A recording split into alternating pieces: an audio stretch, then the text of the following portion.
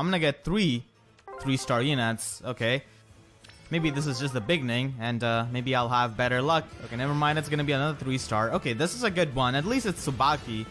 So he has got quicker post. So he's the most useful unit out of this batch. Actually, Laszlo is also pretty useful. Ever since the launch of Surtur, a lot of units do need Axe Breaker to one-round KO him. It's really necessary to do that. You need the raids. Okay, I'm gonna get Azama. Full 3-star patch at start. Okay, let's hope I get something better now. I got Hinata, so nice Fury fodder. Maybe I'll get Selena here, or maybe Tibarn. Okay, I'm gonna get Tibarn. Oh my god. On my second batch. The first batch with full 3-star, you know, that was completely fine if it was leading up to this. So I got Tibarn. He's looking like plus attack to me. He has got insanely high attack. So this is Heroes Helper app. You can check the IVs of your units without closing the game. Not sponsored by them. I just like to use it for convenience sake. Minus resistance. That's the perfect Bane for him. And plus HP. I'm really happy with this Tibarn. To be honest, I got Tibarn on my second batch. That's amazing luck. I'm really happy with that. I was not expecting to get Tibarn on my second batch, honestly. After getting that first batch with 3-star units, I was really not expecting it. Lena's actually going to be getting a banner on the Sword Valor banner. I'm not really too sure if I'll be able to get my final merge from there. Because other units are going to be sharing the color. But if I could get the final merge for Lena, I would be really happy. That would be one merge project done. I used to get a lot of her when she came out, but now I don't really think I get her too much. Come on, Nyla, please. Okay, Oscar. Okay, I'm gonna get Nyla. This definitely makes my life easier in Ether raids. Okay, this is a fantastic summoning session. I got my top priority units right off the bat. Nyla, okay. Minus attack. Oh no. She's minus attack, of course. Okay. Minus attack plus defense. Really weird IV spread. Second one is asking me if I think that Three Houses might have some kind of connection to the previous games. I really hope it does not have, and it doesn't really look like it has got any sort of connection because the story and the characters look pretty unique to me, to be honest. So I'm really hoping that it's not connected to any other previous game because I really want the people who have not played any Fire Emblem game to get into it like fresh, and they do not have to hesitate, because I've seen this a lot. A lot of people who are trying to play Fire Emblem, they just hesitate and they think that if they want to play FE13, then they would have to play like all the games before that, which is not the case. They just assume that because a lot of big franchises have got games like that. Okay, I'm gonna get Leon. 3 focus units done. If I get Raisin, that's fine. If I do not, then he might get demoted. Really do not care about her IVs, to be honest. I never do for these kinds of dancers. Other than like Hoshida and Festival Mikaya. You know, she's really good in Ether raids, so you definitely do not want to have like minus attack IV on her. Okay, of course I get plus attack on a dancer and minus attack on an actual offensive unit like Nyla. I find that funny. Okay, she is plus attack minus no, not minus definitely not minus defense, minus HP. Okay, she has a super bane in HP, I think. I'm pretty sure she has. So that's not really good bulk wise, but I think I'm definitely going to be making an arena showcase with these beast units because I really like them and I've been really excited for this banner. So I think I'm going to do it. I'm going to revive the arena duel series for this. So yeah, I don't really want Three Houses to be connected to any other game because I want more people to play Fire Emblem, and the Nintendo Switch is a really successful console. So yeah, I really do not want any sort of connection to previous games. And the third question is, do you have a waifu? Yes, the 313 Archer from Radiant Dawn.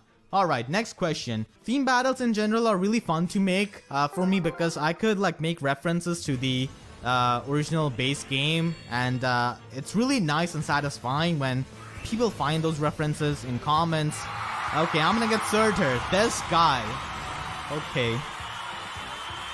Oh, I'm gonna just fodder you up for steady stance. For that you have got. You do realize that. I was expecting Raisin, but I got this guy. He's extremely common. And okay, this guy is also pretty common. Oh wow. All 5 blue stones. I saw that smoke. This could be Raisin. Never mind. This is not the blonde guy I was looking for. Definitely not the blonde guy I was looking for. Okay, yeah, Binding Blade banner is gonna be happening in March. Okay, I'm gonna get Myrrh. Wow. Yeah, the green pool has got pretty good 5-star units for the most part. Definitely not this guy. This guy is not a good one from the green pool. You know, if he had Fury at 4-star, then yes, he would be good, but he does not. I really want them to demote like these kinds of skills to lower rarity. Like have Tsubaki have Quick Repose 3 at 4-star, have Batre have Fury 3, have Hana Life and Death 3 at 4-star. I think that would definitely make things a bit better with the summoning pool, because these skills are really basic for building any kind of unit, so I think they should be easily available. Okay, I'm gonna get Ogma. Like maybe have like Spur Attack 3 on him. Why? Why does it need to be locked to 5-star? So that's the change which I would really want.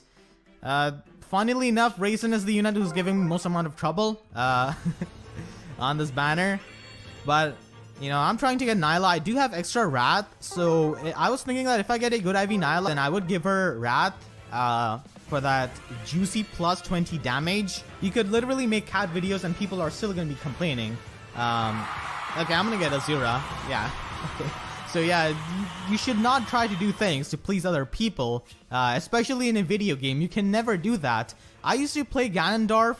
As you guys know, I main Ganondorf in every Smash game, and I used to play on the site called Smash Ladder. A lot of people might know that, and people would still complain that I killed them at 40%, and I won the match because of a Ganon side.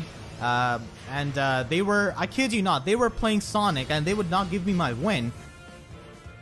So then I had to contact the moderator and report them because they were not giving me my win. So I could play one of the worst characters in Smash 4 and people are still going to be complaining about that. So there's just no winning in things like these. So you should just run whatever units you want to run in Ether Raids. I personally do not use Reinhardt because I think he's really easy to counter. I use Veronica whenever I enter the Desperation range in real life for Ether Raids. So I do that. And Surtur is good, definitely good, but I think Surtur is used best as a stall unit. If you try to use Surtur and just have him blocked inside some kind of structure, I think it's really easy to deal with him then. But the main problem that Surtur can pose is, okay, I'm gonna get another Nyla. Okay, fantastic. As I'm talking about Ether Raids, I get Nyla. Another Ether Raids queen. I really love her pose. Okay, this is also minus attack. This is also minus attack. There's no winning. Okay, I'm stopping now for trying to go after Nyla. Yeah, this is also minus attack. At least this is the same IV. Yeah, plus defense, minus attack. What are the chances? I'm just gonna fodder her off, I guess. Actually, I could merge her. Yeah, that could just remove that Bane. Yes. Why was I forgetting about that? I'm gonna be merging her. So Surtur is pretty nice if you use him as a stall unit along with some offensive units, because you could just weaken the enemy team with your offensive units and then they have to deal with Surtur. But all of the units that you mentioned against, like, people have faced them a million times, and in higher tiers of Ether Raids like 20 or 19, like, you're just not gonna be winning if you just slam these kinds of units on your Ether Raids team, because people already have like counter teams ready, so you can just pick those teams against those kinds of units. So in my opinion, you really need to have some kind of unique gimmick in Ether Raid's defense team in higher tiers, and units like these just do not work because they are really common, so people have got counters to them on their teams easily available. So just use whatever units you want. Either way, you cannot please anyone, so might as well use whatever you want to, you know. Just have fun with that. If you have fun using like 3 horse units and 2 dancers, you know, more power to you. People still do that, and you can still win against those if you play right. Okay, I'm gonna get 2 parries. This is probably the worst part of summoning session, of getting like 2 parries in the same summoning session. And Sophia, oh god. Okay, Raisin, I'm not really sure if you want to show up, man. Okay, I'm gonna get Merrick. Never mind. Yeah, I'm gonna stop now. I got my Nyla, actually. I could just neutralize that Bane. I was completely forgetting that. That update is gonna be coming out next month, so that's really good.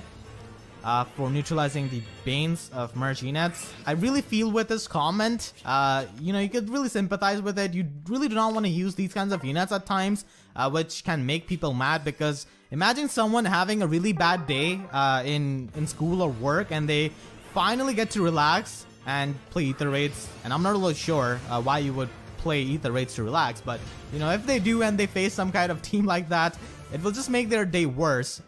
So I really feel you with that, but like I said, you cannot really please everyone, and there is going to be counterplay to that. You could just make annoying things, sure. I mean, that's the point of Ether Raid's defense. You could definitely use those units which you mentioned in your comment, in your Ether Raid's defense, and still, you're going to be seeing a lot of failures. I can guarantee that, because people are going to be counterplaying that as you go higher in Ether Raid. So I've seen this in Smash as well. People hesitate to main their favorite character because they are top tier of what other people might think about them. Yeah, I see that in Smash a lot. You know, they really like a character, and that character suddenly becomes a top tier in some other Smash game, or they get some kind of buff, and suddenly those players who really like that character do not want to main them to not annoy the people who they're gonna play against. So yeah, that really happens a lot. It's a seasonal fates banner, and do you know what that means? That means you can open up a nice small fast food restaurant right around the block and have amazing profit margins, because the salt is everywhere and it's free. Drop it. My main priority is basically Ryoma to complete the Ryoma Emblem, because Ryoma is pretty much my favorite Fates Royal. Okay, so my top 3 Fates Royals are definitely Ryoma, Elise, and Takumi. Those are my top 3, and the bottom one, my least favorite one, has to be Xander. Alright, so the first question is from Shizuka, and okay, I'm gonna get Hinoka. Wow. So you guys and your questions are really lucky. As soon as I started with that, I'm gonna get Hinoka as my first focus unit. Hinoka has got the Splashy Bucket Plus. You know, why need something like Falchion? No legendary weapon is needed. Just throw buckets at them and they'll just die. Dragons are really frail creatures as it is. Okay, wait, she's not colorless. She's green. What am I thinking? Sakura is the green. Sakura is the colorless one. Here's Hinoka, and she's got minus attack plus resistance. Okay. Really weird IV spread, and attack is their main asset pretty much for destroying dragons with this weapon, but I guess I'm fine with that. I'm not really gonna be trying to go after like a duplicate copy of her. I'm fine with that. My main focus is Ryoma on this banner. So which Binding Blade character do you want to see added? Love your videos, they always brighten my day. I'm really glad to hear that. I try my best. And this is a really relevant question because we're going to be getting a Binding Blade banner in March. So the characters which I really want to see are Lou, Rutger, Percival, and also, I guess, Deke. Yeah, those are my top 4, I think. There are some other ones as well, but those are my top priority. And probably Brunia as a Grand Hero Battle, that would be nice. Or we could get some other Grand Hero Battle from that game. A dragon. Yeah, those are my expectation out of that Binding Blade banner. But I really have a suspicion that they might have some kind of Roy or Lilina ult on the Binding Blade banner. So I'm gonna get Hinata. Really nice fodder for Fury. Yeah, this patch is amazing. I got Hinoka, my first focus unit of this banner, Soth for Life and Death, Hinata with Fury, and also Claire for that hit and run. So next question, who do you think is the most annoying character to fight against in Ultimate? In my opinion, it's Inkling. I mean Ganondorf, Snake, and Dark Pit.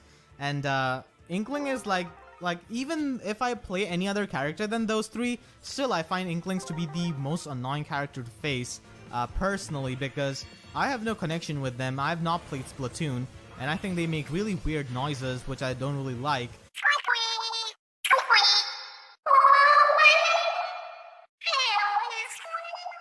And their stage doesn't really have any kind of good music. So yeah, I also dislike the sounds which the Animal Crossing people make on that stage. I really do not like those kinds of like noises, just weird noises in general. And the other thing why I dislike facing Inkling is because they have really low cooldown on pretty much all of their moves, and don't even get me started on their side B roller. It's just insane. It has got the most amount of time that it buries you in the ground out of any other move in the game. It's super annoying with that, and in general the whole ink mechanic is also really annoying to face, and their recovery is just way too good because I have the most fun going off stage and trying to edgeguard the opponent, and against Inklings you cannot really do any of that because even their recovery has got a hitbox when it starts and when they land. I remember when the game came out, I really tried to edgeguard a Inkling with my Ganondorf, and I just ended up dying myself because of their hitbox. It's not even a win box like many recoveries, it's just a hitbox straight up, which flinches you. I'm a sucker for Camus archetypes, but Xander is such a disaster in general. For story mode, and some of his supports are good, but then you see the parry support and you just lose all kinds of faith in Xander. His warrior support I guess are decent, with someone like Celica. I guess they are decent. The funny thing is that I actually really like Xander when the Japanese version of the game came out, because I was really curious about the game, and when I saw Xander, I did like his design, and he was voiced by the same voice actor who voices Kamina in Gurren Lagann, I believe in the Japanese dub of the game. So I really liked him, but when the English version came out and when you could actually understand what's going on, like, I really disliked Xander. I guess I'm gonna go for Sakura. A flying healer is really nice with that mobility. She does have more attack than Halloween Mia, but has got less speed, so that's something. She also has more defense. Okay, I'm gonna get normal Sakura. Not really one I was looking for, but okay. I guess I could summon on the greenstone to up my pity rate. I guess I'm gonna do that. Okay, wow, another Hinoka? What's up with this? I just wanted to increase my pity rate by summoning on the greenstone, but I'll take it. This is plus speed minus defense. That's really amazing IV spread for Hinoka, actually. Yeah, so gonna be building this up. Actually, I'm just gonna be foddering off the other one for attack speed link on my Legendary Lucina because I really like using Legendary Lucina, and attack speed link is gonna be the perfect skill for her. So I just got a 5-star from this greenstone. I did complete my plus and merge lean, and half of these orbs which I have got for this summoning session are free to play orbs. I was able to get lean pretty easily without any sort of pity breakers. I got her in like 9 orbs. Okay, I'm gonna get grandma and her granddaughter in the same batch. Another Hinoka, third one. Oh my god. What is up with Hinoka? I want your brother more, please. Plus attack, Hinoka, plus attack minus defense. Wow, two perfect IV Hinokas. I guess I'm gonna build this one over the plus speed one, because she's got that dragon slaying weapon. Hinoka really wants to get summoned. Okay, I'm not gonna be summoning on those greenstones. Alright, so the next question, do you usually hide your passion for video games, or are you able to talk of them without problems? I think right now it's pretty mainstream. I don't think anyone is gonna be harshly judging you if you tell someone that you have a passion for video games. Maybe like 10 years before, it would be really awkward, I guess, and people would judge you harshly, but nowadays it's super mainstream. Kids are doing Fortnite dances in schools and colleges. I know some people bully those kinds of children on social media. I really do not like that because they're just having a good time. They're just kids. It's not like they have some kind of malicious intent of doing that. So no, I don't really hide my passion for video games, and it's not like anyone is going to be judging you harshly nowadays. It has become pretty mainstream. Alright, so Del Rey is asking, with the February update, do I have any sort of +1 merge projects which can get rid of the minus attack or minus speed Bane? I actually have them, and I've already started to work on them and even finished some of them, but I'm not really going to be going after the 5-star exclusive ones just to pull like an extra copy of them to neutralize their minus attack IV. If I just get them by luck, that's fine. And speaking of that, I'm gonna get Karel here. So I got Karel, and that question had more questions. So which is my favorite Fire Emblem Heroes artist, and any Fire Emblem Heroes music I enjoy. So my favorite artist from Fire Emblem Heroes, okay, I do not want to butcher their name. So my favorite artist is the one who has drawn Brave Ephraim Valentine Lynn, Marth, the original version, and also Titania. I really like their art style and the type of colors they use. It really looks very different and more lively in my opinion. So they are my favorite artists from Fire Emblem Heroes. And my favorite music from Fire Emblem Heroes was probably the Black Fang theme, which they remixed when we had that Scattered Fangs banner. And also the Dragon's Gate theme, which they remixed. Like, those are my favorite tracks. In general, I really like FE7 and its music. So I guess technically that is Fire Emblem Heroes music because I got remixed for that. Please give me my Ryoma. I got 3 Hinokas. There's probably some kind of Hinoka enthusiast who's really mad at this video that I pulled 3 Hinokas. This banner does last for an entire month, so I'm not really too crazy about that. We're gonna be getting Tempest Trial tomorrow, so that's more free-to-play orbs. Come on, Sakura, do you want to get summoned? Nope, it's gonna be Azama. Hinoka's Retainer. Okay. Last summon of this summoning session. Can I get Ryoma? I saw that smoke. Come on, he's my main unit, which I wanted from this banner. Nope, it's gonna be Florina. Okay. Okay, so my first pull is gonna be a Felicia, 3-star Felicia. Felicia is actually a pretty decent unit to be made into a cheerleader for Arena. If you cut pull, Loki that is, from this banner. Having a range unit as your cheerleader is pretty nice in Arena in my opinion. And Felicia could also provide those debuffs pretty nicely. Okay, I'm gonna get Barst. We got a legendary hero here. So the first question is asking me what do I expect from the second anniversary for Faye. That will happen next month. Just a lot of orbs, obviously, and I'm expecting some kind of demotion. Like, demote 5-star units like Eldigan. Please, just demote Eldigan. I really want to plus and merge him. And even though I like him a lot, I'm not really going to be spending any kind of orbs or money to plus 10 him when he's a 5-star exclusive. Just not going to be doing that. So I would want some demotes like Eldigan, Luke, Gray, units like those who have no business staying 5-star. Karel, most likely. Yeah, I'll just demote all of those units. But the thing is that if you saturate the pool of 3-star and 4-star by demoting those units, then it will be hard for you to pull like reposition fodder like Bars and Selena. So we don't really want those to be much harder to pull than they already are.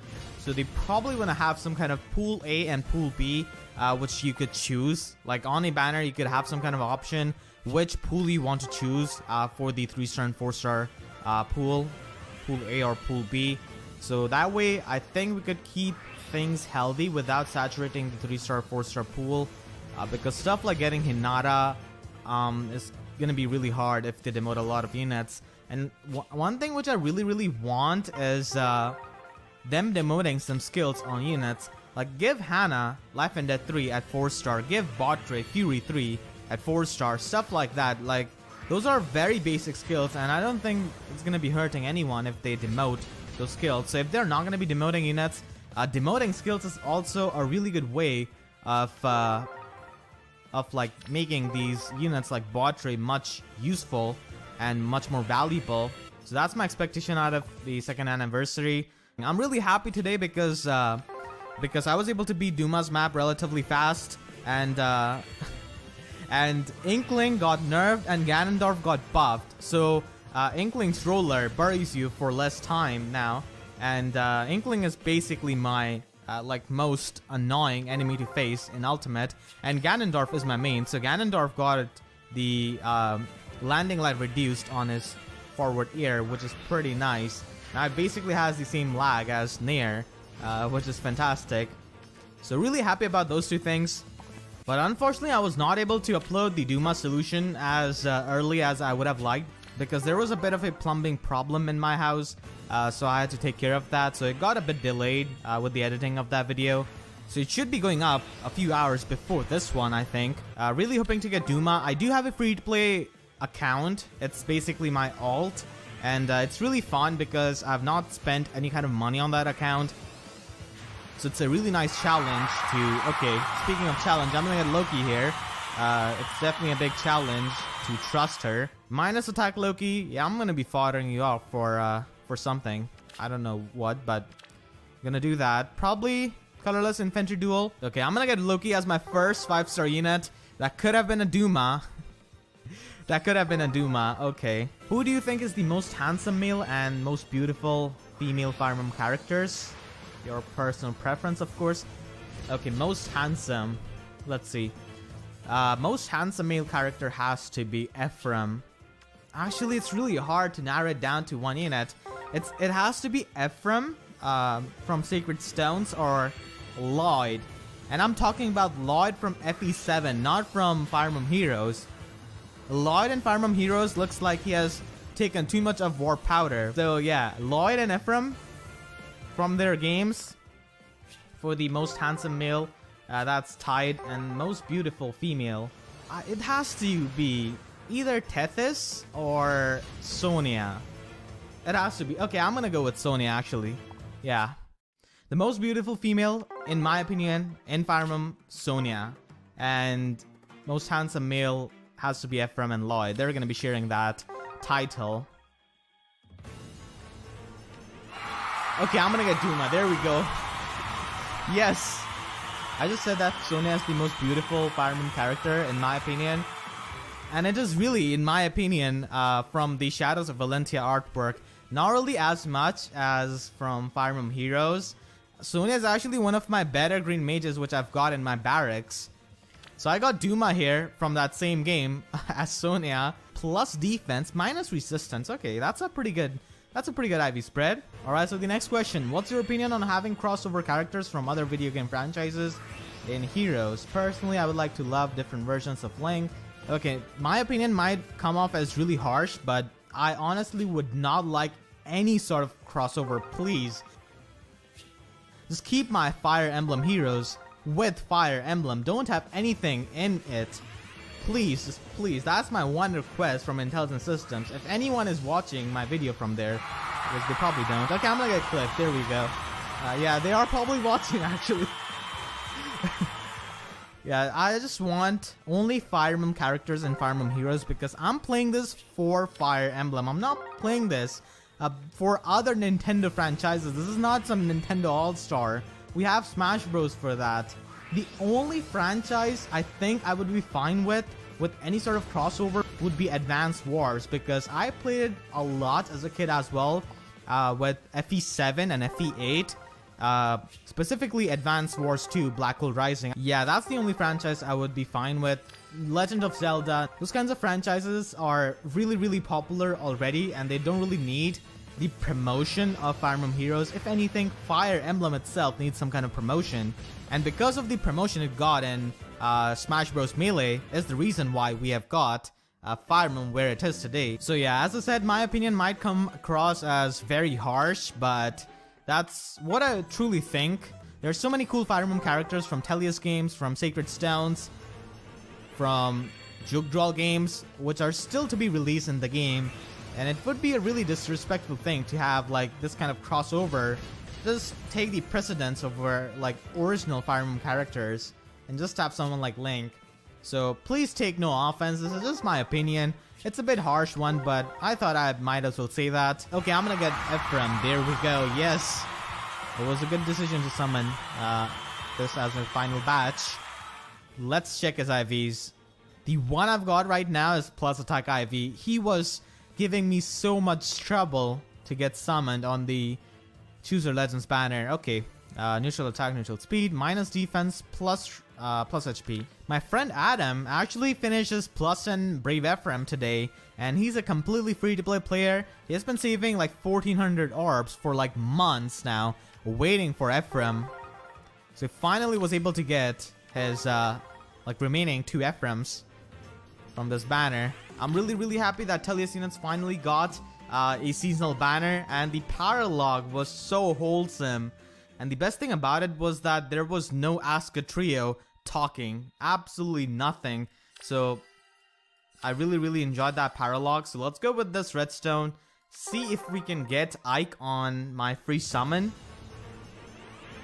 Come on, Ike is absolutely insane. It was actually just as I expected him to be like fast. Okay, I'm gonna get Ares as my free summon. My favorite Fire Emblem Heroes character. A lot of people do ask me, and Ares is that. Okay, so he is plus resistance, minus HP. We did have that update that makes the boons and banes visible to us now.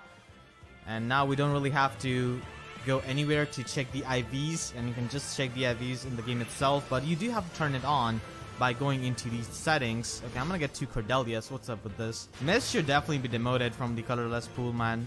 Sure, she's gonna be getting a Bouncer battle on 12th, I think, with Virion. I'm gonna try to have a theme battle with Wallheart, and I'll try to conquer their map with Wallheart for lore purpose. Because Virion's home did get conquered by Wallheart, and he was kicked out, just like he got kicked out of the Asuka trio.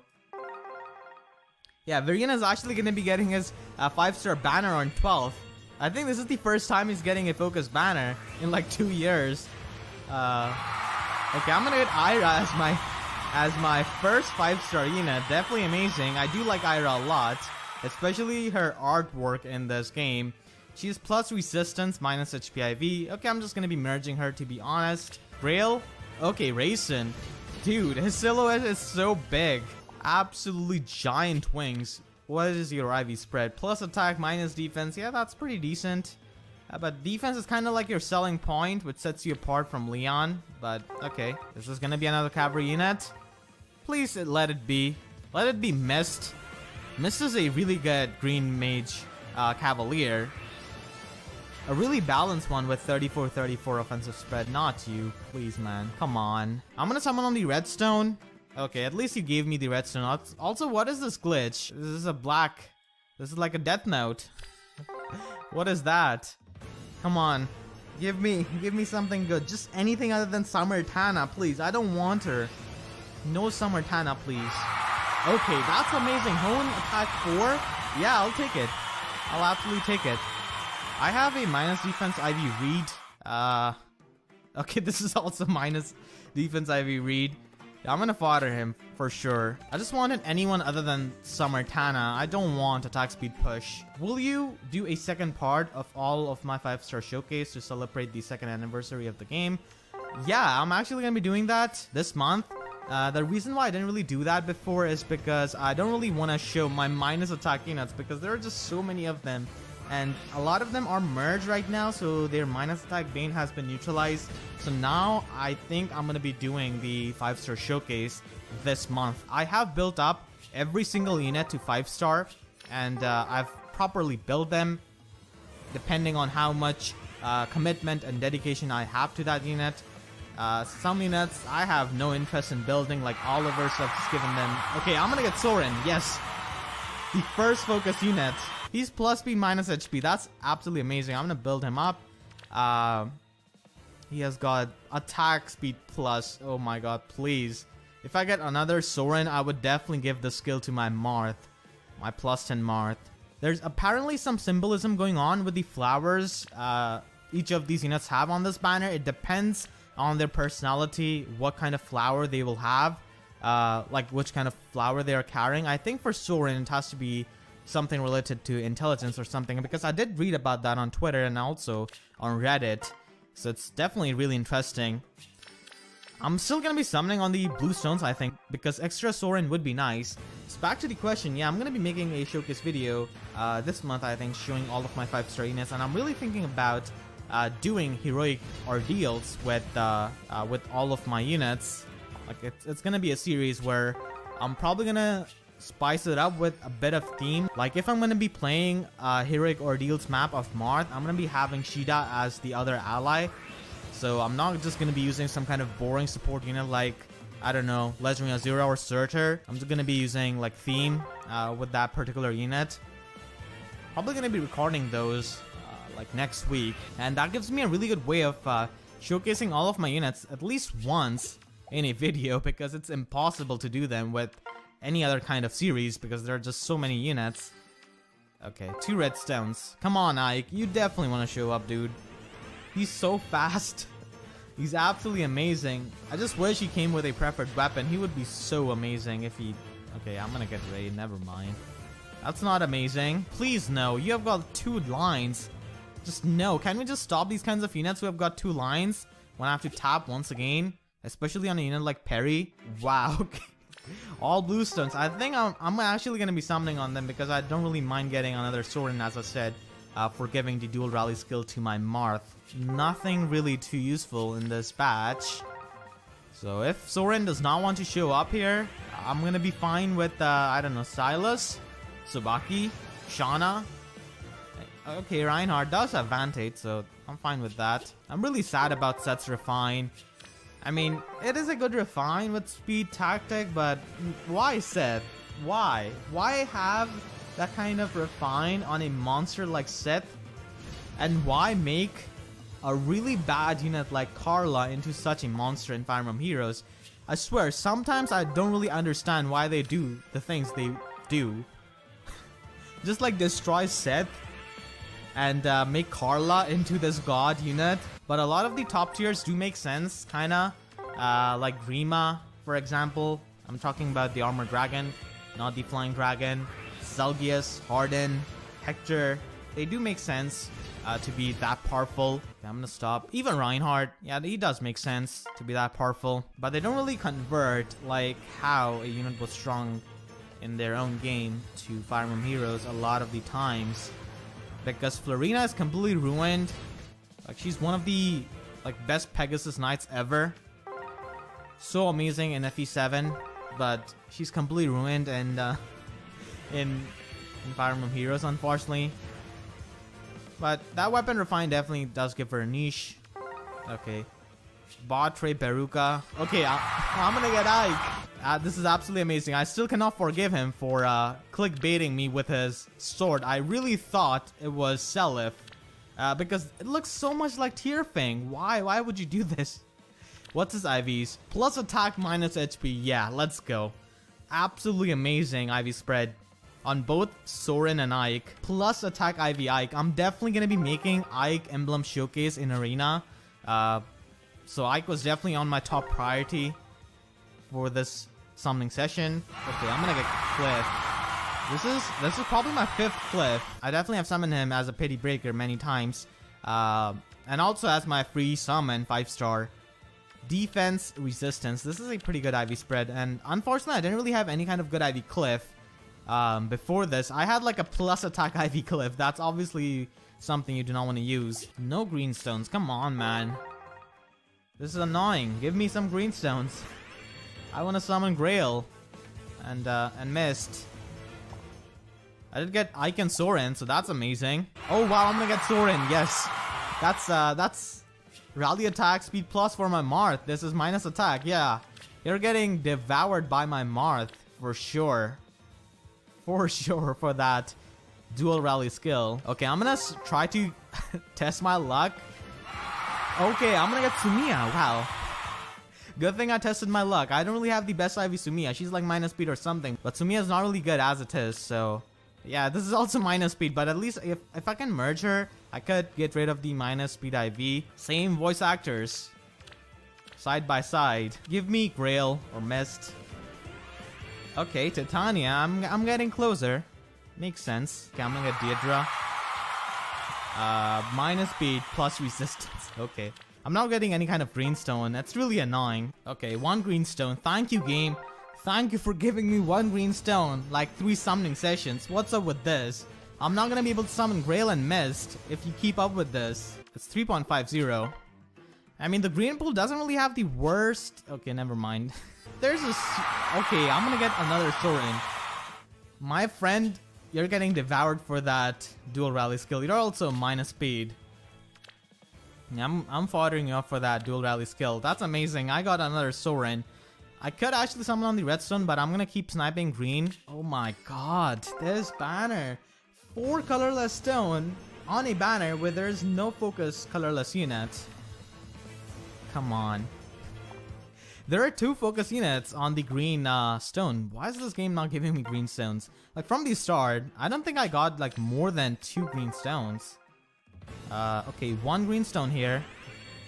I almost thought that was Grail because of his like yellow clothing, but it was just Hawkeye. Okay, I'm gonna go with another blue stone. Maybe I'll get another Soren, who knows? Tsubaki, okay. That's decent enough. Oh my god, no green stones whatsoever. It just gives me 1 green stone by taking a pity on me. Come on, game, please give me green stones. gonna be Grail, yes, finally. Oh my god. Finally, yes. That paralog was so amazing. Minus speed plus HP. You know what? The IVs of this summoning session has been absolutely amazing. I got really good IV for all 3 focus units. I did get minus speed, minus attack Soren, but that doesn't really matter. He's getting foddered off either way, whatever IV he's got. I might actually give him Carrot Axe, to be honest, to go with Fury 4. I really like and also dislike at the same time how they made Fury 4 as a reference to Leron's medallion. They actually did that. Absolutely no chill. Okay, Mist. I know I roast you a lot on Twitter in my videos for pity breaking people, but please forgive me one time. Please get summoned. You're the only focus unit, and this is a really good seasonal banner. So, come on, Mist. Join your family. 100 orbs to go. I could get Mist if I do get green stones, that is. Have you considered playing the older Fire Emblem games on your channel? Thracia776, Genealogy of the Holy War. I really want to do that. I actually had my playthrough of Blazing Blade on my channel. That's the first Fire Emblem game I actually played on my channel, but because I did that when I was like 12 years old, I was a dumb kid. And I used like copyrighted music, so I had to remove those videos, unfortunately.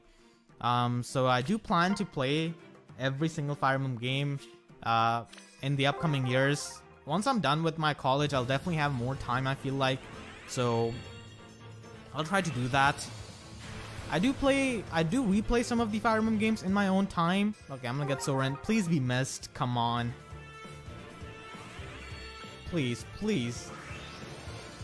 It's gonna be Bowie, okay. How long on average does it take for you to edit your videos? It depends on the length of the video. For example, if I'm editing a like half an hour video, it takes like 1 hour to 1.5 hours because I watch every single of my videos myself when I'm editing it. I don't really just put the video and the audio, just sync it and then render it. I do watch the entire video just to see any kind of mistakes and just to remove like some kind of dog barking noise, which my neighbor's dog does quite a lot. It's kind of scary, so I'm really sorry for the dog barking and howling, but that's my neighbor's dog. This Baruka is definitely gonna be a problem for my Sully, and I do apologize for the dog sounds in the background. That's my neighbor's dog, and whenever he sees any kind of cat, he likes to bark.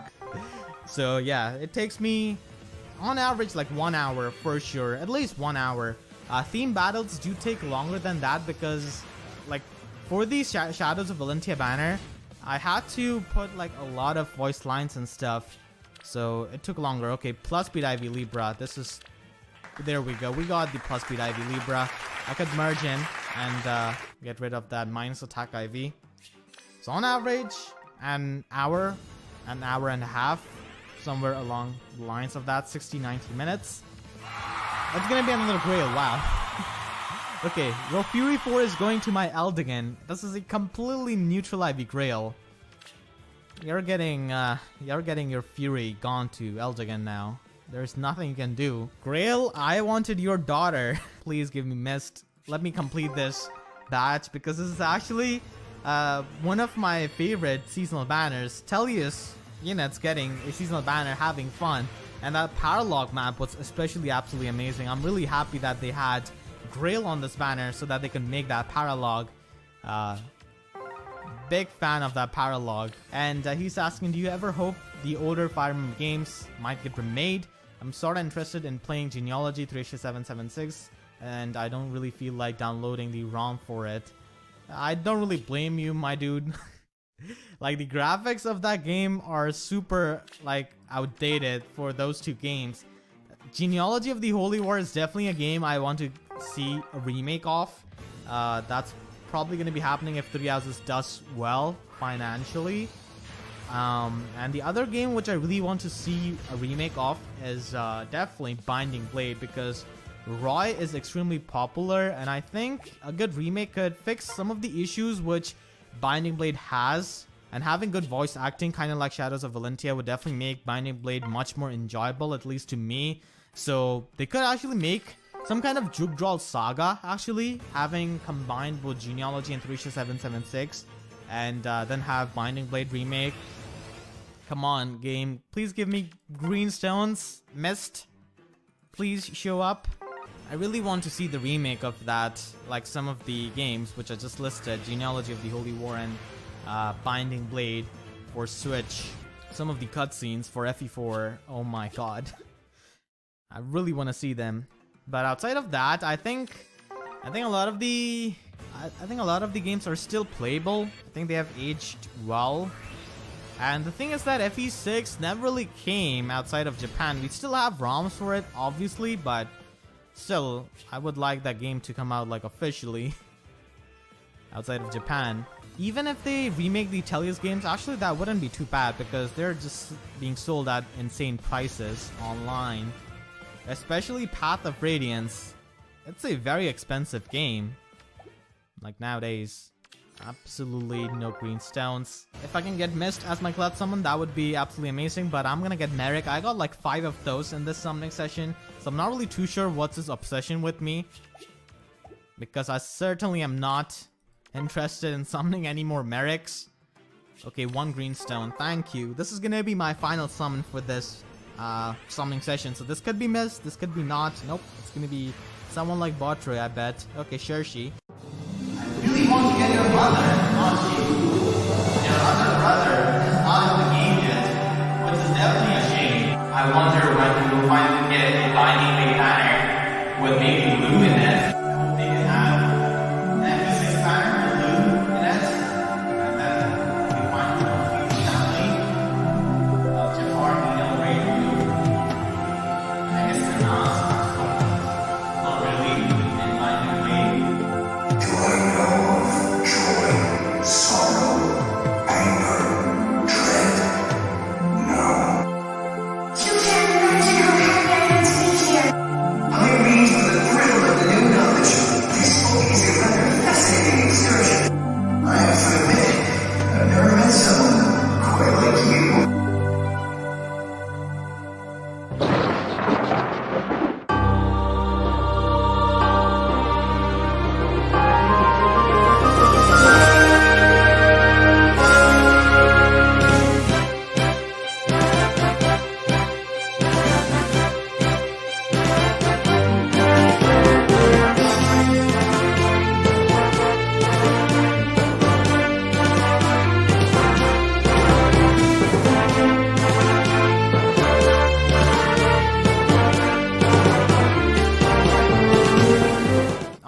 I do want to get all of the units because I want to make a Beast Emblem showcase once again, but with these Beast units.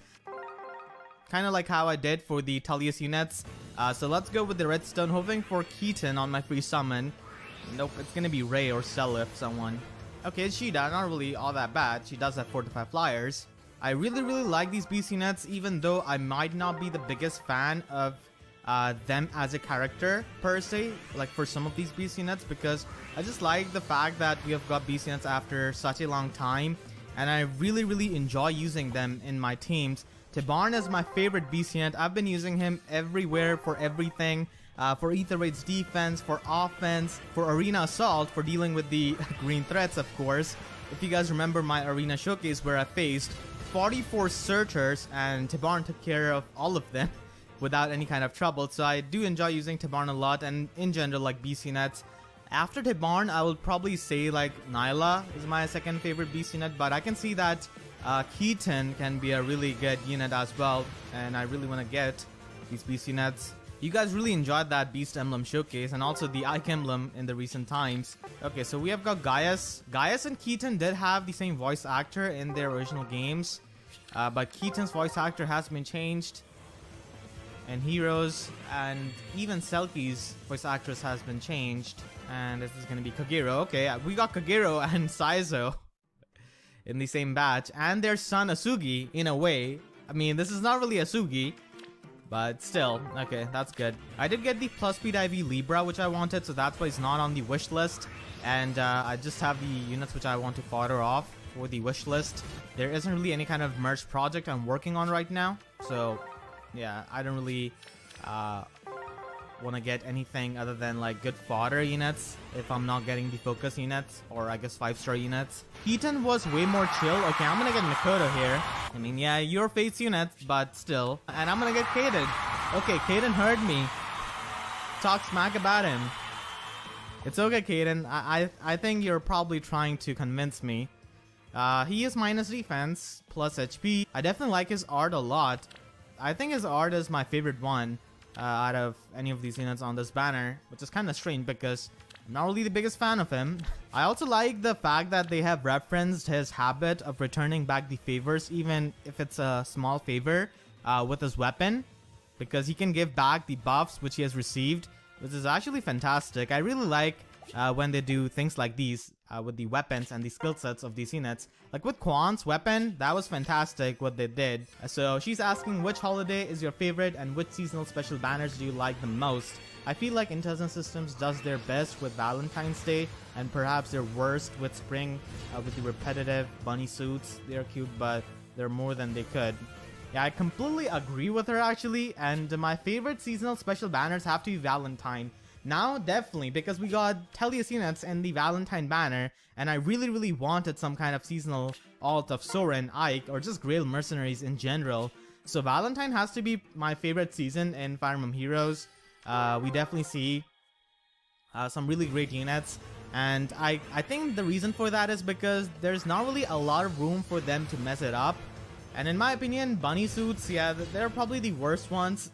Because they do get repetitive, and in my opinion, Halloween can also use some work. I would like more scary outfits for Halloween. The best one we have got so far is, I guess, Jacob and Halloween Niles. Myrrh is also pretty nice. I really like her art, but when she transforms, her model is same as her original version. I would have definitely liked if they gave her some kind of black dragon model or had some kind of accessory even when she transformed. But nope. Would have been really awesome if they had done anything with that. So yeah, Valentine is definitely my favorite season in Fire Emblem Heroes. The first Valentine banner was also really nice. Had Valentine Hector and Valentine Eliwood. And I do like Valentine Lynn a lot as well. Okay, I accidentally backed out when I had like 2 blue stones. I was just looking at my screen. So that's a mistake. Hopefully none of them had a Selkie, because I would definitely regret that. Yeah. Misclicks happen. I used to misclick a lot when I used to play Pokemon Showdown, so yeah, misclicks do happen. We got Hiro and Donald. Hopefully none of those stones had Selkie. Someone said this in my comments that they should reveal the units present in the summoning stones which you didn't summon on. And I think if they actually did that, that would be such a salt maker, because you would just have that regret. And you would have to live with that forever. Like, imagine being a free-to-play player, saving like a good amount of orbs, and then you run out of the orbs, and you get the choice of summoning on one of the 2 stones of the color you want to summon on, and you find out the stone which you didn't summon on had the focus unit. Yeah, that could be heartbreaking, so that's why they probably do not do that. Do you follow DC? If yes, how do you think DCU portrayed the heroes, and what do you think they did good or wrong with the movies? So yes, I do follow DC. I honestly watch any kind of superhero movie, as bad or as good they might be. If that's a superhero movie, I will just go there and watch it, and if it's a good animated movie, I will also watch that. That's just how I do things. I'm not really a Marvel fanboy, even though I drop a lot of memes of that, because Marvel clearly has a lot of flaws too with how formulaic their films can be, and how they don't really have a lot of good villains. Like, there are only a handful of good villains in Marvel Universe, but Marvel does it much better, like in terms of portraying their characters, than DC. James Gunn is going to be directing Suicide Squad 2, I think. So there might be hope there, but I don't really know. So I think they completely misrepresent the DC superheroes with their movies. Like, Batman kills, Superman does not think, does not use his full superpowers. It just does not go up with how these superheroes are, and the problem with them is that everyone knows what Batman and Superman was even before the movies, but with some of the Marvel heroes, nobody knew them, so they do have a lot of room of experimentation with those characters with Marvel. But with DCU, they don't really have a lot of room, because these superheroes already have established fan bases, so any kind of thing which they do wrong is gonna be heavily criticized. So I just feel like DCU portrays heroes with with a lot of soul. Yeah, it doesn't really, I don't know, it's really hard for me to explain. Like, characters and those movies in general feel pretty stiff to me compared to what Marvel can be. They're trying to chase the money because they know, like, oh, Christopher Nolan's Batman movies were good superhero movies. They did XYZ, therefore we need to do XYZ to make money, and that's all they really care about. It's not even a joke anymore. It's just like a serious thing about Hollywood. They really want to make money because they're not with their stupid ideas. Well, I mean, they are, but not as much as like yeah. Avengers and. Now, don't get me wrong. Some of the Marvel movies can also feel really stiff. Some of the Thor movies in particular, but like DC has a problem with that. Like, superheroes in DC movies don't really have a lot of character, I feel like. Okay, I'm gonna get Selkie. Speaking of character, she's quite a bit of a character with her new voice actress. Has come under a lot of criticism. Plus Resistance, that's absolutely fantastic. That's one of the best boons you could ask for on a Selkie. Yeah, so that's the problem I have with DC. Even though Aquaman and Wonder Woman were pretty good movies for DC standards, but they still have a really big room they can improve on. Like with Batman vs Superman, they nerfed like Superman really hard. He didn't use like a lot of his powers, which he could in comics, and he didn't really think all that much, which is kind of strange. And Justice League, oh my god, that movie was oh my god. It's really even hard to criticize it because it's in its league of its own when it comes to being bad. Yeah, so I don't really like a lot of DC movies other than like Aquaman and Wonder Woman. I mean, they're still pretty decent, but they also do have flaws. Aquaman also feels a bit stiff many times in the movie. But yeah, that's my general consensus on DC movies. They can improve a lot. And Zack Snyder has completely annihilated DCEU as of right now, with how much people criticize DCEU and its movies in general. Okay, I really need to pay more attention to my main screen. I summoned Odin and Arthur. Yeah, Aquaman was pretty good actually, but the standard which DC has set isn't really all that high, because we could see a movie like Ant-Man and the Wasp, and it wasn't really all that bad, but still by the standards which Marvel has set, it was definitely below average. I felt like the first Ant-Man movie was much better. Ant-Man and Wasp wasn't really all that good. Yeah, they could actually portray Batman much better. I really do like him a lot, but it's kind of sad how they portray him in DCU. So what software do you use to make your thumbnails and backgrounds? Also, where do you get your PNGs for the details in the video? If you have already answered that, then do you have any kind of advice for the people who are trying to start out with Fire Emblem videos? Alright, so first thing first, I use Photoshop to make my thumbnails. Everything, any kind of graphics which you see on my account has been made with Photoshop. And I use Premiere Pro CC 2018 for video editing.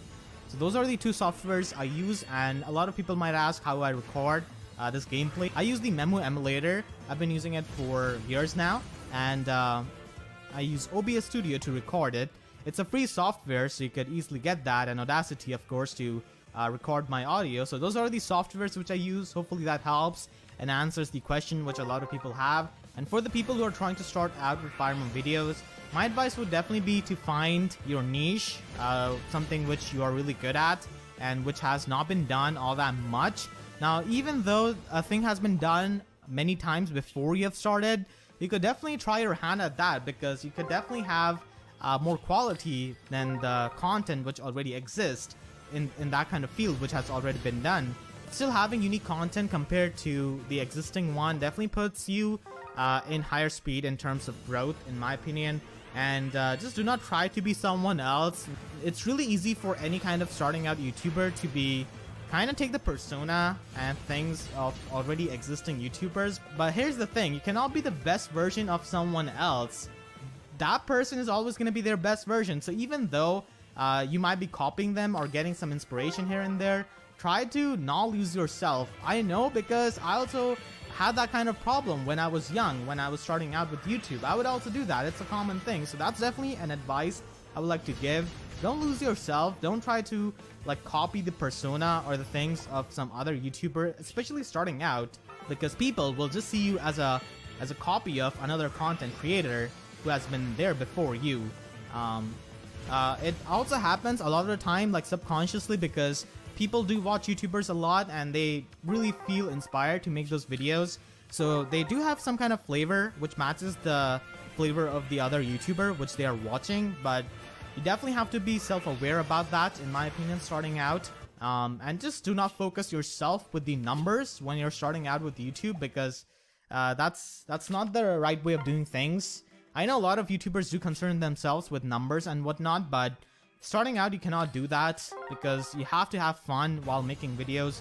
Otherwise, the people watching your videos will also not have fun. That's the main thing which you have to keep in mind, because if you're having fun, you essentially cannot lose, because it's just a good hobby then. So yeah, that's my advice, and those are the softwares which I use. Not getting Keaton and Valuria for some reason. Come on, Keaton, I praise you greatly. Just get summoned. He's like the infantry version of Sword Reinhardt, except for the fact that he can have access to Wrath and the Breath skills. And of course run Special Spiral, which Sword Reinhardt cannot. It is gonna be Niles. Okay, we're in Nar. Why do you think Micaiah reached number 1 in Choose Your Legends 3? And why she's so popular nowadays? And what do you think of her? Personally, loved her ever since my first Radiant Dawn playthrough. Also, it was my first FE. Okay, you played the sequel first. Yeah, I think I did share my thoughts on Micaiah winning in my Choose Your Legends reaction video, the results one. Because Micaiah before Heroes was hated so much. Honestly, I was really surprised that she won number 1. But the thing is that in Heroes, she's definitely appreciated a lot more and has got a big fan base. Even though they... Okay, I'm gonna get Tibarn. Wow. My favorite beast unit. The Hawk King was pleased with the appreciation at the start. Minus attack Tibarn. So yeah, she does have a pretty big fan base in Heroes, even though they have probably not played her game like many people. And that's fine. Fire Emblem Heroes do have a lot of players where they haven't really played the game of their favorite unit, which is fine. And the reason for that is because Ether Raids. Micaiah has definitely got a renewed popularity because of Ether Raids, because of how good she is. Both of her versions, actually, she's fantastic. And above that, she's got a really good art, she's got a fantastic voice actress, and she's also a really, really powerful unit with dual effectiveness. So I think those points actually contribute a lot than a lot of people might think to the popularity of the unit. So that's why I think Micaiah reached number 1. And also, people thought they didn't really want to have Camilla get the first spot, which in my opinion doesn't really do much, because Brave Veronica was the second female from Choose Your Legends 2, but still she's better than Brave Celica, even though she lacks an exclusive skill. In my opinion, first or second position doesn't really matter.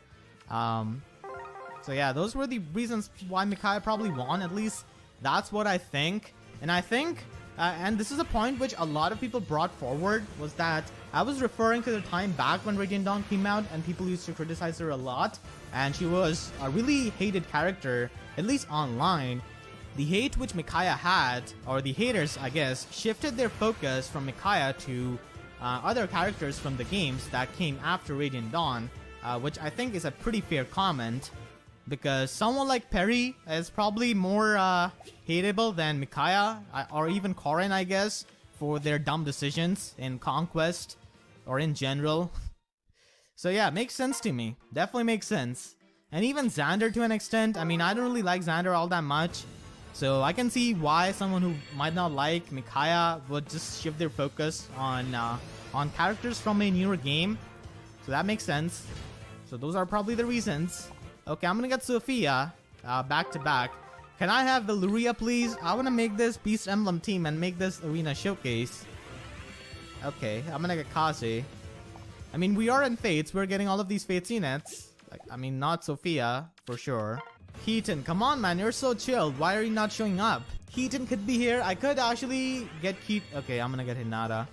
I could get Keaton here. Hinata is on my wish list, so yeah, happy to have Fury Master himself. If you get multiple copies of Selkie, you could probably use her for Sabotage Attack on your Arena Cheerleader. Okay, I'm gonna get Flora. As I was speaking of Sabotage Attack, she's actually a pretty good user of that because of her high resistance. What were your unexpected summons in Heroes? Mine were a plus attack minus HP Celica on the Muspel banner and a neutral IV Mia. I almost read that as Milla. I was like, when did Milla get released? In the Ephraim and Mer Banter Battle banner. Okay, so the most unexpected summon for me was Legendary Lucina on my birthday, if you remember that summoning video. I also got like 3 nearest Camilla on that banner. Funnily enough, and also had a fan art made out of that. I'm gonna put that on screen right now. Yeah, that was definitely my unexpected summon in Heroes. Most unexpected. Getting a legendary hero as your free summon was fantastic.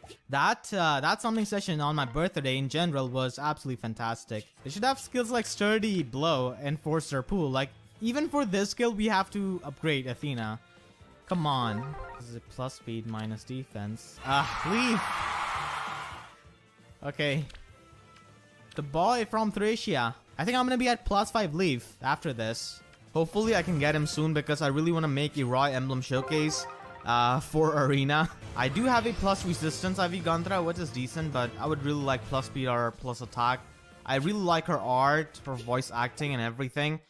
Okay, so the first batch, a bunch of 3-star units. Pala is actually my Arena core unit for my free-to-play account. I was initially going to be making that Shida, but I wasn't able to get enough copies of Shida to actually plus and merge her. So I just did for Pala, Rip, Moonbows, and Wings of Mercies, and Goat Flyers. It's gonna be Shana. Yeah, that was worth it. Yeah, that was definitely worth it. Just 1 redstone. Okay. It's gonna be Roy. Wow, I actually got him. So early on, it's not even been like 10 minutes. I got his pose is so cool, and he has got his 1000-degree knife ready to cut some dragons. Does anyone remember that trend on YouTube? Plus HP, minus resistance. Yeah, I'm fine with that. I don't really care. I just wanted to get him. He's not minus attack, which is the best thing. His art definitely reminds me of the art style of Mega Man Battle Network games for the Game Boy. I used to play those a lot as a kid. This definitely looks like something out of a Mega Man game. Just look at his eyes and his face. Alright. So, Raw Emblem Showcase, it's gonna be happening for sure. Now that I've got Legendary Roy, gonna be summoning a bit on this banner. Do your family and friends know about your Fae tubing? I guess I would say it's more like a YouTubing because I do post Smash videos here and there. And if so, have you gotten any of them into Fae or FA in general because of the videos you make? Yeah, they do know. And for friends, I have got a really good friend of mine in college who's in my class into Fire Emblem games. He has completed all of the... Actually, no. He's still playing with the Fire Emblem Echoes. He has completed Awakening and Fates. I did recommend him to play Awakening first, and then Fates, and then Echoes. So he's actually playing with that. And I have another friend who has started to play Fae. That actually happened a couple of months back. She's not even from my class or from CS. She's from EC, so... She also plays Fae. Those are the 2 friends I've got into Fae. Okay, I'm gonna get Reed. That's amazing. This encounter. Yeah, so I've only got two friends into Fae, or I guess Fire Emblem in general, in like 2 years of existence of Fire Emblem Heroes. So I'm going with a steady rate of 1 friend per year. And for family, my mom actually plays Fire Emblem Heroes, which is quite funny because she's not really a person to play video games ever. I think Fae is like the only video game she has downloaded onto her phone. Funny thing is that when I was a kid, she was really strict about video games because she didn't really want me to get distracted from my studies. So she would just give me like an hour each day after school to play video games, and then after that I wouldn't be able to play any kind of video game. But I did have full freedom of playing video games when my exams were over. So yeah, she plays Faye just because I play it, which is really amazing of her. She honestly doesn't have to, and she did know about Fire Emblem before Fire Emblem Heroes because of Smash. When I started my engineering, I had chronic migraine. I used to like vomit 3 or 4 times a day, which used to be really bad. So I wouldn't really go to college because obviously I don't want to throw up in front of people and have them look at me with disgust for the rest of the engineering for 4 years and just, I guess, make a scene and make a joke out of myself. So I used to just stay home during the first few months of my engineering. I used to be really depressed, so she used to stay at home and she used to play Smash with me, even though she had she had no idea what to do in Smash. She would just ask me and learn from me about Smash, and she used to still play just to engage with me and I guess cheer me up, which was honestly so amazing of her. So she did know Ike, Marth, and Lucina from Smash. She didn't really recognize Robin or she didn't really recognize Robin or Roy. Marth was on the download screen actually on Fire Emblem Heroes before we got like book 2, I think. And my mom only logins for the bonuses like the orbs. She collects that, she just summons and plays Tap Battle. That's literally the only thing she does in Faye. As I said, she doesn't really have to do that, but it's absolutely amazing that she supports my endeavors. And honestly, if I went back into the time and told my younger self that my mom would actually support my video game career, then my younger self would just laugh and never believe, because she was definitely strict when it came to video games at that time. And I'm really glad she was, because she had the best intentions about me in her mind, and she did what she had to do as a responsible parent. These days I see these kinds of news about the challenge. I cannot remember its name, but it was in news. So people just leave their kids on the YouTube Kids app or something, and they find like questionable videos. The BBC come out with a story called "The Disturbing YouTube Videos That Are Tricking Children." YouTube Kids app sort of starts to recommend at the bottom underneath the videos. And I, heard something that didn't sound right after she'd been watching for maybe 10 minutes one morning. She left her kid on YouTube Kids, let's just say for the sake of argument, YouTube Kids, and then she was shocked to hear something going on. You leave a 3-year-old in charge of something like this when they're curious and they're going to press things on a touchscreen. What do you think is going to happen? And she says, I think many of parents have come to trust YouTube as a way of entertaining your child for 10 minutes while you make a phone call. It's not. It's not. Tell the parents it's not. It's not like that. You need to be a parent, you know? You need to be a parent. So we can't use YouTube as a babysitter. It's just simply not safe. You're telling me that if I don't keep an eye on my child and I ignore them, they could be watching inappropriate content? If I don't keep an eye on my kid, they could be doing something I don't approve of? I don't understand. I should be rewarded for not keeping an eye on my kids. My mom does play Fire Emblem Heroes. That's from family, and I do have 2 friends in real life who play Fire Emblem in general. So yeah, that's your answer. Yeah, of course you're gonna show up. Of course you're gonna show up on Roy's banner. Come on, Gunthra, please get summoned. I've been trying to get the good IV spread for Gunthra for pretty much a year now, I guess. Okay, you're not Gunthra. Maybe close counter will happen. Okay, Soth. This is the second Soth of the summoning session. Yeah, this summoning session is really lucky for me. So how much do you think is enough to plus 10 a 5-star locked unit? I'm starting to save now and I'm targeting Choose Your Legends. In my opinion, it's the save benchmark is around 1500 to 2000 orbs. Now, unless it's a 2-man banner, then I think 1000 orbs are enough, because I did know about a couple of free-to-play players who were able to 5-star plus 10 merge Surtur on the Fire and Ice banner because of the odds, and like 500 or 800 orbs, a lot of them. So yeah, if it's a 2-man banner, then yeah, your odds are really amazing. And if it's a legendary hero, then you easily need like a 2000 to 3000 orbs, because the legendary unit is going to be sharing color with some other heroes unless it's the Find and Vote banner. So yeah, you need those kinds of orbs. A lot of it also depends on the luck. If it's a 3-man or a 4-man or a 2-man banner or a legendary banner. But since you're targeting for Choose Your Legend, so you could get like a free extra copy with the free summon, obviously. So that could reduce the cost. It will take you to plus 10 merge. So just to be safe, like you would need 2,000 to like 2,500 orbs for getting a plus 10 merge unit, in my opinion. At least from my experience, from what I've seen.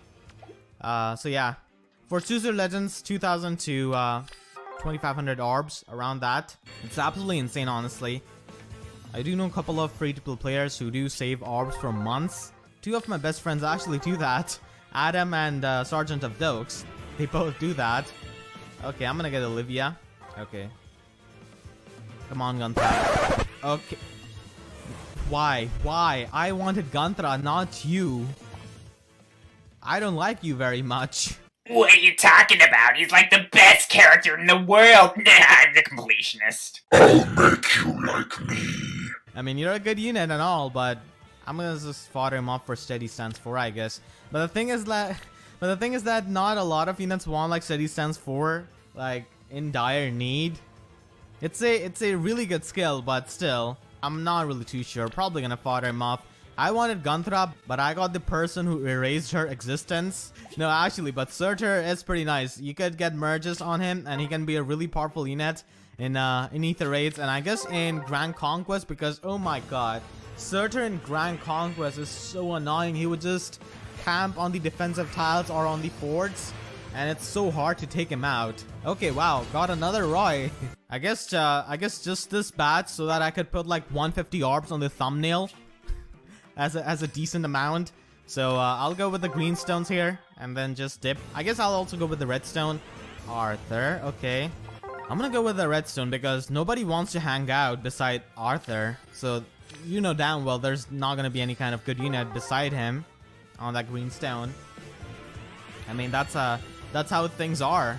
What can I do? It's gonna be Ogma, okay. I guess we'll have to see who's hanging out beside Arthur. Please do not be Gunthra. I mean, actually I do want it to be Gunthra, but I expect Gunthra to have higher standards. Yeah, it can be Gunthra actually. Who knows? Maybe she'll reveal. Okay, Nino. Nino, why? Why would you hang out with Arthur? Why? No. So Nino's family is finally complete. She's got both of her sons in the game now. I really have no interest in summoning on the Bluestone because it has got Thea. Thea seems like the most obvious demote from this banner. And here comes Henry. Henry's probably really sad because Sophia has got a new weapon, Refine. I mean, Henry does have better physical bulk, but Sophia has got the attack, and that's way more important. Wow. 4 blue stones and 1 colorless. I guess I'm gonna go with the colorless stone. If I get like a Thea, I guess that's fine. I could like fodder off for Vanguard Plus or something like that. So I'm really eager to summon Lou and complete the Nino family. And a lot of you guys have been asking me about this summoning video because you guys saw that how excited I was for Lou. I also want to summon Sue because I absolutely love her voice actress. Like, she has done such a good job. I don't think she has voiced any other characters before in this game, but I really like the voice acting of Sue and her art. So well done. I cannot wait for Wrath to be in the game. It is going to be happening eventually because he did play pretty decently well in Choose Your Legends. So, okay, Henry and Raven. Okay, that's a fantastic fodder because I do need him. You can see him on my wish list. I'm gonna get Ray. Okay, do not worry, man. I'm gonna summon your brother. I'm gonna summon your brother. With this summoning ticket, you just watch. Okay, this is the green stone. Here's the part where I summon Lou right after Ray. Yeah, there's the smoke. Okay, I'm calling this out. You're not Lou. You might have green hair and you might be a mage. Come on, Merrick. What a way to ruin this reunion of brothers. Okay, come on, Lou. This has to be Lou. I can just feel it. Okay, that's not Lou. Let's go with this redstone. This one right beside Shershi. Because nobody wants to hang out beside Merrick. So I know it's gonna be having like 3-star units. Okay, Idun is gonna be in there. Yeah! If I try to predict like 100 things, at least one of them is gonna be true. So I'm gonna get Idun here as my first focus unit, which is absolutely fantastic. Plus attack IV. Okay, that's absolutely fantastic. I think she's voiced by the same voice actress who voices Tharja and Beruka. But because of union reasons, they probably have not credited her. That does happen with a lot of voice actors. I got Idun. She's like the hardest unit to get on this banner because it's absolutely hellish to have a focus unit on the red color and then have any kind of good chance of pulling them on a 4-unit banner. So I got extremely lucky actually. Yeah, this is insane luck to be honest. Pulling Idun in these few orbs. Okay. This is off to a great start. So I might not be feeling all that good, but this summoning session has definitely started to put me in a good mood. Summoning that Idun. So I'm just gonna be summoning for Lu Su. Just gonna be summoning on the greenstones. L or Kira. Okay, I guess I'm gonna answer this question by doing this. Yeah, okay, I'm gonna have this. Okay, this might answer a question. I used to use this tag in Smash 4, actually. So yeah, I'm Team Kira. I like L a lot, but I'm Team Kira all the way. Always have been, always will be. That's how it is. So it's by Shunu, and they are asking me if we had another All Fates banner. Since let's be honest, that's probably what our next banner is gonna be. Yeah, probably they have probably done. As I'm speaking about Fates, I get Korin. What's it? What kind of coincidence is this? Who would you want to make an appearance? So the 5 characters that would probably be in the banner, and I would also like that is Rinka, Charlotte, Nyx, Lilith, and who else? Who's the 5th one? Who's the final one? I guess Anna Alt. They could have Anna Alt or even have Benny. So that's probably gonna be my lineup. Anna definitely reserves like the alts, to be honest, and so does Camus. I mean, you could have Zeke, you could have Cyrus as their alts. I'm gonna get Camilla right after that. I don't know what's up with your question, but I'm certainly summoning all kinds of Fate units here. So yeah, thank you for your question. Those are the Fate units that I would like, I guess. Definitely no royal alts, just please. I know Leo might need some kind of good alts, but still, this is not the time. And I'm gonna get Sue. This is the time. Okay. That's fantastic. This summoning session has been going on really well so far. I got Idun, I got Sue. The worst Ivy spread. Actually, the worst one might be minus attack. Yeah, because she doesn't really have a lot of attack. Got Sue. I'm just gonna be looking forward to Lu. The final unit I want from this banner. Because I really want to make an arena showcase with Nino's family. Okay, as I'm saying that, I summon Nino. Okay. Don't worry, I'll complete your family. I still have to make the Raw Emblem showcase, so that's also on my list. And I'll be eventually getting onto that. I've even built up Ray, so yeah, I could have a Nino family showcase. 2 green stones, I might be able to summon Lu here and then be done from this banner. I've been really excited for this banner because of Lu and Sue. And I'm not really too sure about Lu's art.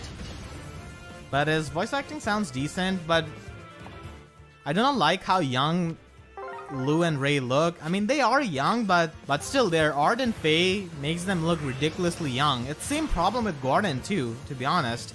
Okay, Olivia. The free-to-play goddess, the only one. The supreme free-to-play goddess, actually. So, do you think that the meta has changed so much that the Gen 1 units, or I guess the Gen 1 Faye players cannot enjoy their units anymore? I don't really think so, because I'm still using stuff like Marth and Nino. So yeah, I think you could definitely have fun with that. That really depends on your perspective, because some people really like to have like the most powerful unit. In that regard, then yeah, probably the old units are not going to be feeling that power quota. So yeah, that's my opinion. You can still enjoy as long as you're dedicated to your units. And some people just care about the units more than their stats. And I'm gonna get Nino, yeah. I do have plus in Nino. I really enjoy using her. And some kind of weapon refine might give another life to your favorite unit. So I think, I don't really think that people cannot enjoy like the Gen 1 units anymore. Or I guess the Gen 1 Fae players cannot enjoy their units anymore. But because the Gen 1 Fae players have played for such a long time, the burnout is gonna occur. So that's an obvious thing that happens with anything that you do in life. You know, if you do anything too much, the burnout is gonna be happening. That's just the natural process. Okay, I'm gonna get Tharja. I'm not getting any kind of green stones. No green. Why am I getting so many blue stones? Is it because I roasted Thea too hard in my banner review? Yeah, I'm just getting blue and colorless stones. What is this? Okay, so the next question. What kind of team do you use often when playing other game modes like story mode, tab battle, etc.? So I basically use the mixed team I have with Ares, Legendary Azura, Nino, and my Hector. So yeah, that's my team, which I use a lot. And also my Horse Emblem team, to be honest. Yeah, my Horse Emblem team, definitely. And also Nino and 3 dancers, that always does the job. Especially after the refine, you could abuse stuff like Flashing Blade and Heavy Blade really well with your Nino. So yeah, Nino, 3 dancers, the mixed team, and also the Horse Emblem team. Those are the main teams which I use a lot. I use Ares for everything, and I'm gonna get Lou here. Okay, I'm done with this banner. I'm gonna get Lou here. I have completed the Nino family successfully. He is minus defense plus resistance. That's fine. I don't really care about that. I just wanted to complete the family. So he has got Rallia Press plus. I have absolutely no hope of him getting demoted, seeing as how they did for the previous banner. They're probably just gonna be demoting Thea. So I got Lou. Yeah, I'm not really too sure about his art. It's not even like I dislike it. I don't know, something is off about this. I just feel like that. It's the same artist who drew Ray. So yeah, I got Lou, I got Sue, I also got Idun. I don't really care about Thea, but I guess I'm gonna complete this summoning circle. Should I do that? Actually, I've already spent like 100 orbs on this banner. I'm gonna try and see if Thea gets summoned, or if she has if she has been roasted too much. Yeah, I don't know, because okay, I'm gonna get Effie. Should I try for the redstones? Actually, I'm gonna do that, because Photo's defense res is pretty decent skill. Yeah, I could definitely make use of that if I get...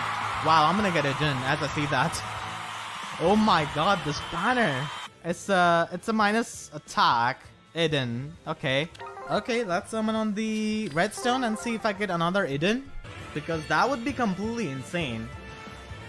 You know, I cannot get 2 Edens back to back, right? Yeah. Okay, I was just making sure. I'm gonna get Marth. My first 5-star unit in the game. My first plus 10 unit in the game. He's got a support with Pheon, so do not tell Shida that he's cheating on her.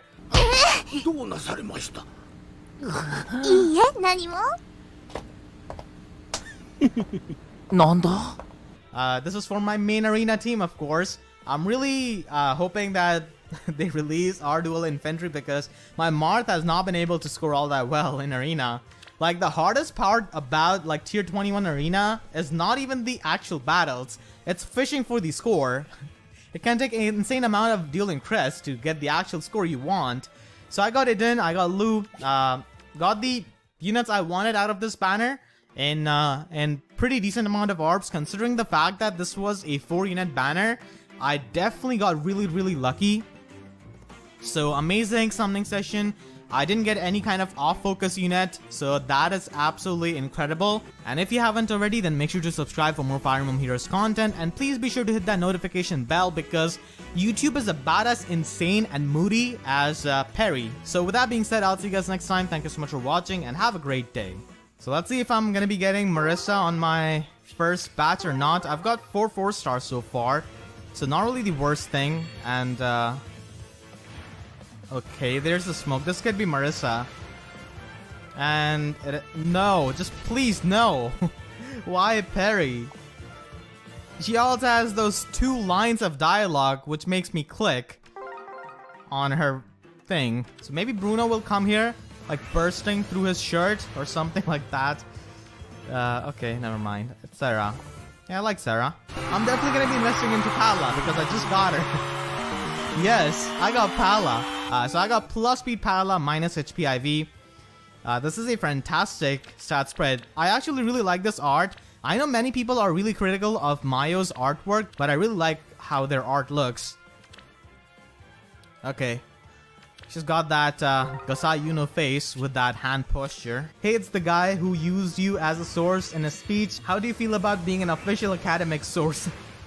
Okay, so he actually emailed me, and there was actually a speech thing going on in a school, I think. Was it in college or school? I don't really know. It was in a school, I'll just say that. So the students basically had to give a speech on any topic they're passionate about, and Fanatic Mario Man was actually really passionate about ether raids. So he did ask me for a couple of pointers for ether raids. So I did give it to him. It was ether raids defense, actually, more specifically, now that I think about it. So yeah, I feel great. I've never really thought that I would become an academic source for someone.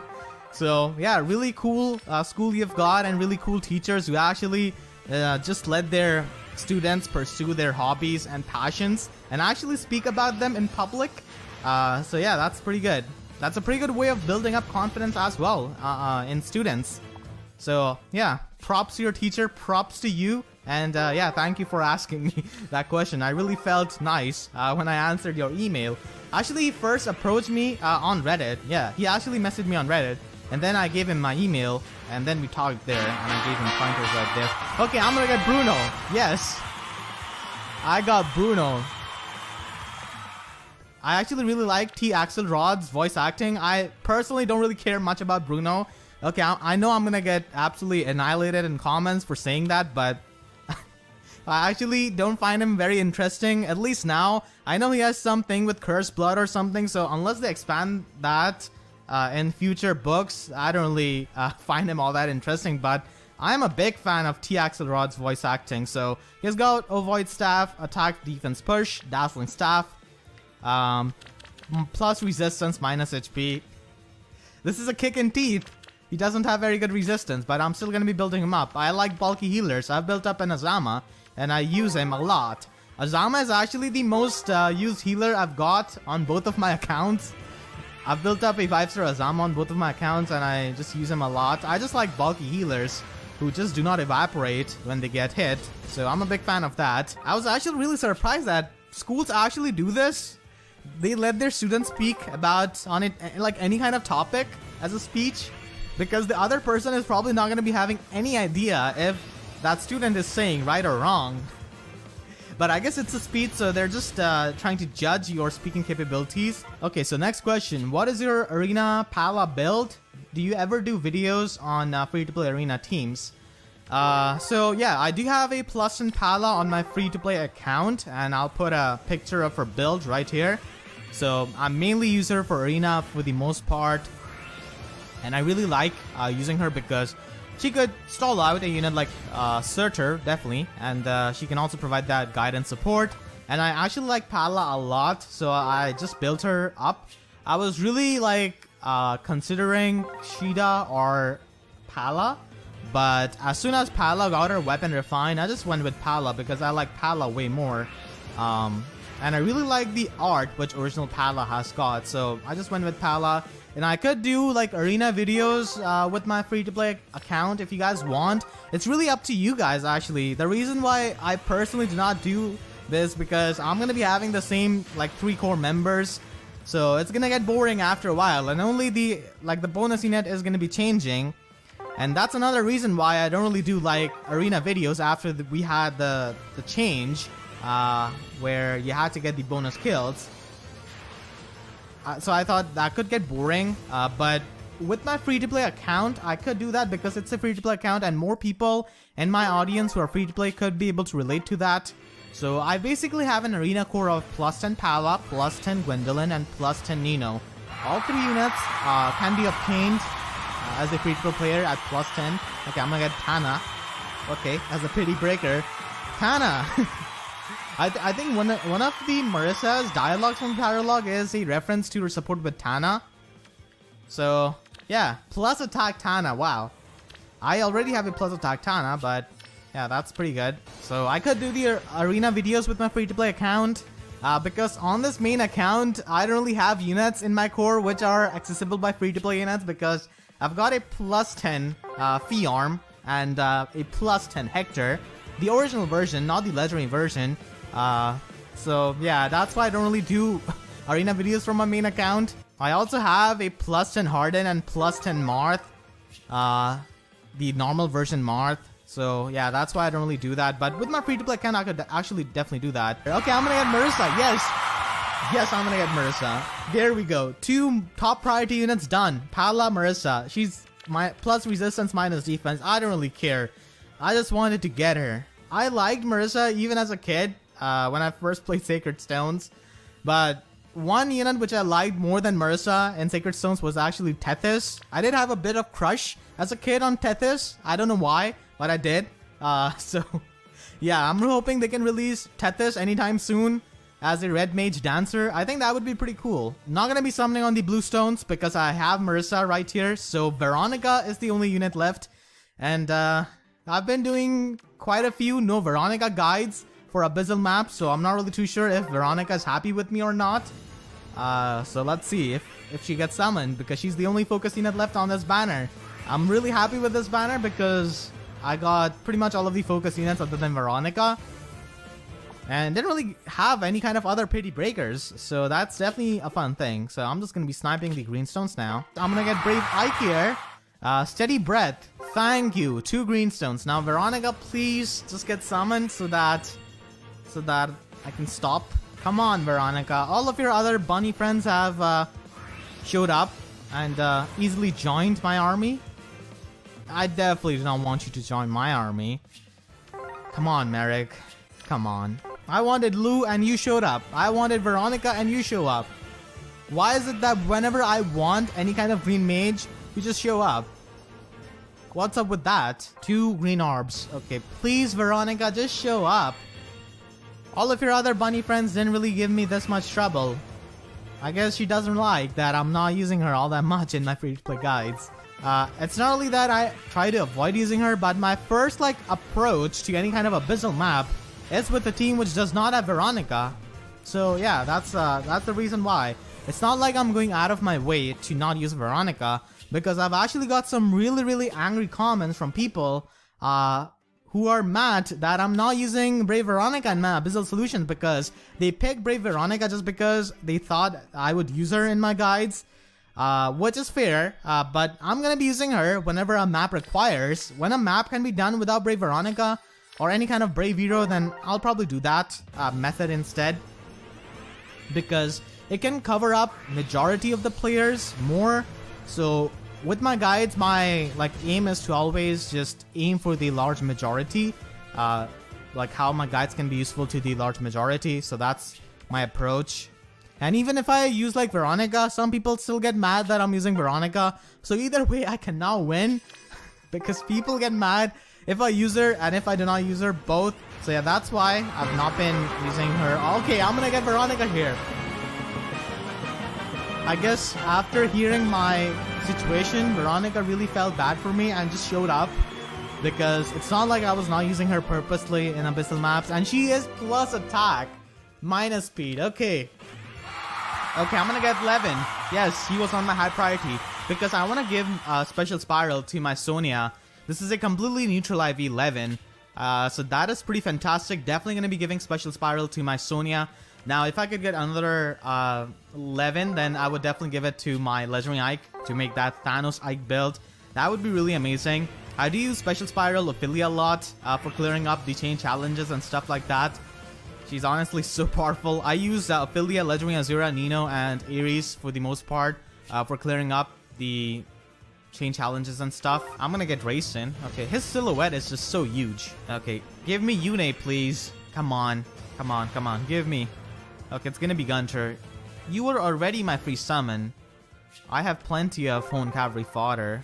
It is gonna... Oh my god, another Asama. Should I try for another Legendary Azura? I think I probably should. Now, I don't really have any kind of interest in B-Dual Flying because I already have an Arena Core made. So I don't really want to plus in any kind of Lance Flyer. Okay, it's gonna be Corrin. I mean, yeah, I wanted Azura. Looks like I need to get Corrin first. to get another Azura. Okay, double Beruka. What is up with this? 2 Berukas. Do they have the same IV? Plus resistance minus speed? No, it's plus defense minus HP. Okay, I'm gonna get Halloween Mia here, which is pretty fantastic. So Halloween Mia has a lot of usage in Ether Raids. Vichy 1 plus is absolutely amazing. But I use Vantage strategy in Ether Raids most of the time. I think Halloween Mia is definitely more useful to the people who use like the super tank strategy in Ether Raids. So against those kinds of special spam nuke teams, Halloween Mia could definitely help you a lot. Come on, give me that air, please. That's gonna help me. Please give me air or give me Soth. Okay, Matthew. That's a bit better. At least he has got Hone Speed. Saizo has Poison Strike and Harsh Command. Harsh Command can be useful in Ether Raids on your defense team. Definitely. Come on, give me that Yune. Is she not gonna show up because I'm pronouncing her name wrong? Okay, I'm gonna get another 11. So Thanos Ike is definitely happening, I guess. I'm gonna get Barst. 2 Barst in this summoning session. So that's some juicy reposition right there. Okay, I'm gonna get Air. Yes, fantastic. Air is definitely studious. She just got summoned when I was talking about studying. Okay, so I'm gonna get Legendary Whalema. Now he's on my bottom priority because he offers nothing, which I really value as fodder. And I already have him with pretty good IV, so I'm just gonna be merging him. Okay, only 1 greenstone. Come on. Give me Yune. Please. And it is gonna be... Oh my god, another Beruka. I mean, she does have Glimmer. I actually find Beruka and Kaze's support to be really, really good. Because Beruka is just acting like she always does, but Kaze is just so charming. He just takes her to the forest, helps her interact with actual animals for once instead of just killing things and doing missions. So I really like Beruka and Kaze's support. It's really wholesome. I really like that. The one support which I don't like for Beruka is obviously that Saizo support. The C support of Saizo and Beruka. God. What were they thinking? Okay, let's go with the blue stone. I wouldn't mind getting a good IV. Ophelia plus attack. Okay, I'm gonna get Shigure. I mean, I wonder your mother, but you're probably gonna get used for warp flyers or something like that. I think I'm gonna go with the red ones too. I'm gonna get Yune here. Okay, there we go. Yune is gonna show up. I actually really like her art. Yeah, it looks really awesome. Plus defense minus resistance. Yeah, of course. It's not like she needs debuff for her weapon to function. Yeah, it's not like she needs resistance for her slot B and slot C skill. And it's not like she has got the dark season at the same time when there's light season, when people run air, who gives you plus 5 resistance and actually plus 10 resistance if the person has got 2 airs, which is going to be happening if you're tier 21 or higher all of the time. So yeah, definitely amazing resistance, Yune. I'm definitely not calling you Yune after this, you dark god. I think Mordecai might get demoted on this banner, but then again, we cannot say anything. They might just not demote anyone like the Fates Beast banner. It's really random, I think. So it's definitely disappointing when you like expect a unit to get demoted and they do not get demoted. Thea did get demoted, speaking of demotions. But I mean, Thea is not really unique. She's about as unique as the 30,000 plus arena medals that you have got. Yeah, about as much unique. That's a pretty big name. I'm not gonna try to pronounce that because I know I'm gonna mess it up. So they're asking, how am I supposed to clear ether rates as a person who hates this mode? I'm currently in tier 17 and I have no mythic heroes. I also foddered my only heir to Beruka for mystic boost, in case you were wondering. So I think you don't need to be tier 21. That's the thing. A lot of these gacha games and also Fire Emblem Heroes really work on the FOMO, which is fear of missing out. The people who are not in tier 21 or in arena and in ether raids always fear that they are going to be missing out on these rewards and stuff, which they are, but it's not like you are not getting any kind of heroic grails or dragon flowers if you're not tier 21. You're still getting them, just at a slower pace. That's really it.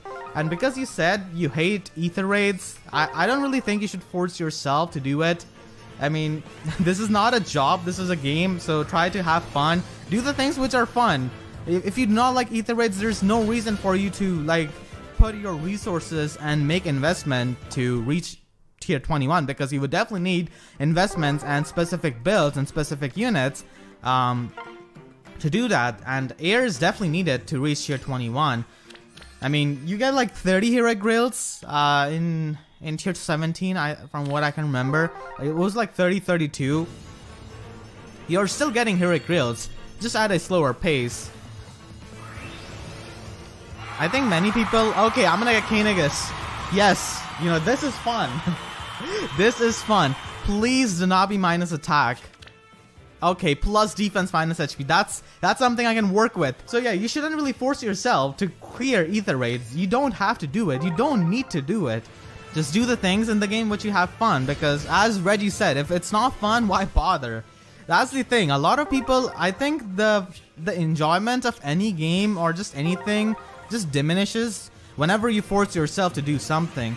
I know, because like I've been doing YouTube for 9 years, and there's definitely been phases where I would force myself to make videos or do certain things, and my fun would just diminish, just absolutely vanish. So I just like to do things which are fun to me. Like theme battles are really fun to make, so I make them. The tier list was not getting fun for me, so just stop the tier list because it was not fun. So that's that. A lot of people have been asking me where's tier list. I made one like last time I updated was in like January of 2018. It has been a long time. I just stopped having fun because the discussion definitely got really toxic and stressful, so I was not having any kind of fun. So yeah, that I would say don't really bother too much. I mean, there are some really toxic people who would make fun of you for not reaching tier 21, but the kind of people who are that toxic are actually really miserable themselves and really frustrated with themselves. So at the end of the day, you're much better off compared to them because you're actually having fun. So that's what I mean. Like, don't force yourself to reach ether raids tier 21. I personally enjoy ether raids a lot. I did reach tier 21 with both of my accounts. I really enjoy the battles. I'm not really too concerned with the grails and stuff, but I can see why people really dislike it because it can get so stressful, and the stakes are the highest for ether raids compared to any other game mode in this game. So I can definitely see why it can get really, really like stressful and not fun. So I see where like people are coming from who do not enjoy this mode. Even I myself don't really play ether raids like after coming back from college because it's just too stressful. Sometimes, like some of the team compositions are so hard to crack. I mean, it's not their fault. It's the game. I mean, they're just playing the game, but still, I'm just stating, you probably do not want to come back from work or college and relax and think, oh, I'm gonna play ether raids today. That's just not a thing, man. I mean, if you're not playing to win and if you're fine with losing units and losing few ranks, then that's fine. But yeah, that's my take on that. For the people who do not enjoy this mode and people are constantly talking about ether raids, you know, do the things which you enjoy. That's simple as that. Okay, so I'm gonna get Shana. Yeah, Desperation Fodder, that's pretty good. So I got Kainigus, my top priority unit from this banner. I think I'm not going to be summoning on the colorless stones. I'm fine with plus defense IV. And Kainigus is such a powerful unit that he can even work like at unmerged. Because in ether raids, especially as a free-to-play player, you will have to invest into like some things and in some units that you might not be a big fan of. I know a lot of people don't like Aversa a lot. They just find her not fun, and Aversa is really good, you know, as a free-to-play option in ether raids. So, you know, you will have to make investments and I guess trade a bit of your fun in that way. Like a lot of people don't really enjoy making these plus 10 armor units like Gwendolyn and Sheena for arena scoring because they don't really like them as much as characters, and they have not even played the games from which they are, so they kind of have to trade the fun sometimes, I feel like. So you definitely have to decide, especially as a free-to-play with limited resources, if you want to have fun with playing with your favorites. And some of the people, you know, they find the competitive feeling as a lot of fun, you know, the competitive ness of any kind of game mode really fun. So, you know, they invest into that because they find that fun. So it definitely depends on person to person, but they said that they hate ether rates, so that's why I said that. Mordecai, come on, please show up. Mordecai does have pretty big chances of getting demoted. I mean, at the same time, I want to not summon on the Bluestones because I have slight feeling that he might get demoted, but at the same time, I also want to summon because if he doesn't get demoted, then it's gonna be bad because I actually really like him as a character. And he's a really good unit too. Another character which I really like was Har. They completely massacred him. Absolutely destroyed. He's like a worse Jerome and a worse Shershi. I mean, many people will say, you know, they translated him well from Radiant Dawn. You know, how his, you know, how he should be, but he doesn't work, like, he doesn't give the same amount of performance as he did in Radiant Dawn in Fire Emblem Heroes. So, I think they should try to make units that match the performance of their original game. I think sometimes what they do is that they simply just convert like the growth rates from their main game to Fire Emblem Heroes and call it a day. They don't really check for the performance, because if they did, we wouldn't have Seth and we wouldn't have Carla as the units they are. So yeah, I'm kind of salty about that. But I mean, Har isn't something that is just unusable. He's still pretty good because at the end of the day, we are comparing him to Shershi, one of the best flyers in the game. So, you know, he's not really all that far off, but he isn't very unique. So that's the thing. So the people who would want to invest into Har already like Har a lot as a character. That's the thing. It doesn't give you a reason to invest into him much if you already have a Shershi with merge and stuff like that. I'm gonna get Lethe here. Lethe. She's a red cavalry beast, definitely very unique. She is plus resistance minus HP. Okay, everyone has to be minus HP today, I guess. Okay, Mordecai and Ranulf. You're the only 2 units left I need to get from this banner. So, the question is, how do you have so much patience when figuring out free-to-play guides and theme team battles? And did you ever try to make a theme battle but wasn't able to do it? P.S. Love your videos, dude. Thank you so much. The patience thing is mainly due to playing a lot of competitive Pokemon as a kid and as a teenager. So, you know, so many times you are on the verge of winning and you have got an Alakazam and the opponent has got their last Pokemon, which is a Tyranitar, and you try to go for a Focus Blast and you actually miss. So at that point, you build up a lot of patience. So that's how I've got a lot of patience, because I've played Pokemon. The RNG in Pokemon is absolutely insane, especially the competitive one. So I used to play a lot of Pokemon Showdown. So that's how I think I've developed my patience. So I just go with the trial and error. I don't really... Okay, I'm gonna get Mordecai. Yes. You know, I'm talking about patience, and Mordecai just shows up because he's a patient man. Thank you so much. He's plus speed. the worst boon for him. But that, you know, that's fine. Minus HP, yeah, everyone is minus HP on this banner. Minus HP Kainigus, minus HP Lethe, minus HP Mordecai. Yeah, I just do trial and error. I just try to analyze the enemy units, try to think of ways of manipulating AI, doing things, you know. A lot of trial and error, definitely. It takes me hours to like make free-to-play guides, especially for the abyssal maps, for legendary hero battles and mythic hero battles, stuff like that.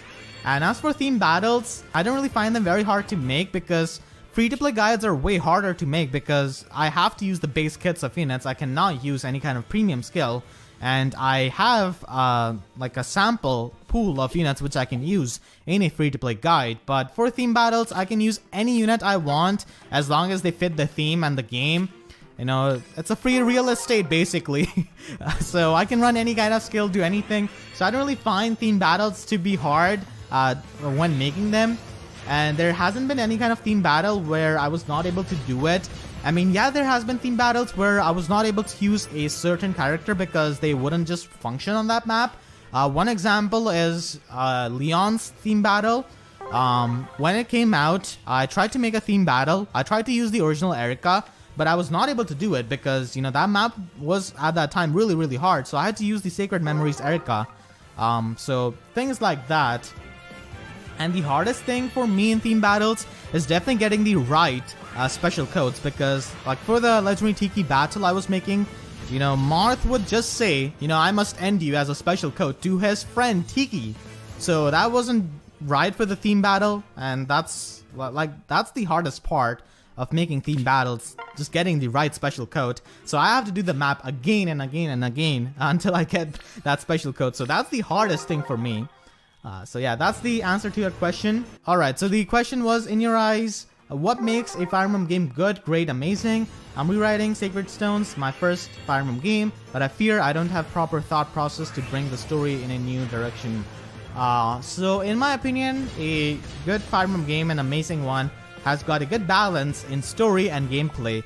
You could have really good story, pretty good voice acting, dialogues, but the gameplay, if it's not good, then it doesn't really leave an impression. For example, Fire Emblem Echoes, everything about that game is pretty top notch. The voice acting has got pretty decent story, dialogues are pretty amazing as well. Visually it's really appealing, but the maps are so poorly made. Like, who has fun dealing with like Celica's route maps, especially like those desert ones? There are so many frustrating maps in Echoes, just bad map design. It isn't even that it's hard, it's just frustrating. So that's the thing. And you have Conquest here with really amazing, fun gameplay. At least in my opinion, I enjoyed it a lot. The gameplay was really amazing in Conquest, but the story, it's so so underwhelming. Like, you have Corrin here, who does not want to take out and kill people, but he still kills people because of Garen. You have Xander, he says he cares for his people, but he doesn't see through his own father. He doesn't question him. That's my problem. And the whole justice is an illusion thing. Oh my god. That pissed me off so much in Conquest. I still like Conquest for his gameplay, but story, it doesn't have the balance. So perfectly, a Fire Emblem game has to have like a really good story, really good gameplay, but that is not going to be happening ideally. So you kind of have to have a balance where the gameplay is actually fun and is a bit of challenging gameplay, not really too easy. But that can be solved with the difficulty options. That's definitely a thing. So, okay, I'm gonna get Caden. I wanted Ronald. Why is he flexing here? I wanted Ronald. Caden, I know you're a better unit than Ronald with your support and your actual attack stat, but wow, this is plus attack. That's actually pretty good. So yeah, you need to have a bit of balance between the story and the gameplay, where the gameplay is fun and the story is actually interesting and you are actually trying to see what happens next in the story. The story should just pull you into the game so that you have to play to know what happens next. That's what I find good. Compelling characters, good dialogue, good voice acting. If the story is actually good or just even decent, and if the gameplay is also decent, like there's a fair trade-off, then the replayability of the game increases a lot. So people are going to be playing that game years after, So that, I think, is definitely important in making a good Fire Emblem game. So I'm going to get 2 green stones. Really hope I get Ronald fair. I got Caden. Okay, I'm gonna get Corrin. She heard me. She's from Conquest. Female Corrin is usually considered to be from Nor because she's on the box cover of Conquest, and male Corrin is on Birthright. So she heard me. She's plus attack minus resistance. She's like, okay, you don't like Conquest story? No, I'm gonna make you like it. I'm gonna be plus attack minus resistance. She's actually the infantry unit who can have plus 10 dragon flowers, and she already has 168 BST, I believe. So she's pretty good in that regard. I think I'm gonna just merge her. I still have chances to get Ronolf. I'm gonna get Jacob. Jacob just got left in dust. Felicia got a preferred weapon. Jacob got nothing. He's a completely neutral IV Jacob. Okay. Alright, so the next question is from Becky is Best. Love your content as always. You're my favorite Fire Emblem Heroes YouTuber. Thank you so much. Who would you say is your favorite villain in Fire Emblem history? It has to be Arvis. I like him a lot. I like Jugdral games a lot. So, yeah, Arvis is pretty amazing. I like him a lot. So that has to be my favorite Fire Emblem villain. I have got Caden and female Adrift Corrin as pity breaks. Both of them are pretty fantastic, actually. Alright. Speaking of pity breakers, the next question is regarding that. Have you ever gotten a pity breaker unit that made you so mad you wanted to throw your phone against the wall and then snapping it in half? No, probably not. Yeah, no pity breaker has has pissed me off so much. I could get salty, but definitely not as much to throw my phone against the wall. And the first thing is that I'm not even recording on my phone. I record this on my PC. I'm using an emulator, so I don't think it will be a very convenient thing to throw out everything from my desktop, from monitor to the case to everything. So no, come on, please give me Ronald. The next question. Do you have any good jokes? No, I do not. I just have a lot of bad jokes, and the power of bad jokes is that the person who laughs at bad jokes actually feels bad himself, because, you know, they're just like, damn, how can I laugh at this bad joke? There must be something wrong with me. So yeah, I just use bad jokes and puns, and they're pretty powerful. So yeah, I'm gonna stick with those. Thank you for your question. Let's see if Ronald can be a clutch summon. Okay. Caden definitely pity broke me right there. I mean, I didn't really have a very high pity rate, but still, he's kind of like the rival to Ronald. Like, he's gonna be the unit everyone compares Ronald to, and Caden just is much better when it comes to support and in actual combat. Kagero also probably needs some kind of weapon refine. This poison dagger has got pathetic might. Oh my god. It's so measly. Like, I have never seen anyone use poison dagger, like, in months. Like, it's gonna be risk. Alright then. Yeah, that's gonna be the final batch. I just have 4 orbs left. I cannot even do a YOLO summon now. And be sure to hit that notification bell and click on always so that you can get updates to my videos whenever I upload them, because YouTube sub boxes are about as functional and about as unique as Har we're getting when you compare him to Shershi. So with that being said, I'll see you guys next time. Thank you so much for watching and have a great day. And I'm a big fan of this banner. I really like the theme. I was definitely not expecting a seasonal banner like this, and this was definitely out of the blue for me. I really like this banner. It's really colorful. All of the characters are having a good time, and their sprites are also really cute. Felicia's attacking animation is pretty amazing. Okay, I'm gonna get Mikoto as my free summon. So it's been a while since I've got a 5-star unit in a summoning session on my free summon.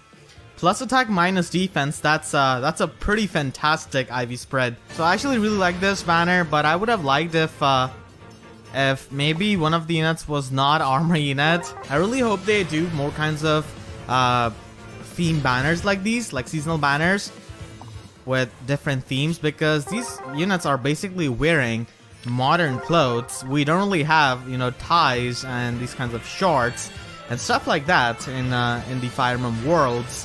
So they could definitely try to make seasonal banners like this, because Fire Emblem Heroes is pretty casual, and like this kind of theme wouldn't really fit into the mainline Fire Emblem games. I mean, they have tried with the beach version and the and some other versions with Awakening and Fate Steels, but with Fire Emblem Heroes they can definitely try out different themes. So I would definitely love to get more banners like these, kind of like having these kinds of characters in a modern world clothing and environment. Oh wow, Karin and Silas side by side. You can leave them in the comment section down below, and make sure to use the hashtag question so that it becomes easy for me to find them.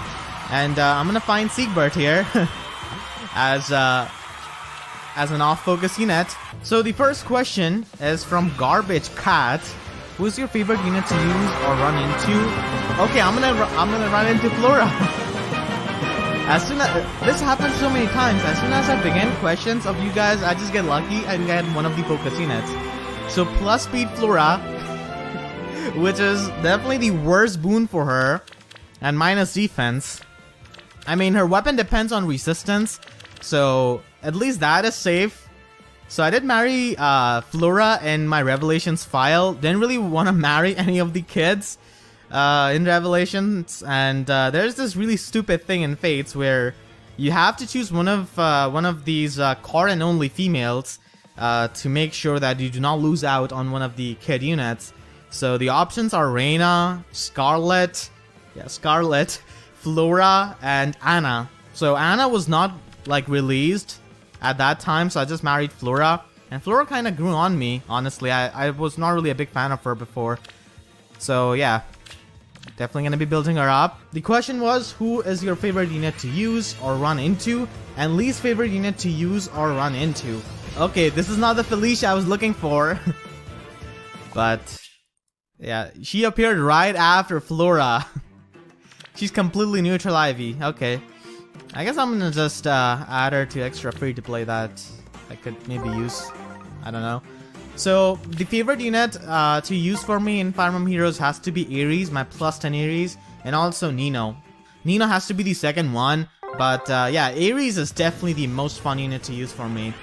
And the most favorite unit to run into, I mean, I don't really want to go out of my way to run into any unit in stuff like Arena Assault, or Ether Raids, but I would say like, one of the more common units, I guess Legendary Lyn, because she's not really a threat at all anytime. So yeah, she would be my favorite unit to run into, and I like Lyn, but I don't want to defeat or damage Lyn, but still I guess as a unit she's really easy to take out. So I'll go with Lyn, Legendary Lyn, that is. And least favorite unit to use or run into.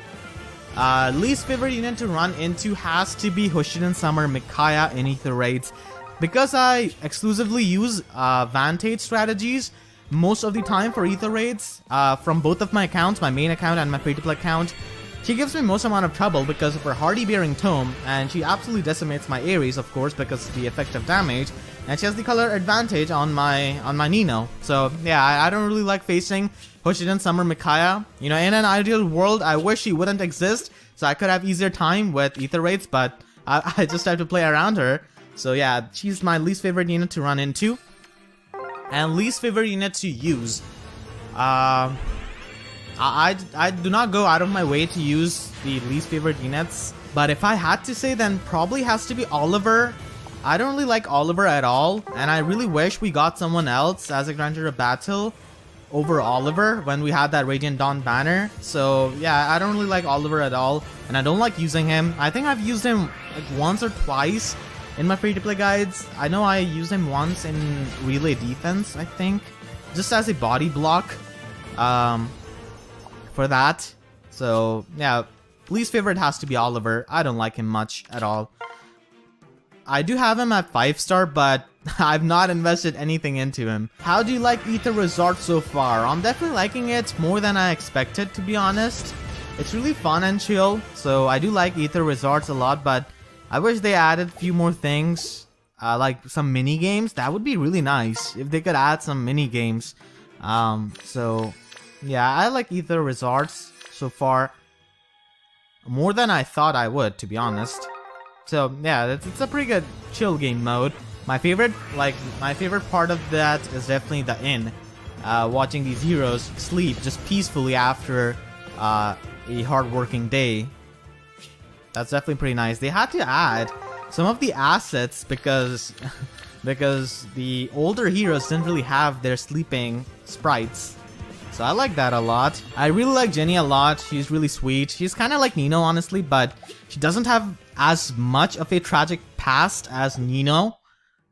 Her mother just abused her and abandoned her. I mean, I'm saying just because much worse has happened to Nino if you have played Blazing Blade, and even much worse happens to her even after everything ending in Binding Blade, that is. So I guess not specifically in Binding Blade, but you know, between the events of Blazing Sword and Binding Blade, I really hope they do more of these seasonal banners like with this kind of theme, because these theme banners definitely became a bit formulaic as of late. Like spring, we know it's gonna be bunnies once again. I mean, even their designs don't really have anything like new. Like, how new could you make it? I guess Loki, because that was insane. Okay, I'm gonna get Jenny here. Yes, I really like Lucas and Felicia's conversation in the paralogue. Lucas is like, this is much better than eating like raw flour, which Alm used to give me. So you could actually feed your units food items, and flour used to be one of them. It's still, like, I really appreciate the positivity of Lucas towards Felicia's food. But to be honest, in Echoes, I think Lucas had a pretty bad taste. Like, he would like things which other units would not like. So he had a really weird taste, and Felicia's like the worst cook in Fates, pretty much, along with someone like Reina. I'm pretty sure both of them make really terrible food whenever they are in mess hall, and everyone just dies after eating their food. Felicia's line was so good in the trailer, like the delivery of it. I actually felt bad for her, and also I laughed at that. Everyone says my cooking is to die for. And then they laugh. What? What?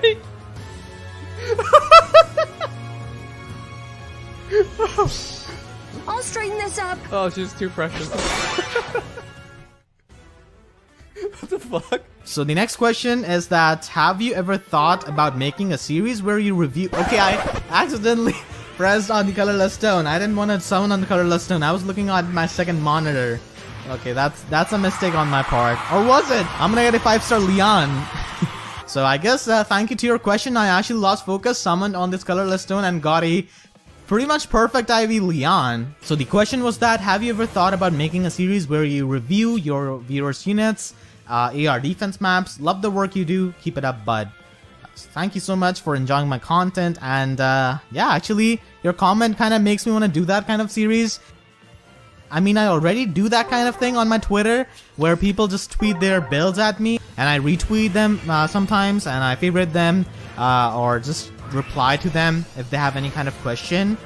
So I guess I could do that in a video format. It would be a really cool thing because people could add each other, because I'm going to be showing off the friend code. So I guess people can have more friends on their friend list with that kind of series. So I'm just going to go with the blue stones and then just leave.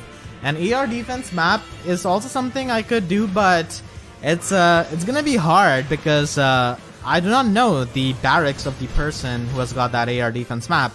I cannot really suggest them the replacements or the skills which they want to fodder off to make their AR defense stronger. So yeah, I'm not really too sure about that one. Also, a lot of people just some people in tier 21 just want to have a theme team on their defense team, because they just care about staying in tier 21, just maintaining that. I kind of want to get Felicia more because I want to make this Ice Tribe Emblem team with Flora and Felicia and their alts. I haven't really done an arena showcase in a while. Last one I did was like the Ike Emblem showcase, so that would be fun, I think. So come on, Felicia, please show up. She's really fast. She doesn't have a very high attack. She's definitely unique in that aspect because she has got high resistance and high speed. We don't really have any kind of axe armor in with that kind of stat line. Come on, please show up, Felicia. I already have your sister. I've already built up your normal version with your weapon refine. Okay, I'm gonna get Libra. I get Libras a lot. I'm pretty sure I could make like 2+ in Libras at this point. Okay, Felicia is definitely sad, I guess, that I roasted her cooking. I mean, but it was just facts. What can I say? You can look at the statistics. In the mess hall, Felicia's got the lowest rating of the cooking with Reina or someone. I'm pretty sure it's like Felicia and Reina. Let's get Lucas, please. You're from the same route. Lucas can show up, please. Come on. Never mind. It's gonna be a 3-star Lucas, I feel like. Okay, it's gonna be Florina. This is my arena core of Pala, Gwendolyn, and Nino. So Pala is there just to take care of Surtur because her weapon is actually really good with the built-in Triangle Adept. And she can also provide the guidance support, which is really useful in a metagame where you don't really have any kind of movement as skills. You just have to run the dual rally skills. Then I've got Gwendolyn as the Wagasa Plus supporter with the Chill, the Panic Ploy, and she's in general really bulky. And then we've got Nino, the real MVP of my arena core, because she can weaken down the units with Windsweep and her Blade Tome, and that's really useful. So that's my arena core. Then I saved orbs and spent it on the Valentine banner. Speaking of Valentine banner, as I was talking about that seasonal banner, Felicia just showed up. Felicia's like, look at me. Look at my seasonal banner and my seasonal outfit. Definitely the cutest unit in this banner because of her sprite animation. It's really good. And of course, she is minus attack. Minus attack master 1 back at it again. Plus resistance is really nice with her weapon. But I could definitely mitigate that with Special Fighter. I'm definitely going to be using Felicia. And I don't know what godforsaken thing she has in this. Oh my god. What even is this? And this squirrel has got like the Pikachu surprise expression from that meme. So I guess this squirrel can become a new meme now. Alright. I really like her voice line in the trailer as well. I haven't really listened to any of her other voice lines. Close guard, special fighter. Yep. I think I might actually give her something else to increase her attack. Okay, so Ishtar is gonna get summoned here. Alright, 10 orbs to go. Can we get Lucas? I'm just gonna go with this YOLO summon. Don't give me... Oh my god. It gave me three blue stones. You've got to be kidding me. This is so annoying. Okay, I'm gonna go with the top one, hoping this is Lucas. I'm gonna hope for the Colette summon, but I mean, this banner does last for an entire month. I'm gonna get Noe, okay. Let's see. Which one of these blue stones is Lucas? Let's play the game. Let's play the game. I guess I'm gonna go with this one. I'm gonna go with this one. Cross my fingers, please. Lucas, please be Colette summon. Do not be a disappointment. It is a disappointment. It's gonna be Tail 2. Okay. Okay, we're gonna get Fury Master here. Hinata. I'm only getting like one colorless stone. This is exactly what happened on my free-to-play account as well. I didn't really snipe on that account for the... Oh wow. Wow, I'm gonna get Alm. Just like that. What? I tried so hard on my free-to-play account. He's plus attack minus resistance. Oh my god, 40 base attack. His art is so amazing. It looks so good. So royal. I mean, he is a king, so of course it would look royal. His cape is also really amazing. I'm not really a big fan of his normal art on his normal version. I mean, it's not like he has got many versions. This is his first alt, but still. He also has that Duma's brand on his cape. I'm pretty sure that's Duma's brand. This is pretty amazing. Plus attack, minus resistance Alm. It has not even been 10 minutes. So he has got Lunar Flash, Darting Blow 4, which is not really all that good of a skill, I guess. Null Follow Up and Odd Attack Wave. Lunar Flash is so insane. And also his weapon, Luna Arc. Okay, I'm gonna get Winter Fae. She was on my low priority. She just showed up. Minus attack. She just got summoned. She was pissed that I put her at the bottom. I apologize if this has been answered before, but what emulator do you use to play Fire Emblem Heroes? Also, I really love watching your videos. The free-to-play guides are very helpful. Thank you so much. I'm glad to hear that you enjoyed my videos. And I do use Memu emulator. I've stated that before. Now, it's not like the only emulator which you could play Fire Emblem Heroes on. There are a couple of them. Even Nox, I think, works now. And there's also like LD Player or something like that. You could just Google search it, and you will find this one thread on Serena's Forest. It is a pretty informative thread. So if you want to play Fire Emblem Heroes on a computer, you could definitely try that. Because it's pretty much the best way of recording Fire Emblem Heroes, I feel like, because you cannot really top the quality which you could record on a computer if you recorded with a capture card connected to a, I don't know, like an iPad. And with Android phones, you cannot even record like the internal audio, so it's pretty bad. So yeah, I guess it's better if you have iPhone or just any kind of Apple devices. It's gonna be easier for you. But I'm an Android person. I don't really have any kind of Apple devices, so I just play on emulator, and also to record it.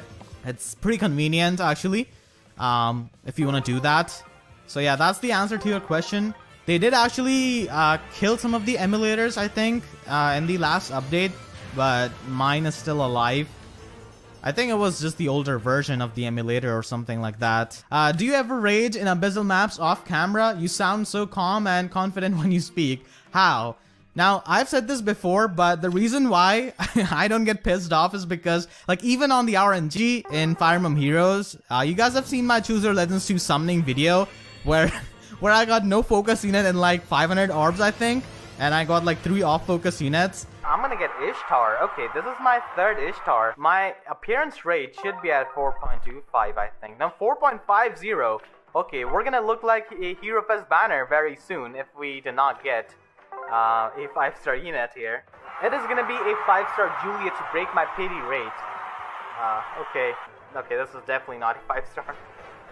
I'm not really too sure if Veronica would like to be right beside Riz. Riz is Sharina's friend, not Veronica's. Yeah, it's gonna be another Riz. It's gonna be Rebecca. Okay. Why is it so hard to get any sort of focus unit from this banner? I just seem to be not getting anyone. Come on, give me that Celica. Maybe my luck will turn around and give me the Choose Your Legends units. Maybe that will happen. Maybe. Okay, what's happening? So many orbs down. No Choose Your Legends unit. This is so strange, but it's fine. I've been getting really lucky as of late on some previous banners. So I guess that evens it up. Okay, Hector, can you please be so kind to show up? I would really enjoy that. Okay, I'm gonna get Sarah. Maybe this is a sign. Maybe I'll get a Matthew from here, and then finally from the House of Ostia, I will get Hector from that blue stone. Maybe this is a sign. Maybe this is a sign. Okay, you are not Matthew. Okay, let's try for Matthew from this colorless stone. Maybe if I summon Sarah and Matthew in the same batch, maybe I'll get Hector.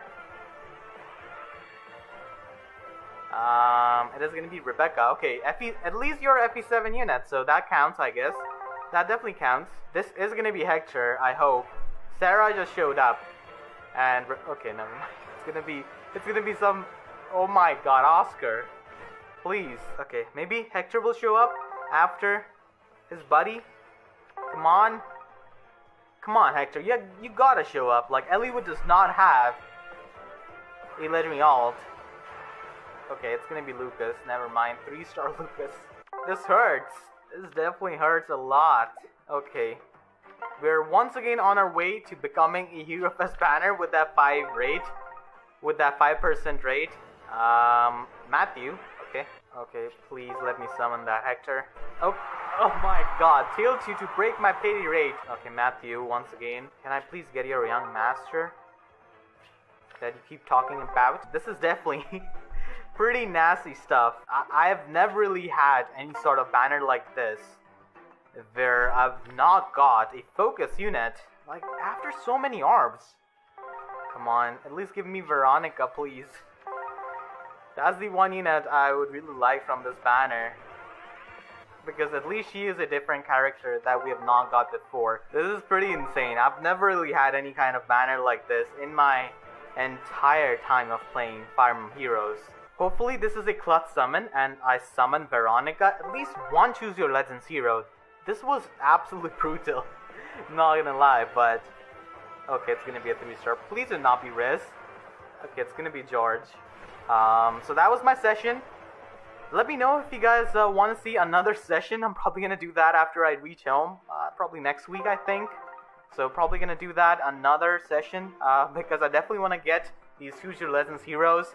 Was not able to get a single one of them in 450 orbs. Take that what you will, but I definitely got pretty lucky in previous banners. But this was definitely something I've never really experienced before in any sort of banner. Oh my God, this was definitely brutal. The reason why I don't really get pissed off is because I played a lot of competitive Pokemon, and I mean a lot, as a kid and as a teenager, so nothing really pisses me off. When you lose like 5 matches by missing a Hurricane or like a Focus Blast, I mean Focus Blast does have pretty low accuracy, but still, if you miss like a 90% hit rate move and you lose to that kind of thing 5 times in a row, you kind of develop this kind of patience. So I would like to definitely credit competitive Pokemon for that kind of patience building within me. So it's a minus attack Faye once again. I don't know why Faye hates me. I think she doesn't like that I put her on the bottom priority. So no, I get disappointed, I guess. I even get sad, but not really get pissed off. I think Fire Emblem Heroes is way too passive for me to get pissed off.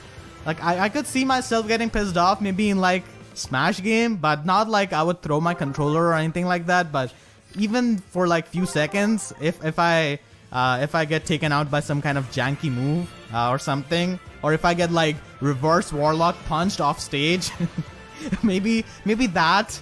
But no, I don't really rage off camera.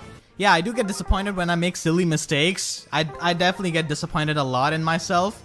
But yeah, that's pretty much it. I don't really rage off camera. It's another Faye. I don't know why Faye hates me. I'm not summoning on greenstones, man. She's just getting summoned.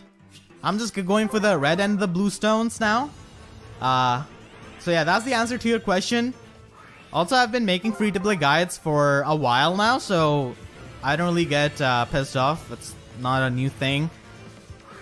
I do know how these units operate on Abyssal, these enemy units with these 2-turn cooldown specials just to snipe Legendary Ike.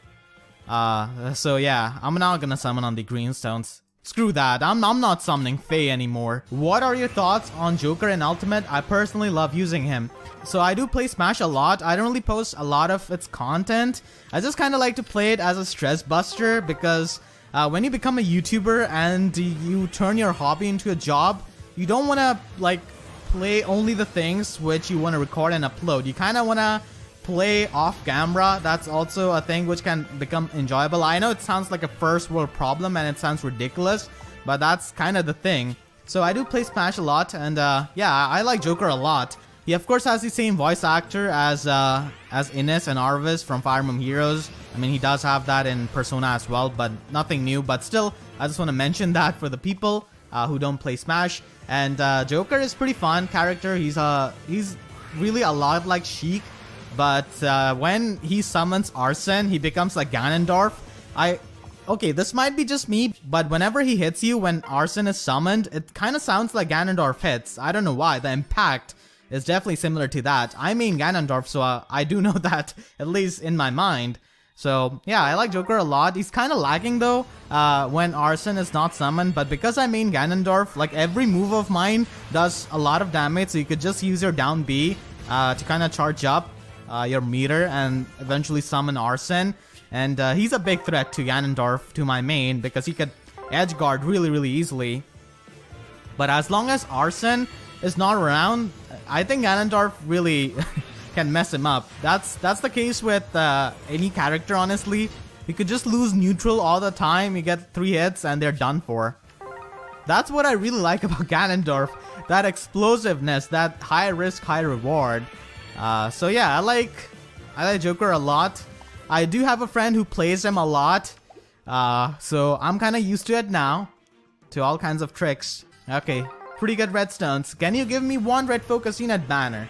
You have given me 2 winter face. I'm not complaining, but still, I would like that. We have the Smash Bros squad on the red color. Okay, I'm gonna get Shida. Okay, come on, give me that legendary Marth. I just summoned Shida, now it has to be Marth. It's Athena, okay. I guess from Arcanea. It's gonna be the free-to-play Ephraim. I mean, Gwendolyn is probably a free-to-play version of any kind of armor unit. She's pretty versatile. I do have her at plus and merge on my free-to-play account. But she's not, I don't really like her as much as a unit. Okay, yes, I'm gonna get Ephraim. Fantastic. Yes. Now, Ephraim is someone I like a lot. Defense res, okay, that's fine. He has got attack, defense solo. I really want to give this to my legendary Ephraim, so I'm gonna do that. Yep, I'm definitely gonna do that. It is gonna be Lucas. Okay, someone from Valentia. I guess I'm pretty close to getting Berkut. This Corrin has got really high BST. I don't even think it should be appropriate to call this trainee bonus. This is like a Corrin bonus. Okay, I'm gonna get Tiki here. Wow. Wow, first 5-star unit on my first batch. This could have been a free summon if I picked this one, but I went for Berkut. Minus attack, okay. I guess I'm still gonna use her in my like arena season whenever she's a bonus unit, because she's the highest scoring unit out of this entire batch. Come on, Berkut, please come home. I swear I'm gonna do you justice. I'm gonna let you get a nice juicy kill on Legendary Om whenever his Legendary Hero battle returns, with some nice dialogue. Got Size and Felicia. Damn, their support conversation was so savage. It's kind of sad for Felicia actually, because Size is just so blunt and just makes her cry instantly. And meanwhile, we have Kaze, Saizo's smooth brother. What unit are you absolutely tired of pulling? My answer would be Perry. Because I just like Perry as a character. I mean, it's not really a hard thing to do, and I just dislike the fact that she's got 2 lines of dialogue. So yeah, I'm pretty tired of summoning Perry. With that said, I hope I don't really summon Perry trying to get Berkut. She does have Glimmer, which is useful, but I mean, other characters do have that as well, like Baruka and Lonku. Everyone has a character that they're completely tired of summoning. For me, it has to be Barry. And on the days when you don't have a preferred special map, I guess it could be useful. Okay, I'm gonna get Quan. Yes, he has got the dual rally skill. Okay, it's gonna be Sylvia. Is this gonna be Seliph? Or Leaf? Yeah, Leaf might show up. I hope it's not Lean. I hope it's not Lean. Because Lean likes to pity break me a lot. Okay, it's not. It's gonna be Fear. Okay, never mind. Okay, come on, Berkut. You have to show up, man. It's gonna be Donald. Not this farm boy. Berkut dislikes farm boys. You just decreased my chances of summoning Berkut. What the hell, Donald? Come on. Get summoned, please. Do not be another Donald. Okay, it's gonna be Florina.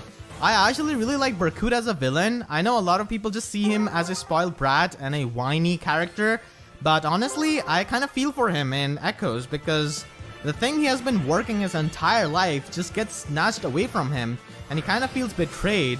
So I really feel for him because he has been training his entire life to be an emperor, and that one thing gets snatched away from him with something that he cannot control.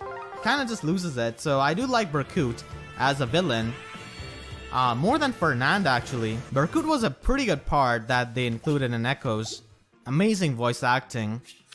I absolutely love the voice acting he has got. It has got so much soul and passion. That alone makes people want to use this character because you see so much passion put into the artwork of Fallen Berkut, his sprite, and as I'm praising Berkut, he just gets summoned. Thank you. So much passion and soul, and I mean, ironically, he doesn't have a soul left, I guess, at this point. He's plus defense, that's pretty good. Minus HP, I do not mind. As long as it's not minus attack, I'm fine with it. So I got Berkut as I was praising him, so that works. That's a pretty good strategy. If you want to summon a unit, just praise them. They'll just show up. Especially Berkut, he's so hungry for like praise at this point. He just takes that. Thank you so much. Okay, I'm not summoning on the Bluestones now. Now, if only I can summon Corrin, then I'll be done with it. Yeah, I got Berkut. That was so amazing. I was just praising him. Look at his eyes. He looks like a maniac. I love that. And Renea shows up in his fallen art. That's amazing. And this art with his hand on his head. That's amazing as well. His weapon is also kind of really creepy, honestly. Crimhild looks so creepy. I'm really happy that finally Berkut got the justice. Honestly, I really like him. And once we get Fallen Dalthea, I'm gonna be making a Duma Emblem team, like the Duma's Vessels team or Duma Faithful team with Fallen Berkut, Fallen Celica, Duma himself, and Fallen Dalthea. I think that would make for a really good theme team. So I got Berkut, really happy about that. My top priority unit from this banner, I got him. So extremely happy about that. Yes, so mission successful at least with my top priority. Now, let's see if I can get Marita. If male Corrin also gets the BST boost, then it has to be the Lord Bias boost. I'm not even calling that a training boost at this point. She's like Amelia. She's got as much BST as Camellia, but she's an infantry unit. It's pretty insane. Okay, it's gonna be Rebecca. You're still missing your bowstring. What the hell, Rebecca? Where's your bowstring? Why do you pretend that this is a Fusion Yumi? I'll go for another Berkut. Yeah, so let's start praising Berkut. Maybe I'll summon another Berkut. So yeah, I like Berkut a lot. In Heroes, he finally got justice done to him because I was really disappointed when they released Berkut as the Grand Battle reward. If you go and look back to my Berkut's review, I sound disappointed. You can feel the disappointment in my voice. Maybe because it was like Echoes was a recent game which I played at that time, so I was really disappointed by that. But even though Berkut wasn't like remembered a lot as a Grand Battle unit, at least his lance was. So that's good. At least some part of him was remembered and praised and coveted by people. Hi PN1, greetings from Belgium. Have you ever made a big mistake or misclick during skill inheritance or ether raids?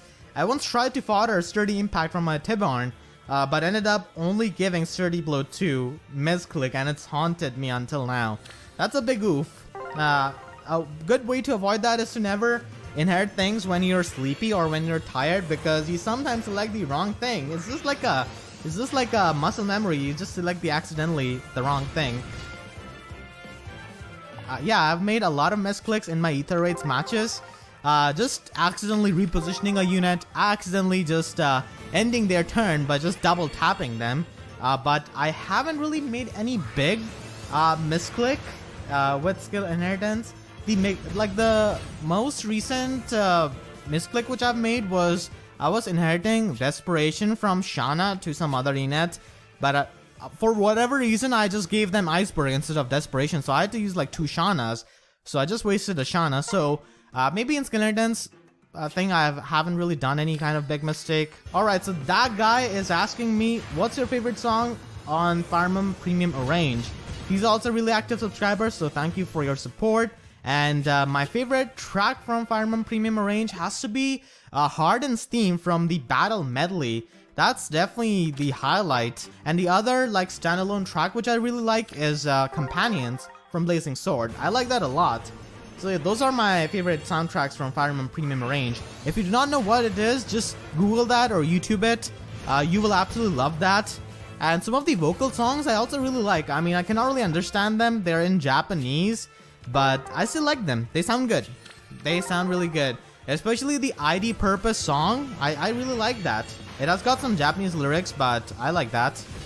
Even though I cannot understand that, it sounds good. So yeah, I'm a big fan of that. I'll be a big fan of Corin if she gets summoned. She's definitely from Chapter 5 because I did listen to some of her voice lines and she says that she cannot forgive herself that she hurt Azura.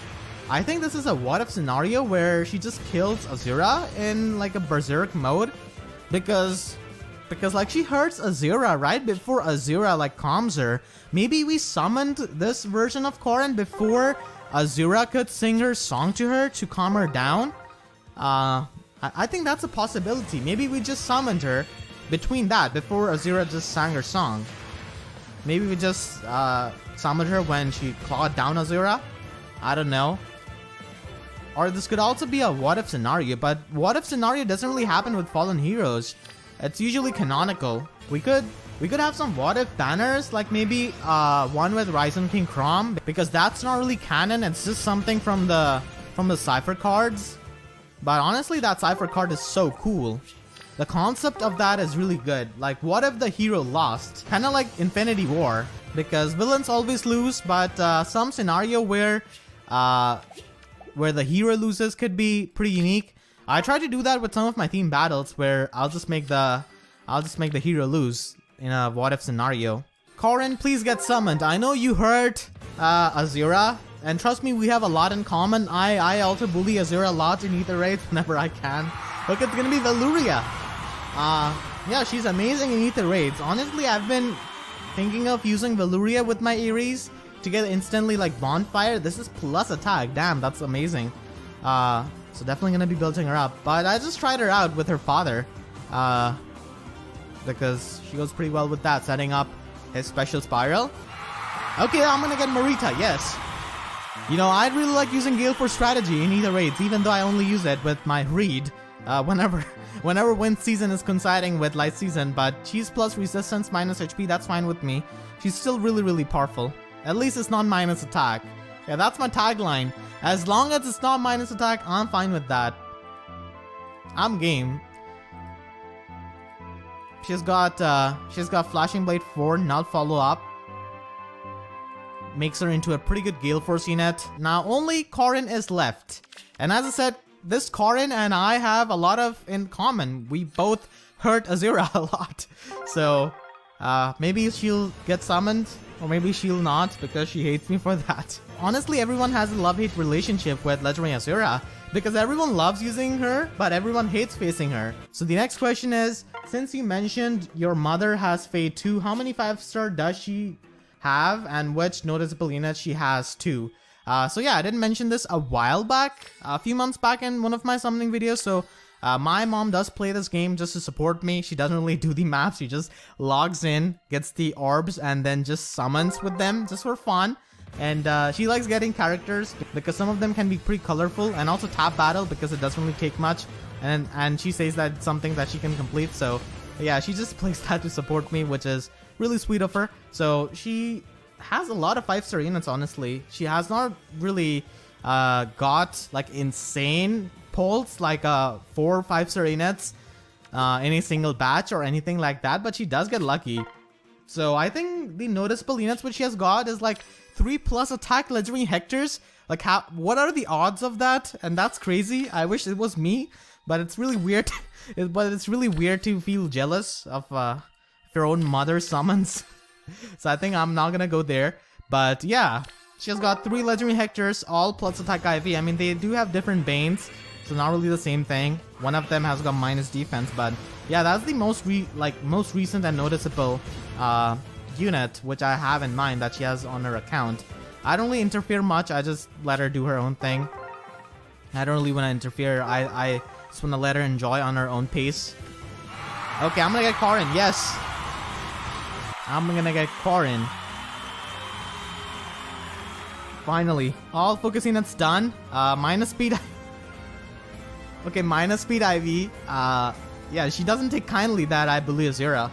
Plus resistance, minus speed. That's fine with me, honestly. Attack speed so low. Yeah, that's pretty useful. And I'm gonna be building her up. Really hope they demote like skills on some of these units. Like Tsubaki can have Quick Repose 3. It's not gonna be game breaking. I don't really see why you need to preserve Quick Repose 3 from the 4-star pool. It's not exactly a game breaking skill. It's really good, but not exactly game breaking. It's gonna be yes, I'm gonna get penned. Oh my god, his art is so good. I'm so glad. This is my favorite artist. I do not want to butcher their name out of the respect, so I'm not gonna say it, but they are my favorite artists in Fire Emblem Heroes, and I'm glad they drew Pent and Luis. So I'm gonna get a plus speed minus defense Pent.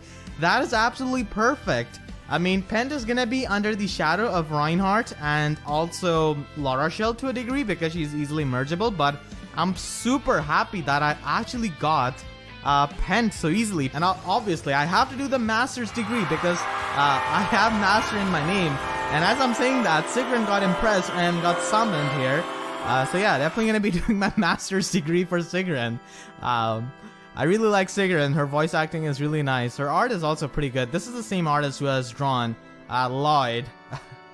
I do recognize their name. Unfortunately, she is minus attack. I mean, she doesn't really have a very good attack as it is. This is pretty disappointing, but I'm fine with that. I still have many theme battles which I have to work on, but unfortunately I've just not been able to find any sort of time to edit them. Editing them definitely takes a lot of time, and putting all of these voice clips together in the right moment, of course. Almond Celica versus Walhart was pretty nice.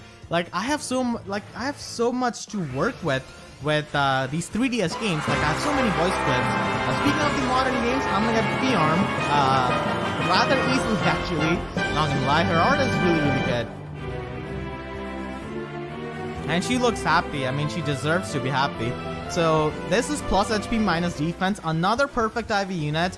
Her weapon is based off on her HP, and the fact that I got a plus HP Pheon is absolutely fantastic. I do have like some of the AR videos in the works. Like, I still have to edit Road to Tier 21 AR as a free-to-play. There's also the Spring Loki Showcase, which I have to edit. So I have a lot of load of work, which I have to do with YouTube. So I'm gonna get to that eventually. So I do have a lot of room to work with because of these 3DS games, because they have voice clips.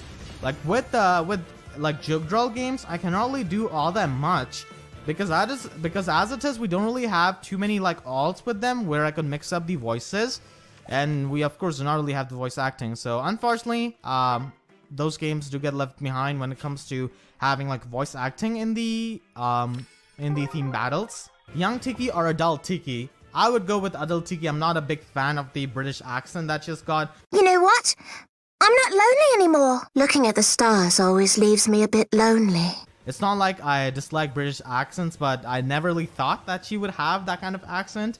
So adult Tiki it is. Elliewood or Hector? We'll have to go with Hector, of course. Nobody loves me. Not one tiny hunk. I agree. I'm a Griffulous Gru. Sylvia or Lean. The thing about this is that I don't really care much about both of these characters.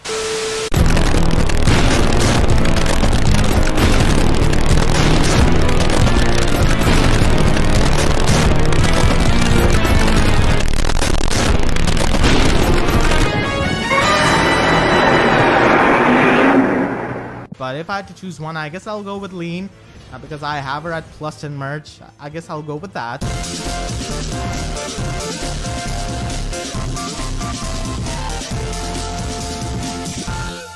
I mean, I don't really care too much about both of these characters as it is, but if I had to pick one, it would be Lean. You'll be tailed, so just count on me. I'll be your dancing queen. Tibarn or Naysala? Tibarn. Ike or Marth? Ike. Definitely Ike. Nobody loves me. Not one tiny hunk. Okay, I accidentally pressed this. This sucks. Okay. You can find those in the description. Okay, I'm gonna get Mordecai here. Plus attack. Ooh, this is pretty amazing. So, definitely gonna be building this up. But that's fine. I like Mordecai a lot. He could pity break me any day of the week. He's such a wholesome character. I'm fine with that. I'm not gonna get angry on him. And it is gonna be Tanit. Yes! So, I did collect all of the bridal units on this banner with relative ease, actually. Yeah, my luck was pretty good on this banner. So she's plus speed, minus defense. Again, pretty good IV spread. Because YouTube sub boxes are about as functional as a legendary Azura that has got hit with the Pheon staff. I honestly wanted to record this video yesterday and post it yesterday itself, but I was really tired. And speaking of tired, my tiredness has absolutely gone away because I have seen my favorite Lord Hector come out of this blue orb. Plus defense, okay. I'm gonna get Gunthra here. Near Gunthra, she's got joint tone speed. Yeah, plus defense, minus resistance. Hikami is pretty insane with that range. And joint tone speed is gonna be pretty nice. Yeah, there's a big chance that our next legendary hero might be Seliph. Because the red spot is open, I think, for the next month. So let's get on to some of the questions which you guys have left on my summoning videos. As always, okay, I'm gonna get Erica. This always happens. Whenever I'm about to start answering questions, I start to get 5-star units. The question of you guys are really lucky for me. Okay, plus speed, minus defense. I do use Erica a lot, the legendary version, but not really as a Gale Force unit. And the first question is asking me, are you waiting for a specific character to get added to Fae to do a theme battle with them as the protagonist? Personally, I really want to use Cormac and Joshua only to beat Walter's GHP. Yeah, I'm definitely waiting for Jill to be added into the game so that I can make a theme battle with Jill versus Har. I could definitely do that. I'm also waiting for Mila because I would be able to do a Mila versus Duma theme battle as well. So there's a possibility there. I also skipped on Klein and Clarine's Boundary Battle theme battle because we didn't really have a lot of like Binding Blade units which I would like to use in that theme battle. But now we did get them, so next time it gets a run, I'm definitely going to be using that. So Mila and Jill, definitely the top priority for the characters I want to be added into Fae so that I can make a theme battle. Definitely Jill. Jill is easily one of my like top 10 characters which I really want in Fae. Actually, I would say top 5. The first one is definitely Wrath. I really want him in Fae. Hopefully he gets added soon, maybe with Nils. That would be really good. With Pent, a Blazing Blade banner sometime down the year. Yeah, a man can dream. So give me that Naga, please. I got 2 Awakening characters. Come on, Naga, please show up. I even have a dragon here on this batch. It's gonna be Korin. Okay, another dragon. Not the dragon I wanted. I'm gonna get Tiki here. Yeah, that's fantastic. I do have a minus speed Tiki. Really wanted one to merge and fix her Bane. This is minus attack. Okay. The next question is by Railgun Gaming. They're asking me, do you think IS will hold an event in July to celebrate the release of 3 houses? Like they'll have a paralog, a banner for the 3 lords and Byleth. What are your thoughts if this were to happen? I would actually enjoy it a lot. And as a business, it's in their best interest to advertise 3 houses through Fae. They did do that with Echoes as well. They didn't really do that with Warriors. I was really expecting them to have some kind of Warrior-specific banner, but in the end, they never really did that. I guess they're not really all that proud of that game. I don't know why. I kind of feel that from the way they handled Warriors. We did have the Warriors maps, if you guys remember, the old ones. The Camilla map, which was the best one for grinding units. But yeah, I do expect them to do something like that, and I'll be happy with that because it gives us some fresh content. Hopefully they do not have a lot of spoilers in the voice lines and the dialogue of those characters. In Faye, they absolutely do not care about spoilers whatsoever, as we have seen through banners and years. So I'm fully expecting that, and that would be just like a month before Choose Your Legends 3, so they could have a pretty good lineup of banners and leading up to Choose Your Legends 3. Some fan did tweet at me with a badge where they got 2 Nagas in a row. It seems like I got Tiki. Tiki, could you please ask your mother to show up once again? I kinda like have this feeling that the summer banners are gonna be Blazing Blade and Binding Blade. I don't know, I just have this kind of feeling. I would really like another version of Lloyd. Maybe Summer Lloyd, Summer Linus would be really nice. Like a Black Fang family summer trip would be really nice theme, honestly, for a summer banner. Can you give me Naga? Naga, can you please show up? I'm a good boy. I'm a religious follower of Naga. I'm definitely not associated with the Loptier clan. Definitely not. Please, Naga, show up. Come on. Just one Naga, please. At least one. It's gonna be Fiat. Her silhouette is just so tall. I don't think I remember any kind of character being that tall in their silhouette. Okay, Naga. I got another dragon on my badge. Is that enough? Okay, never mind. Smoke, can you do me good? Nope, it's gonna be Oscar. God, I have PTSD from Oscar pity breaking me when he was still a 5-star unit. I'm so glad they removed units like Perry and Oscar from like the 5-star pool. Oh god. I have like a plus for Oscar because he did pity break me so many times. It was honestly ridiculous. They still need to give us Speed Tactic Sacred Seal or give Speed Tactic on some easily available unit. It's probably going to be turning out to be like a Tempest Trial unit. I don't really know why they value Speed Tactic so much when they have made like Speed a largely irrelevant stat with so many skills which just like bypass Speed and just ignore Speed as a whole. So I really do not get like their mindset behind locking Speed Tactic out of all things. Is this... I just cannot get it. Why lock Speed Tactic to Legendary Lane and Ilger? Like even now, it's been a year since Speed Tactic was released. The first Hinata of the summoning session, 61 orbs to go. Come on, Naga. Can you please show up? I think she took it too hard when I defeated her with a literal child in my free-to-play guide. And here Naga is struggling against the literal child, not able to figure out this 500 version pool of 35. Yeah, I mean, you were fighting one. So was you guys able to actually tank that hit on a build difficulty and get the meter off with the child, and we're gonna do that because she loves children of man. So yeah, down she goes, fighting after the literal child. Okay, I'm getting a bit impatient now. 11.5. Okay, this is really high. This is really high. I might get 2 Nagas here if I'm lucky. If her daughter does not jump into my my 5-star list. I mean, I did want Legendary Tiki, but I think I've had enough with 2 Legendary Tikis. Alright, so the next question is by a really active viewer of mine. I do recognize their name and their profile picture, so thank you so much for your support. Do you come up with the ending puns on the spot, or are they scripted at the end? Either way, they are hilarious. I actually do not have them scripted, believe it or not. The only videos which are scripted on my channel are the banner reviews and the unit reviews. Outside of that, nothing on my channel is scripted because I don't really have a need to do that. So all of those puns, I just come up with them on spot, depending on what kind of video that is. So yeah, they're not scripted. It was just a thing which I did in one video, but then it became a tradition on my channel, and people enjoy that a lot, so I just do that. Naga? You're kinda pushing me to join the Grim Leal. I don't know about that. Please, 12%. That's high.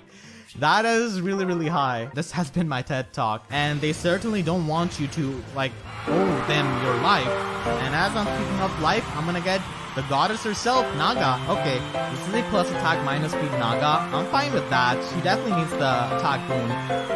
Yeah, definitely needs that. Her art is really, really good. So that's my first Naga. That's fantastic. Can I get another Naga on this patch? I guess I'll have to guess between which one of these blue stones has got a Naga. Where are you? Are you beside Hector? Hector has got insane attack.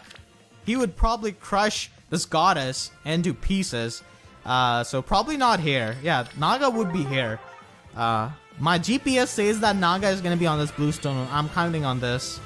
Yeah, okay, my GPS appears to be good so far. I got the smoke. It's not Naga. I mean, he's a god himself, but not really the god which I was looking for.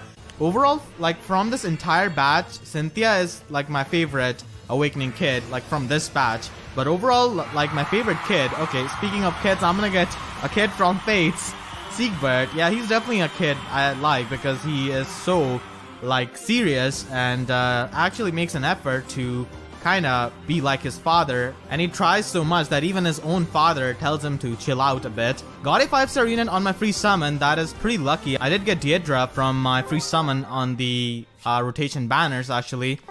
So let's see if I can get Kiel. She's like a better version of Effie pretty much, but Effie is easily mergeable, so it doesn't really do anything in the long run because she's not gonna get demoted. I guess for the people who would wail for Kiel, it might have some value for them, but most people are not gonna be wailing for a unit like Kiel or Shell. I'm really confused about how to pronounce her name, to be honest. Okay, it's gonna be Gwendolyn. Yeah, Gwendolyn is another unit you could build up, I guess, but she doesn't really have the attack of Effie or Kiel, which is actually a good thing sometimes in Arena, because as a cheerleader you don't want to do a lot of damage to the enemy units, you just want to soften them up. So Gwendolyn in that regard has got good attack for the job. Okay, this game does not want to give me green stones, and let us begin with our first question. So yeah, I'm actually waiting till I can see the smoke, because usually when I start with answering the questions, I get a 5-star unit, or I start getting lucky. Yeah, I told you. Yes, that is luck. That's a 5-star unit. Just about when I was to start answering the question. So let's begin with the question. Thank you for the luck. Recently, a new character by the name of Thor has surfaced on the internet. It was actually data mined, and it appears that she is related to Loki. Obviously, something makes me think that she'll be connected to Asker or Air due to the color scheme. Your thoughts? Yeah, I did look at Thor, and it was definitely not something I was expecting. She looks so similar to Loki, which does make sense. And this reminds me of the time when Loki was first released. I'm a really, really big MCU fan, and I'm a fan of any kind of superhero or heroes in general. I don't discriminate. So it was really hard for me to get used to like Loki with this design, like another character called Loki. So I guess it's gonna take a while for me to get used to this Thor, especially like after Endgame. God, it's gonna take me a while. Okay, something which is not gonna take a while is Brady showing up. So my first focus units on the banner, 2 5-star units in this batch, so just keep that in mind. I always get lucky when I start answering questions. Plus resistance is nice. His mother is probably gonna be proud of that, hopefully. So he has got attack, res push, infantry rush. Not gonna be something on the colorless stones anymore. I do think that he might get demoted, to be honest, but we can never tell. They might just pull the no demote card and just go with that. Having him is gonna be nice for the team battles. I don't think I'm gonna be summoning on the colorless stone here. So yeah, Thor. Yeah, it's gonna take a while for me to get used to that, and obviously I think that Thor is gonna be not on the side of Loki. She also appears to be wielding an axe. That is probably Mjolnir, which is kind of making it awkward with Ishtar, I guess. So yeah, I'm really excited to see what kind of role she will play in the story mode, because I do like Thor a lot as a character in MCU. Hopefully this OC in Heroes is also that much likable. I mean, people have been liking her a lot for obvious reasons ever since the reveal. She wasn't really present in this. Okay, another 5-star unit. God, this summoning session has started off so well. Yeah, Thor wasn't really in this chapter. She's gonna be likely in Rooker's Siege. Like, she's probably gonna be the one introducing that. Because it has to be something which Loki has done, like enlarge these kinds of heroes and made them possessed or something.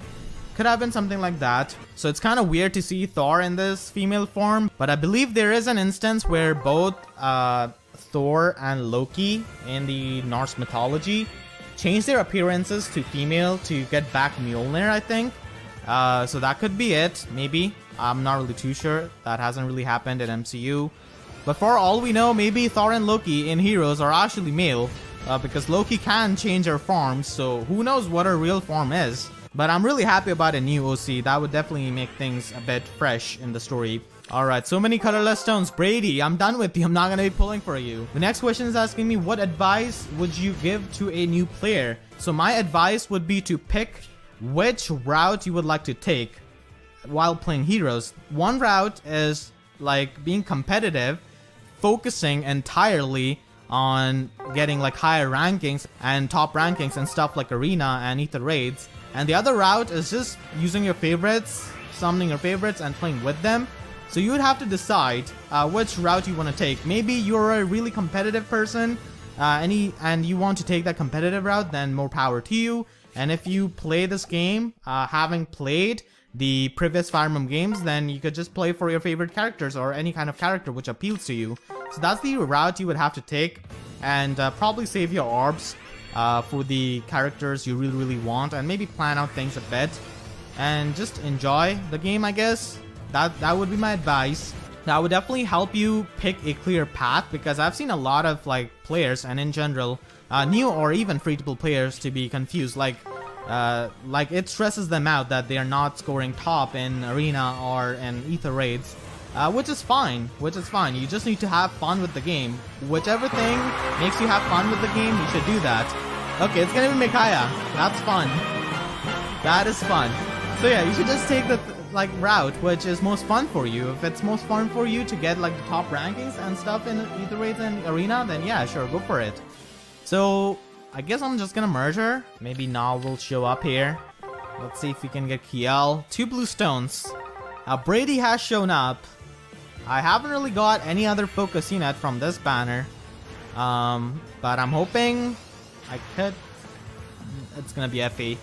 Effie is really salty that I'm trying to summon Kiel. I do have a +10 version of Effie. Alright, I'm back. I had to take care of something, so that's why I actually stopped my summoning video right there. You might have noticed with the stamina. When are you going to put that dubstep intro, such as from your Tom and Jerry DS playthrough, back into your videos? Yeah.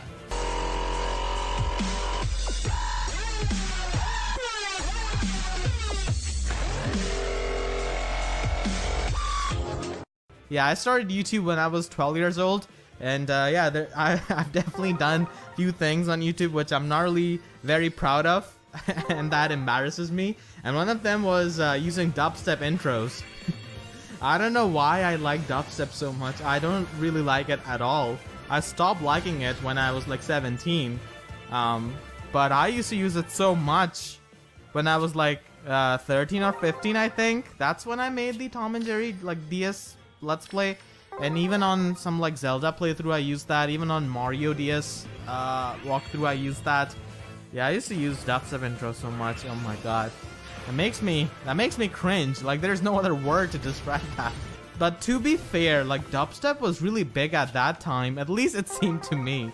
It used to be really big, like 2010 to 2013, I would say. It was really big. Brady was the only good boy who showed up from the focus units, and I've been skipping the colorless stones ever since.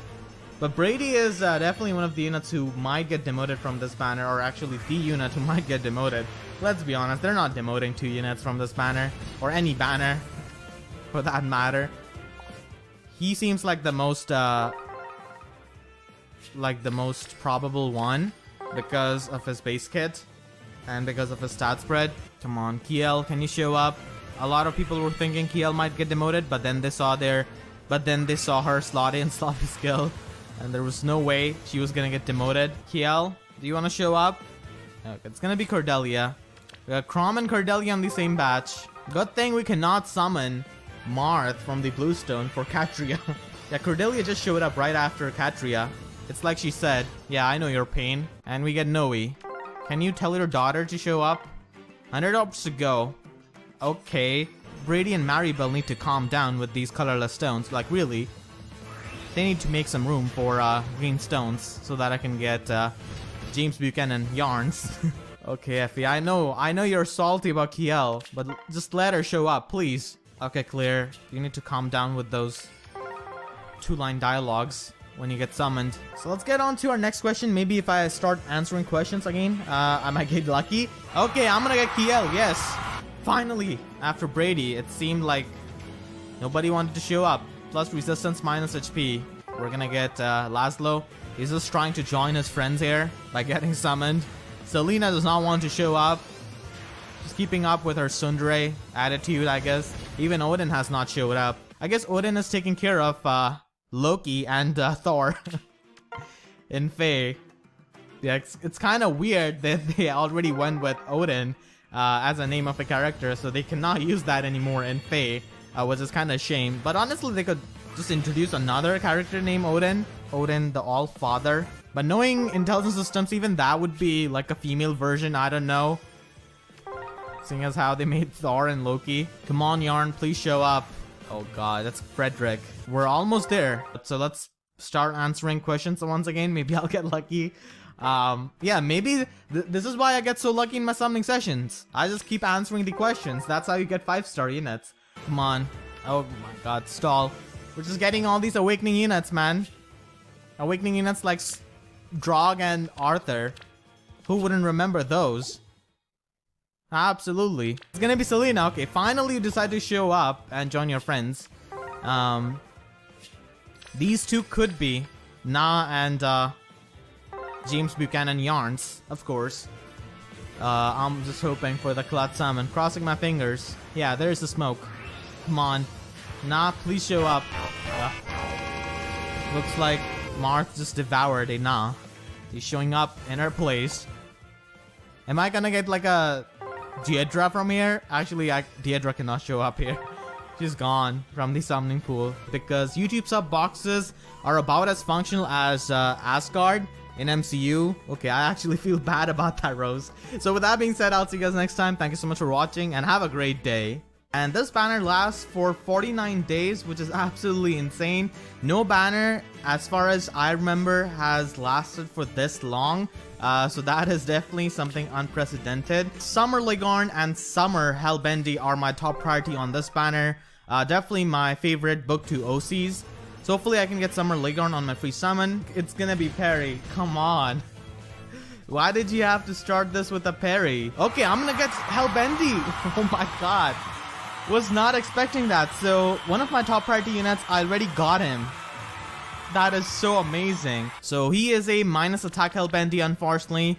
And he's plus resistance. Now I would really like to get another Hellbendy because he has got R dual infantry. And I would like to give that to my Marth. I do have a plus in Marth, and that would definitely be a really good thing for him. I did upload a tactics drill video today, and it did get demonetized in like 10 seconds, so I'm probably not going to be showing any of the art in this video for the summer units. Definitely not Summer Legarn. Okay, I'm going to get Summer Levitain. Oh my god. What is this summoning? Is this real? 2 focus units on my very first batch. This is absolutely insane. Plus defense. She has got insane defense for hopefully I do not get demonetized just when I transition from status to skill list on this option. YouTube is crazy, man. So this is absolutely insane luck.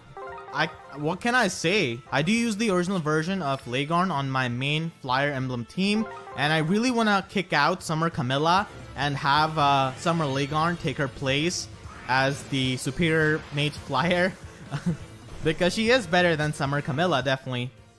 I was really hoping that she would get a preferred weapon, and she did get a preferred weapon, which is really, really good. Maybe if I start answering the questions, I might get lucky.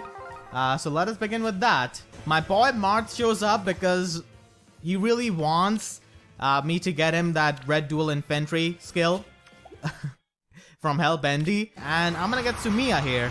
Only a few days back, I did make a theme battle with Sumiya versus Cynthia. She's minus attack. Okay, I guess I'll just merge her. She does have the support with Chrom. I did specifically get this for that theme battle. The new manga chapter with Felicia was super adorable. My little minis, She is playing with, I think Sharina and Ninian. Yeah, I'm pretty sure. Yeah, I really like the manga which they released. Which fake characters do you want as legendary heroes, seasonal banners? Example, legendary Elivot, Summer Valentia. I'd really want to get a legendary Selef. Well, Phoenix, that ain't gonna happen, because if I recall, you said this to Selef out loud. Selef is the worst sword lord ever! And then this happened. Chances of getting a legendary Selef has decreased by 40%. But it's true, he's so bad! Decreasing by 80%. What? No! Stop! I didn't mean that! Decreasing by 120%. Decreasing by 400%. Decreasing by 8,000%. Decreasing by 5,000,000%. Chances of getting a genealogy remake have completely gone out the window. Have a nice day.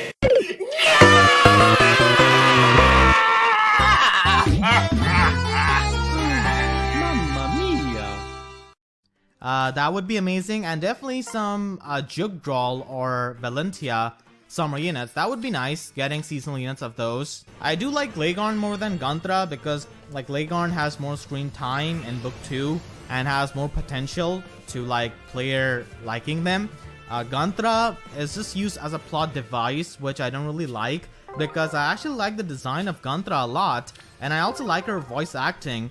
I do use the legendary version of Guntra on my main Horse Emblem team, and I really like her voice lines. Really big fan of those, but unfortunately she's kind of treated like a plot device. I really wish in her like the death scene, I guess spoiler if you haven't played book 2, I would have liked if they had some kind of voice acting or some kind of cutscene to really impact, to deliver that emotion, but unfortunately they didn't. I like Guntra, but she could have been something greater. Come on, Legarn. Your sister got summoned on the very first batch. Why do you not see her excitement? I know you definitely want to get summoned to protect your sister. So many people were saying they wanted, like, Tempest Trial Reward Surtur, like Summer Surtur. And I'm like, please, let these two daughters enjoy their time without their abusive father. Just please. Why is there a need for Summer Surtur? Like it surprised me so much because people usually hate Surtur so much, and suddenly, I don't know, I'm pretty sure this was just ironic and it was just a meme that people wanted Summer Surtur, but suddenly I saw so many people say that they want Summer Surtur out of nowhere. So definitely caught me off guard.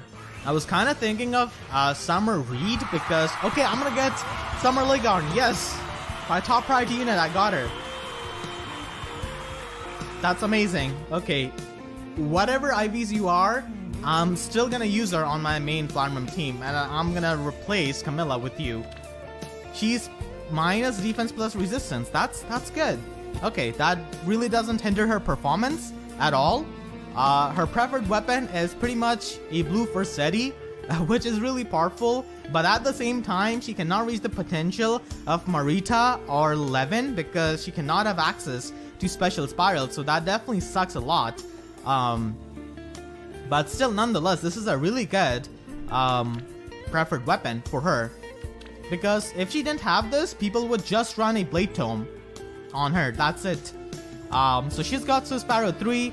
A lot of people have been thinking that this is some kind of OP skill, but I couldn't disagree more. Sparrow, I guess, is better if you just want to have a player phase unit. That's it. You don't really want the buffs in the enemy phase. And if you want to have like a 300 SP skill, I guess then it's good, but I don't really see this as a game-breaking skill, like at all. Yes, God Legarn. That's amazing. I do like Legarn a lot. Definitely my favorite Book 2 OC. and after that probably Hellbendy. So yeah, I got Summer Leghorn. That's amazing. Let's see if I can get Summer Guntra here. That would be absolutely fantastic. So let's see. I am so lucky on this banner. It's insane how good my luck is. I mean, I've only summoned one off focus unit in Sumiya, and I've been able to get 3 focus units with relative ease. So it's definitely pretty insane. Alright, so let's go on to our next question. Maybe this will actually boost up my luck. PM1, what motivates you to make these videos? They are so consistent, well edited, and must take a lot of effort on your part. Just wanted to know what drives you to make the content I look forward to every time something happens in the game. Cheers. Thank you so much for your kind words. I'm glad to hear you enjoy my content. And as I've said before, I do have a passion for Fire Emblem, Nintendo games in general, and also YouTube. So that's my passion. I really enjoy making these videos. So that's the driving force, I would say. That's what motivates me. And I'm really blessed to have YouTube as a job. Like have my hobby as a job. That's definitely a really big blessing, I feel like. So I feel super lucky because of that, and that definitely motivates me a lot because I think I'm one of the lucky ones who's able to do this. So that's why that gives me motivation to make more videos and do the stuff which I enjoy. Okay, so I'm gonna get Lissa. Okay, only one colorless stone. Don't tell me this is Lissa again. Please, Lissa, this is not the time for your pranks. I need to get Guntra. Okay, I'm gonna get Priscilla. Alright, so the next question is asking me, what do you think about Waifu Emblem? You know, the guys that only play with waifu, or I guess for waifus. I personally don't really play Fire Emblem for waifus, but I'm completely fine with the people who do that because games are all about enjoyment and escaping the harsh reality that is our world. So whatever helps you with that, and this summer Hellbendy is definitely going to be helping me a lot, escaping the harsh reality, because he's going to be providing the red dual infantry for my Marth. This is plus speed minus defense. Yes, that is absolutely fantastic. Everything I want on this banner, I'm getting that. That's insane. So yeah, I have no problem with the people who play for the waifus because life is pretty much all about pursuing what makes you happy, and if that makes you happy, more power to you. I don't really mind. I know a lot of people get really defensive, but if like the other person is not harming other people and they're just having fun on their own, like I don't really see what the issue is personally. Okay, I'm gonna get Azama and Satsuna. I got both of Hinoka's retainers in the same batch. Now I got extra copy of Hellbendy. I got all of the other focus units. This banner is like the best case scenario for me, honestly. Okay, it's gonna be another 3-star. Felicia. Am I gonna get a Jacob here? Can Guntra show up? I think she's angry with me for some reason. I don't know why. Guntra, can you please show up? All of your friends have showed up here. What about the Muspel and Nifil alliance? Your brother is clearly not here. So you should show up. It's your responsibility. Trust me. Come on, game. Give me some colorless stones. Alright, so the next question is asking me, how do you manage to figure out the tactic drills so fast? Yeah, this is a question I get asked a lot because I usually figure out like tactic drills in a few minutes. And I'm not even saying that to flex or anything. You could see that on my Twitter. And I actually enjoy tactic drills a lot as a game mode, so that's why I jump onto it the second it gets reset or it gets added. So I really enjoy tactic drills a lot, and the way I play tactic drills and I am able to solve these maps so fast is by doing absolutely insane things which no normal human being should do, like having a red unit in the range of 3 blue units at the same time. So you kind of have to do things like that. Think out of the box, if you can even consider that thinking. So I do like obscure and insane things like that, and it usually works out in my favor, and I'm able to solve the maps faster because of that. Because like on tactic drills, I don't really read the suggestion which they have, because a lot of time it's just a prank. And second of all, I look at every single skill which every unit has, because most of the time every single skill present on the unit in the tactic drills has a meaning and has a purpose. Like for example, today's tactic drills had Grandmaster 33 map, and like Dragback, you wouldn't really think Dragback is going to be having a lot of application on that map on Erika, because Erica is pretty useless on that tactic drills map, but at the end, you kind of have to drag back the Cavalier from the defensive tile so that you could take him out with your Innis. So things like that, I guess. I do pay attention to the skills. Firstly, 3 colorless stone. This might be it. Okay. Felicia, I've summoned enough of you.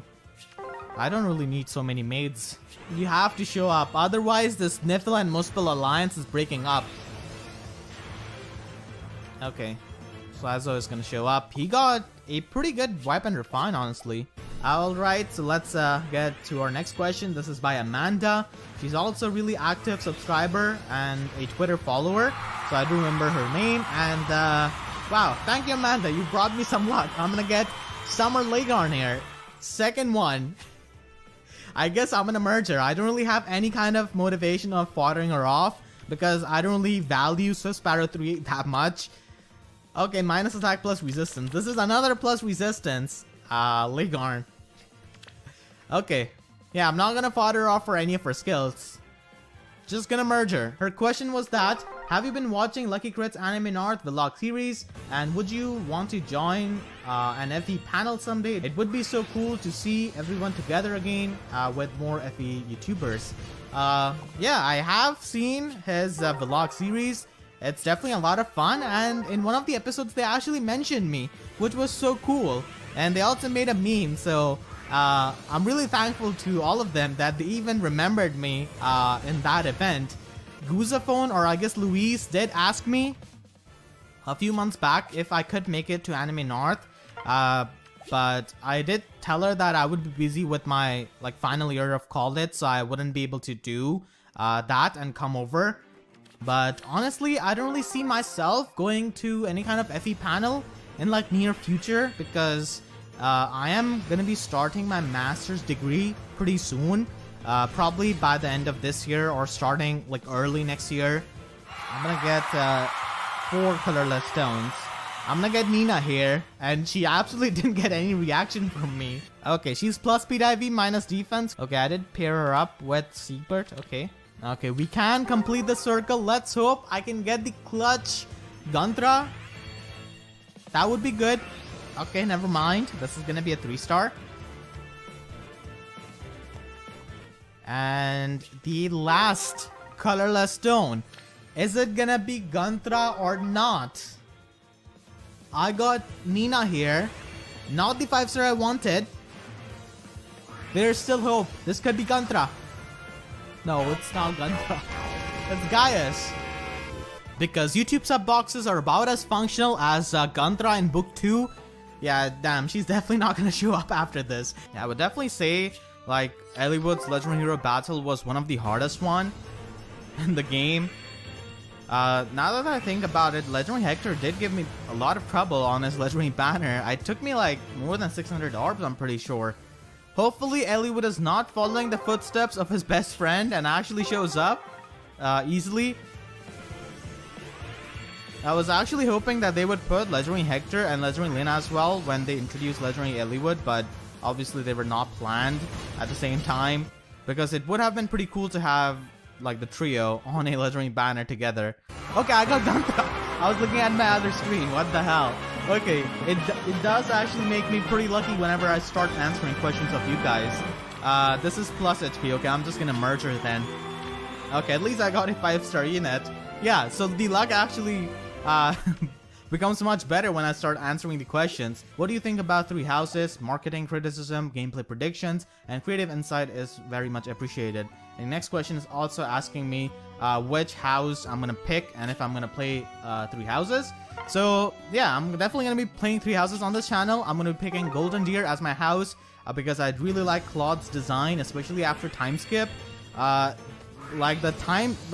E3 trailer blew my mind for 3 houses.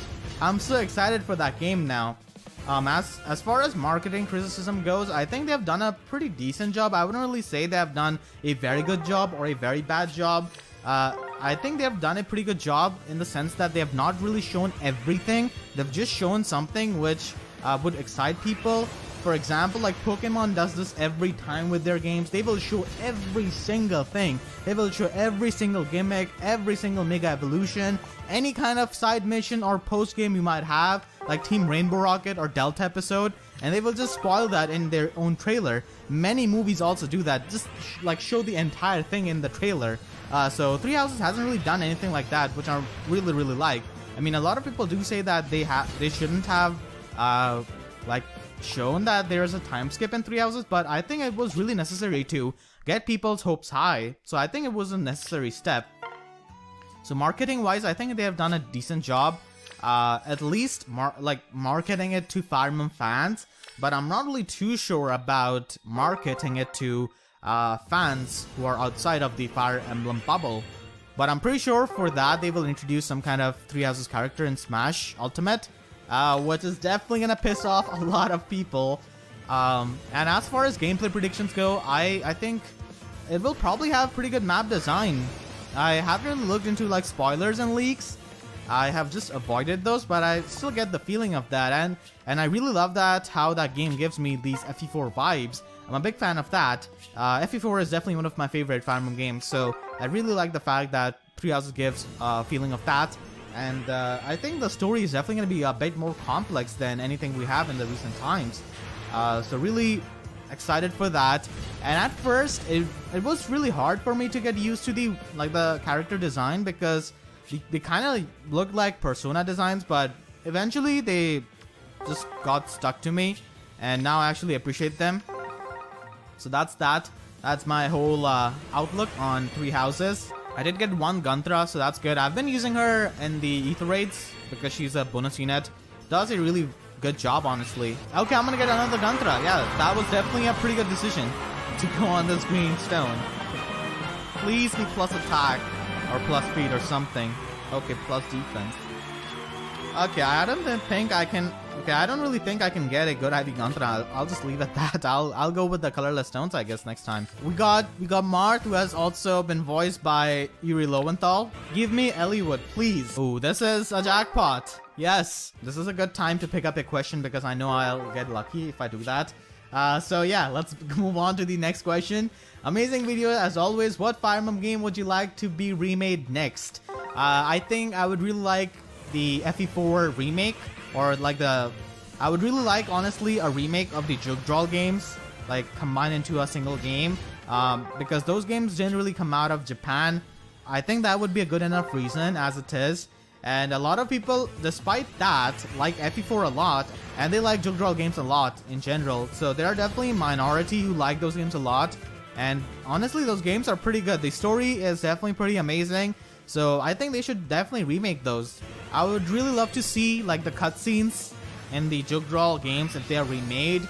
That would be amazing. Getting voice actors for everyone, that would be a dream come true, to be honest. In the best case scenario, at least for me, after Three Houses they announced remake of Jugdrawl games. Well, at least like FE4, please.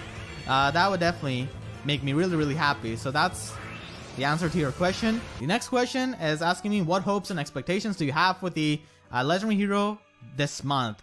Okay, so you did ask me this before Eliwood came out, and I am making this video a bit late. And as it is, Eliwood would have come out, so I guess I'm gonna go with my expectation for the mythic hero we're getting this month in July.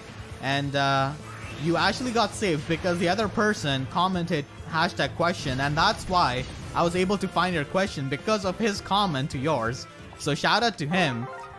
So honestly, I think we're gonna be getting a mythic hero from Three Houses. It's gonna be Sothis most likely, I think, because we're gonna be getting free Byleth at the end of July if you buy Three Houses, and I think we're gonna be getting a Three Houses banner. So I think a mythic hero from there is probably gonna be happening. I mean, it would be a pretty good way to advertise their game, and Sothis seems like that because she's goddess of time, I think. So she could be a mythic hero. She could be a light mythic hero. Yeah, that could work out. So that's my expectation out of the legendary / mythic banner of this month.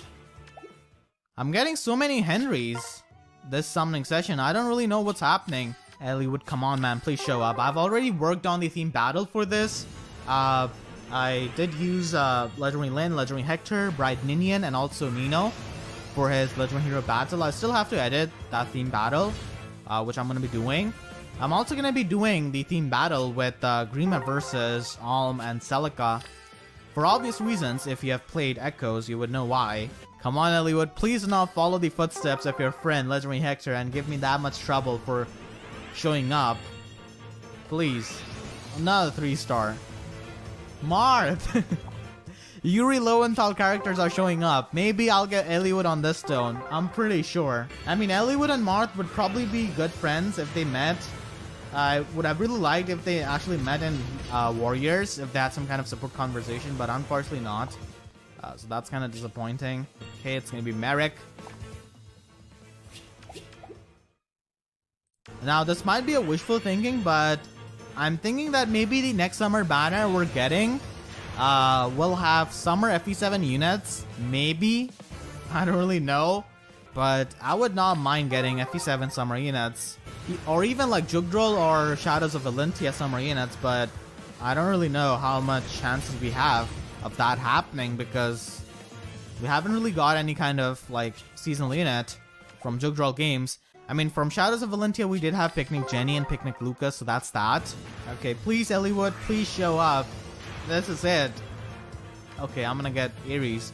My favorite unit in the entire game. I do use him in the Astra season with Naga in AR because it does help him with his bonfire damage, the extra defense that he gets. And I use Nino in the light season with air. Come on, please dude, show up. Yeah, I'm not really having too much of a good luck on the redstone, but that's fine. I have got pretty lucky in the past summoning sessions, so I guess it does even out. Balance is everything. Balanced as it should be. Another Henry. Oh my god, why is Henry obsessed with me? Why? I think Eliwood is probably upset with me. I did roast him a lot in my Legendary Hero Battle video, the free-to-play guide I made.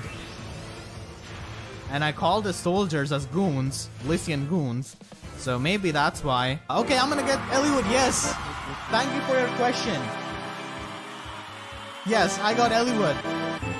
I knew it. I just have to answer the right question, which gives me the luck. That one question earlier gave me the luck to get Gantra, and now this question gave me Eliwood. And I'm gonna be stopping here. Plus speed, yes! This is fantastic. His art is so good. I wish the normal Eliwood had this art. This art is so good. Absolutely amazing. Finally got the justice done to him. Big fan of Wada Sachiko. Cannot wait to use him in Ether raids. And also in Arena and Allegiance Battle, of course. Gonna be using him for everything for the upcoming few weeks, actually. Because expecting YouTube sub boxes to work is kind of like expecting Durandal to not go Super Saiyan whenever it sees a certain blue-haired dragon. So let's go with the Bluestone. Maybe I'll get Lin on my free summon, hopefully. I did get pretty lucky on the last summer banner. Wasn't really all that lucky on Eliwood's Legendary Hero banner, but that's how the luck goes. Sometimes you get really lucky and sometimes you get Riz and Botray. Okay, I'm gonna get Botray. Like I said, sometimes you get really lucky and sometimes you just end up getting Botray. You're not a 3DS unit. Why are you showing up here? I'm pretty sure I'm gonna have like a minus attack or minus speed bolt. I can just feel it. I don't know why. It's just the intuition. A lot of 3DS units. Wow. So let us begin with the questions. Maybe I'll start to get lucky as always. And let's begin with our first question. And it's a question which I've got a lot over past few days on Twitter, on YouTube, on Reddit, everywhere basically. So people are just wanting to ask if I'm going to be using Byleth, which you can get for free in big quotation marks, if you buy 3 houses, which is a $60 game, and if you like sync up on the same account, like you have to register the 3 houses, I believe, on the same account which you have on Faye, like the same Nintendo account, and then you'll be able to get a free 5-star male Byleth. So I'm not gonna be using male Byleth as a free-to-play unit because he's not really free-to-play. You have to spend $60 to get him. I mean, he's gonna be appearing on a banner, so that's that. He's not like an exclusive unit which you only get like after buying the game. He's gonna be appearing on a banner. I think that's what they have said. So I probably will not be using him. I think he's gonna be a pretty good unit because you get him for buying a game for a console, and he also is like the main protagonist of Three Houses. So I would expect him to be really, really good, and he's probably going to be having a distant counter weapon because he's got a really, really cool sword. I think it's called Sword of Creator or something like that. I only saw bits of that on Twitter. So it's like a chain sword, which is really cool. So he's probably going to be having a distant counter weapon because, like, if that's not distant counter weapon, then I'm not really too sure what's a distant counter weapon. Speaking of distant counter, let's try to summon on Ike's banner and see if I can get a Brave Ike for free. So yeah, probably not going to be using him. I don't really think a lot of guide makers are going to be using Male Violet. I mean, some people might, but let's be honest, not a lot of people who play Fae play like the mainline Fire Emblem games. From what I know by like doing YouTube for 2.5 years on this game and interacting with the community so much, there are not a lot of people. I mean, yeah, there are a good amount of people who play the mainline games and also play Fae, but like there's so many people who just play Fae as its own game because these people don't really have the time to like commit to console games. They just play Fae in commute or in like short bursts of time whenever they get that, which totally makes sense. And Fae is kind of like that game. It doesn't really take a lot of time, I would say. It doesn't have a lot of grinding like other gacha games, which I'm really thankful for. I really dislike those kinds of phone games which have a lot of grinding. I wouldn't mind grinding on a console game or like on a handheld game, but on phone, yeah, it's not happening. So that aspect of Fae I really, really like. So yeah, I'm not going to be using him in my free-to-play guides because there's going to be like a big disparity of people who have him and who will not have him.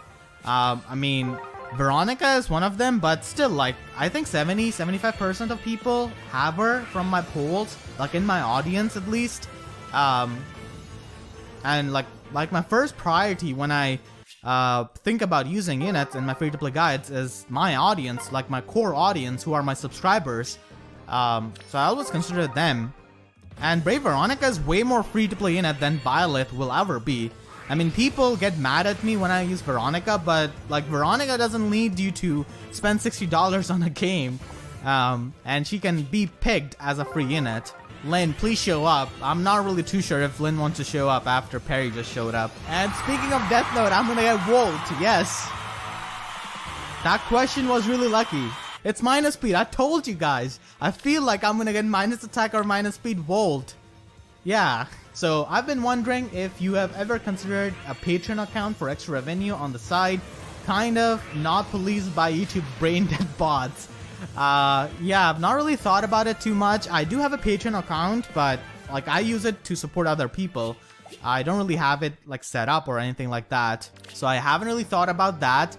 But I think I'm doing fine with YouTube itself. I mean, I'm kind of doing a stupid thing, putting all of my eggs in one basket.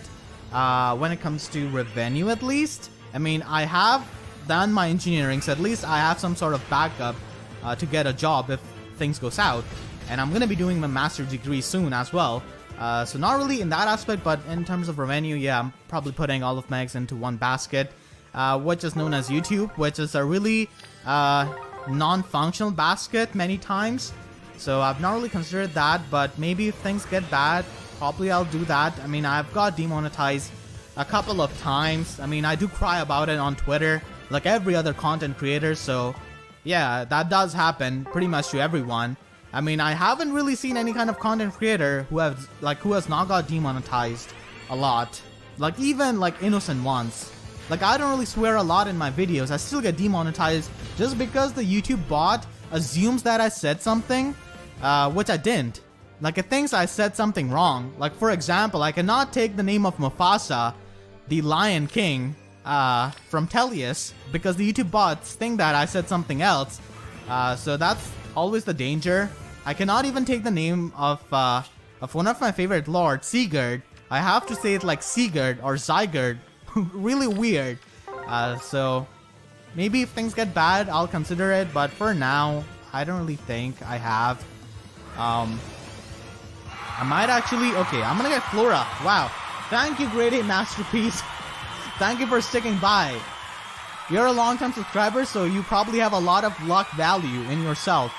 So your comment actually gave me a lot of luck. I got Flora. I mean, I could actually enable the membership feature on my YouTube, but yeah, I've not even considered that even. But I think YouTube takes like a cut from that. Okay, I'm gonna get Tibarn. Yes! I like Tibarn a lot. Please be plus attack, plus speed. Okay, that's good. Yeah, I'm pretty sure like YouTube takes like 30% or like 50% cut from memberships. I'm not really too sure. But I've heard about that. A couple of my YouTube friends actually have that enabled, so I'm pretty sure that it does have a fee. So for now, I haven't really considered it because I'm doing fine with YouTube and with like the sponsorships, which I'm trying to get. Because sponsorships are nice if the brand is relevant. Like for example, I did the sponsorship with Amino, and I'm gonna be doing another like promotion in upcoming days for it. Because I actually have like 2 of them. Like I've tried to branch out and not put all of my eggs in one basket with sponsorships, because sponsorships are nice and it's based on the engagement of audience. And do not worry, I'm not gonna be like promoting something which I won't like. I only promote the brands which I think are relevant, and I like it's something I could use myself. I've been approached by a lot of sponsorships which are just so irrelevant. Like I do not want to even talk about them in my videos. They're just so irrelevant and something I wouldn't ever do. Like body pillows, for example. I keep getting those kinds of like they see Fire Emblem and they like instantly think, okay, this is the right guy to approach. Like come on, please. Alright, so the next question is asking me, if you were to make a seasonal banner and include jug draw units, what characters would you go on what seasonal banner? For example, Arden on Picnic and Summer Ira. Yeah, Summer Ira would sell like hotcakes, trust me. I mean, people have not played FE4, but Summer Ira would, yeah, that would be insane. Arden on Picnic would actually be pretty cute, so yeah, I like that. But personally, I would go with a Valentine banner on like Jugdraw units with having like Groom Sigurd, Groom Arvis, Gen 1 Arvis, obviously, Bride Deirdre, and Groom Quan on a banner. And then I will have Bride Etlin as the Tempest Red reward once again. So having Groom Sigurd and Groom Arvis with Bride Deirdre on the same banner would be pretty spicy. I could only imagine what kind of dialogue they might have in the paralogue. I mean, the dialogue of this paralogue was pretty disappointing because Lynn doesn't really interact with Ursula in the way I wanted. I thought she would at least be surprised or something, but she doesn't really, like, she interacts with Ursula as if Ursula is like her friend. So that's something I don't really like. So that's that. Yeah, so that's the Valentine banner. And then on the Summer banner, I would like to have a Gen 2 banner from FE4 as Summer. I guess you could have Summer Ares. Yeah, please have Ares alt. I like Ares a lot.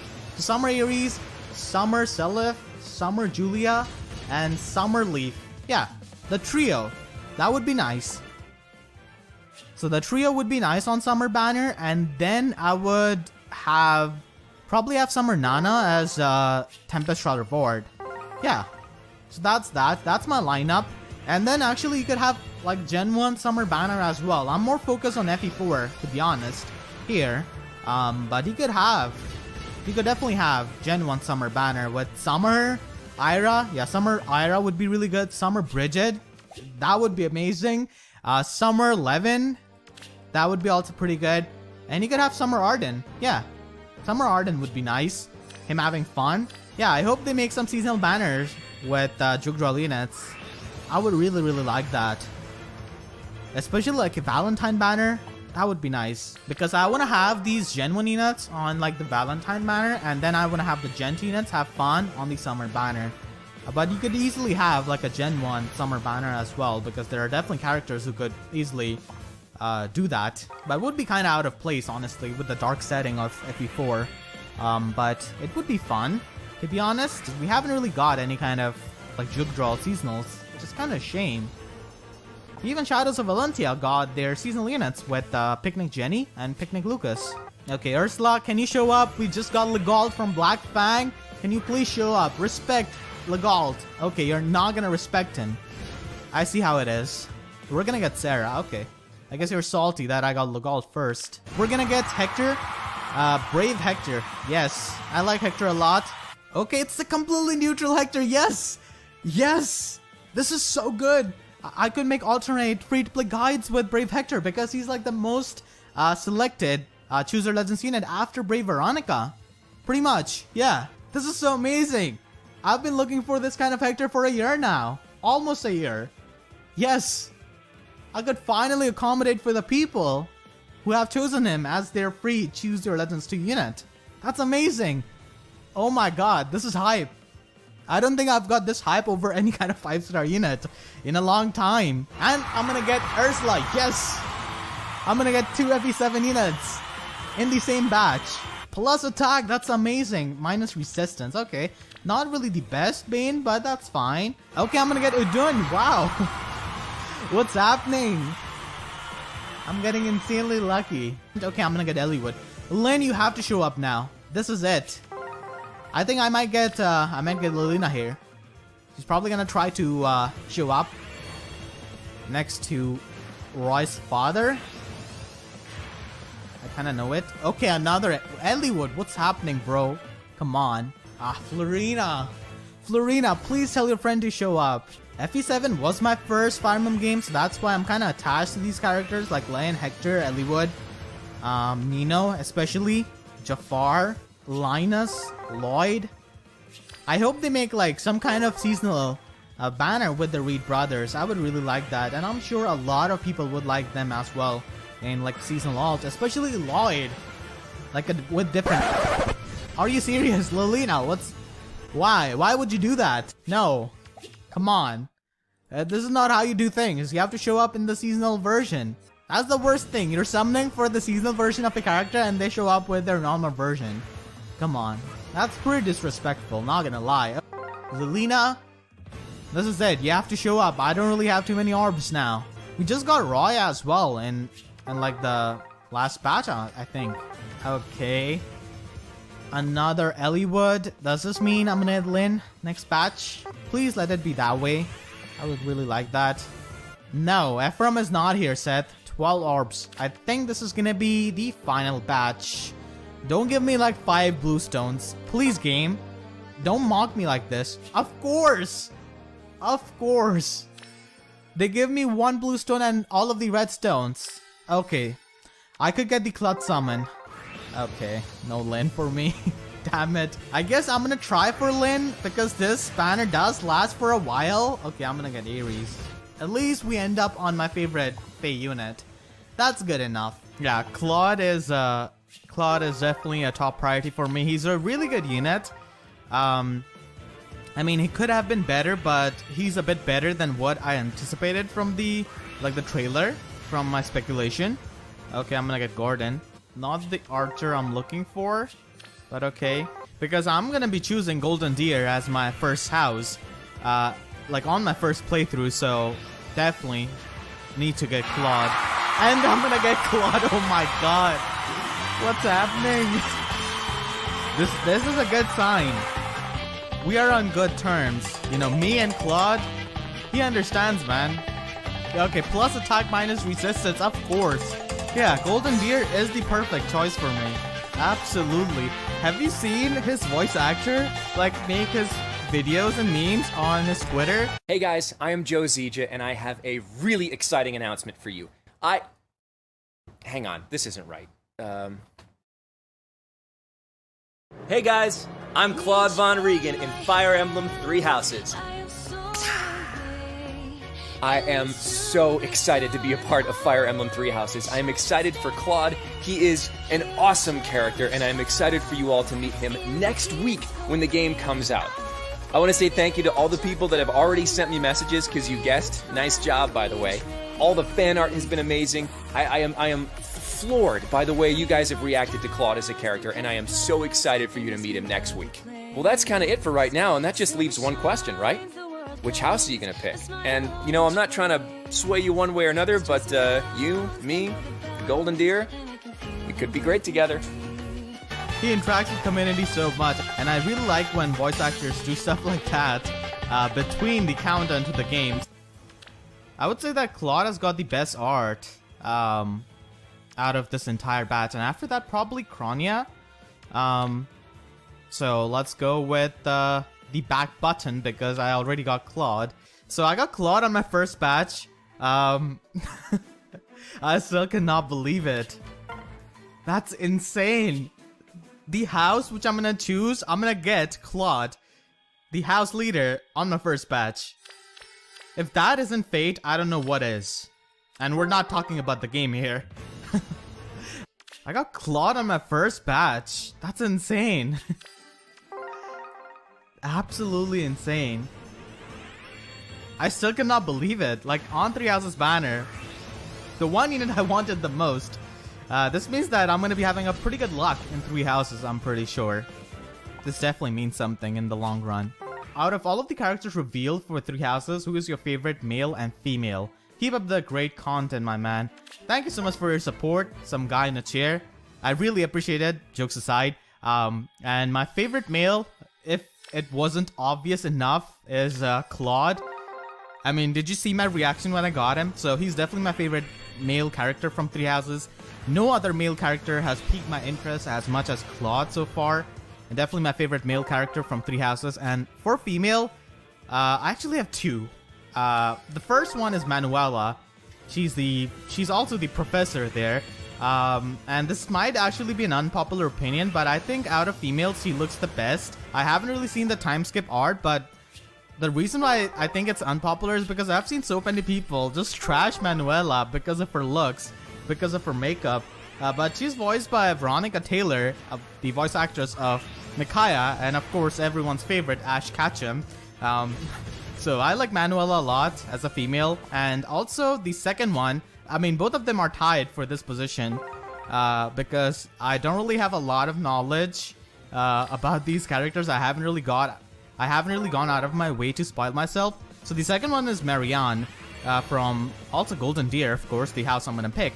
The reason why I like her so much is firstly because she looks like the daughter of Berkut and Renea. She's obviously not, but the resemblance is uncanny. And secondly, she's like so relatable.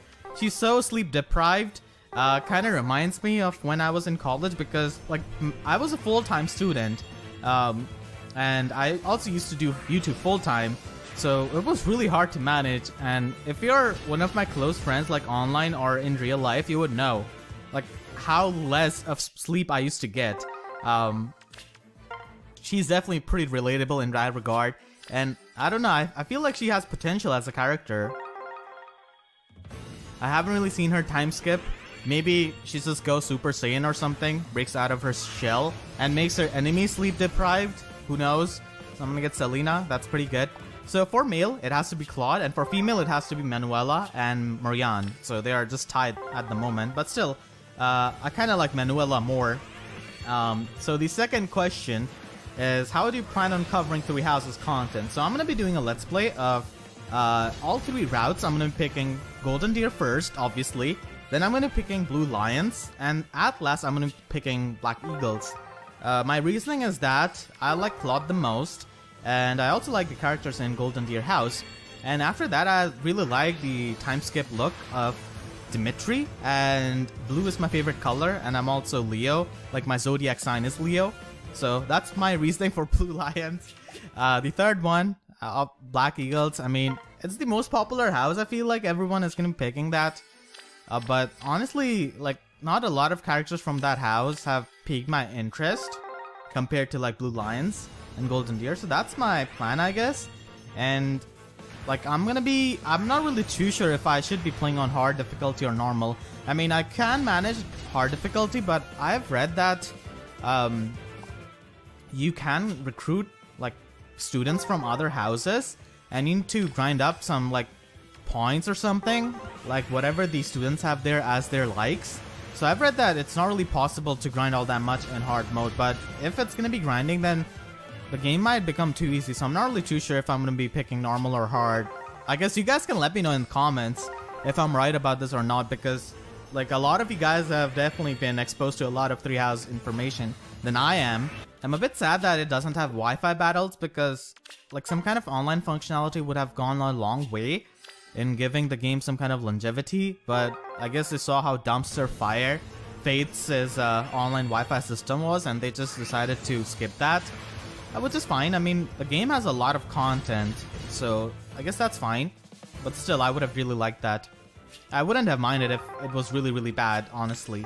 I would have still liked that because that would have given me a reason to like max out all of my characters to their max stats. Because I'm kind of like a completionist when it comes to Fire Emblem games. So I mean, if the game has got Wi-Fi functionality, then like more reason for me to do that, and it's actually like it pays off in a way. I didn't really mind that for Echoes because like Echoes was just a remake of Gaiden. They have obviously added some things, but still, I mean, it was pretty faithful to Gaiden itself. So I didn't really mind not having Wi-Fi battles in Shadows of Valentia, but for 3 houses, I would have definitely liked that. Let's go with the third question. I know you said Ares is your favorite Fire Emblem Heroes character, but who is your least favorite Fire Emblem Heroes character? Amazing video as always, keep up the good work. Thank you so much, and yeah, Ares is my favorite character to use in Fae, and my least favorite has to be, okay, Edelgard is gonna show up before I speak the name of my least favorite Fae character. Okay, thank you, Edelgard. This question was really, really lucky. So I'm not really too sure if my least favorite Fae character is all that unlucky for me. Plus attack minus defense. Plus attack is really good. She hits extremely, extremely hard. Which is kind of insane. And defense is also pretty good, like, on her. But minus defense is fine, I guess.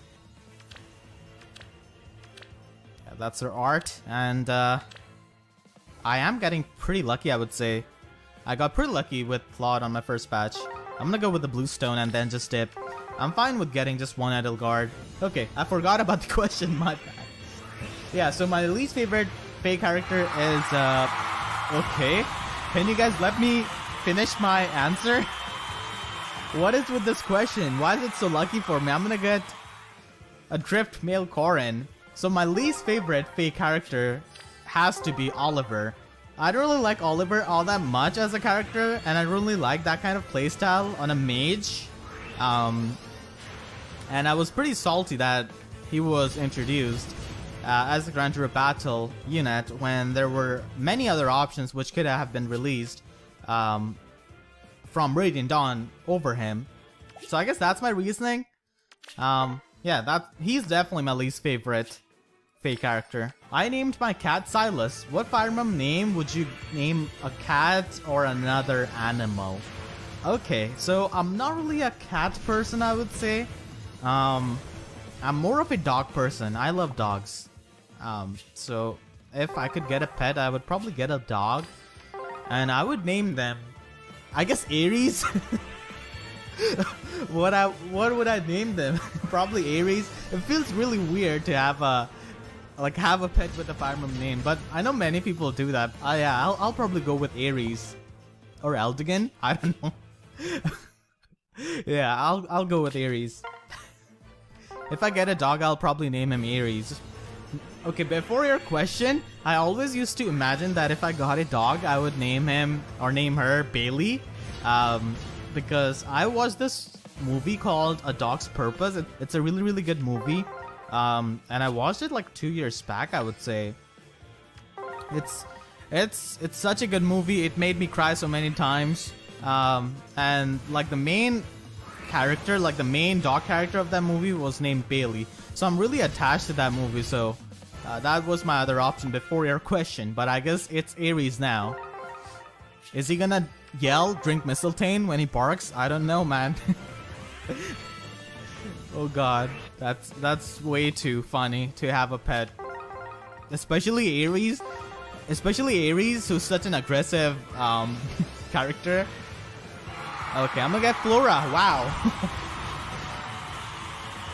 She's there to have some eyes on this aggression of Ares, I guess. Minus attack, yeah, you're getting devoured as well for that attack res solo, unfortunately. Yeah, 2 Charmeleon units side by side. Wow, that's quite a luck. I got 3 blue-haired girls in a row. Dimitri, do you want to break this chain? Come on, dude. We could break this chain. Okay, never mind. They're not gonna break this chain. We just went from blue to purple, which is not that far off, I guess. Still need to get female Violet and Dimitri. I don't know why they don't want to show up. Dimitri is probably a bit offended that I called him underwhelming out of this batch, maybe? Come on, please. You could be a good Gale Force unit. Okay, it's gonna be Katria again. I don't know what's up with female Violet and Dimitri, why they do not want to show up. Okay, this is a good badge. Yes, I could get Dimitri. That's fantastic. Come on. See, I'm choosing Blue Lions on my second playthrough. You have to get summoned, dude. Even Edelgard got summoned, and I'm picking her house in my last playthrough. So please, you gotta show up. Okay, we're gonna get Perry. Wow, Perry just gonna show up before her Alolan farm is gonna show up in Cronia in August as a Grandeur Battle unit. She is so good as a free-to-play unit, honestly. One of the best free-to-play units that we have got because of her preferred dagger. That's what I really wanted out of her. I mean, I didn't really have any kind of idea what kind of villain she's gonna be, but I felt like having some kind of preferred weapon, like a preferred dagger would be really good. And it's a pretty good weapon. Okay, I'm gonna summon every last one of them until I get Dimitri. Okay, as I say that, I get no blue stones. Thank you, game.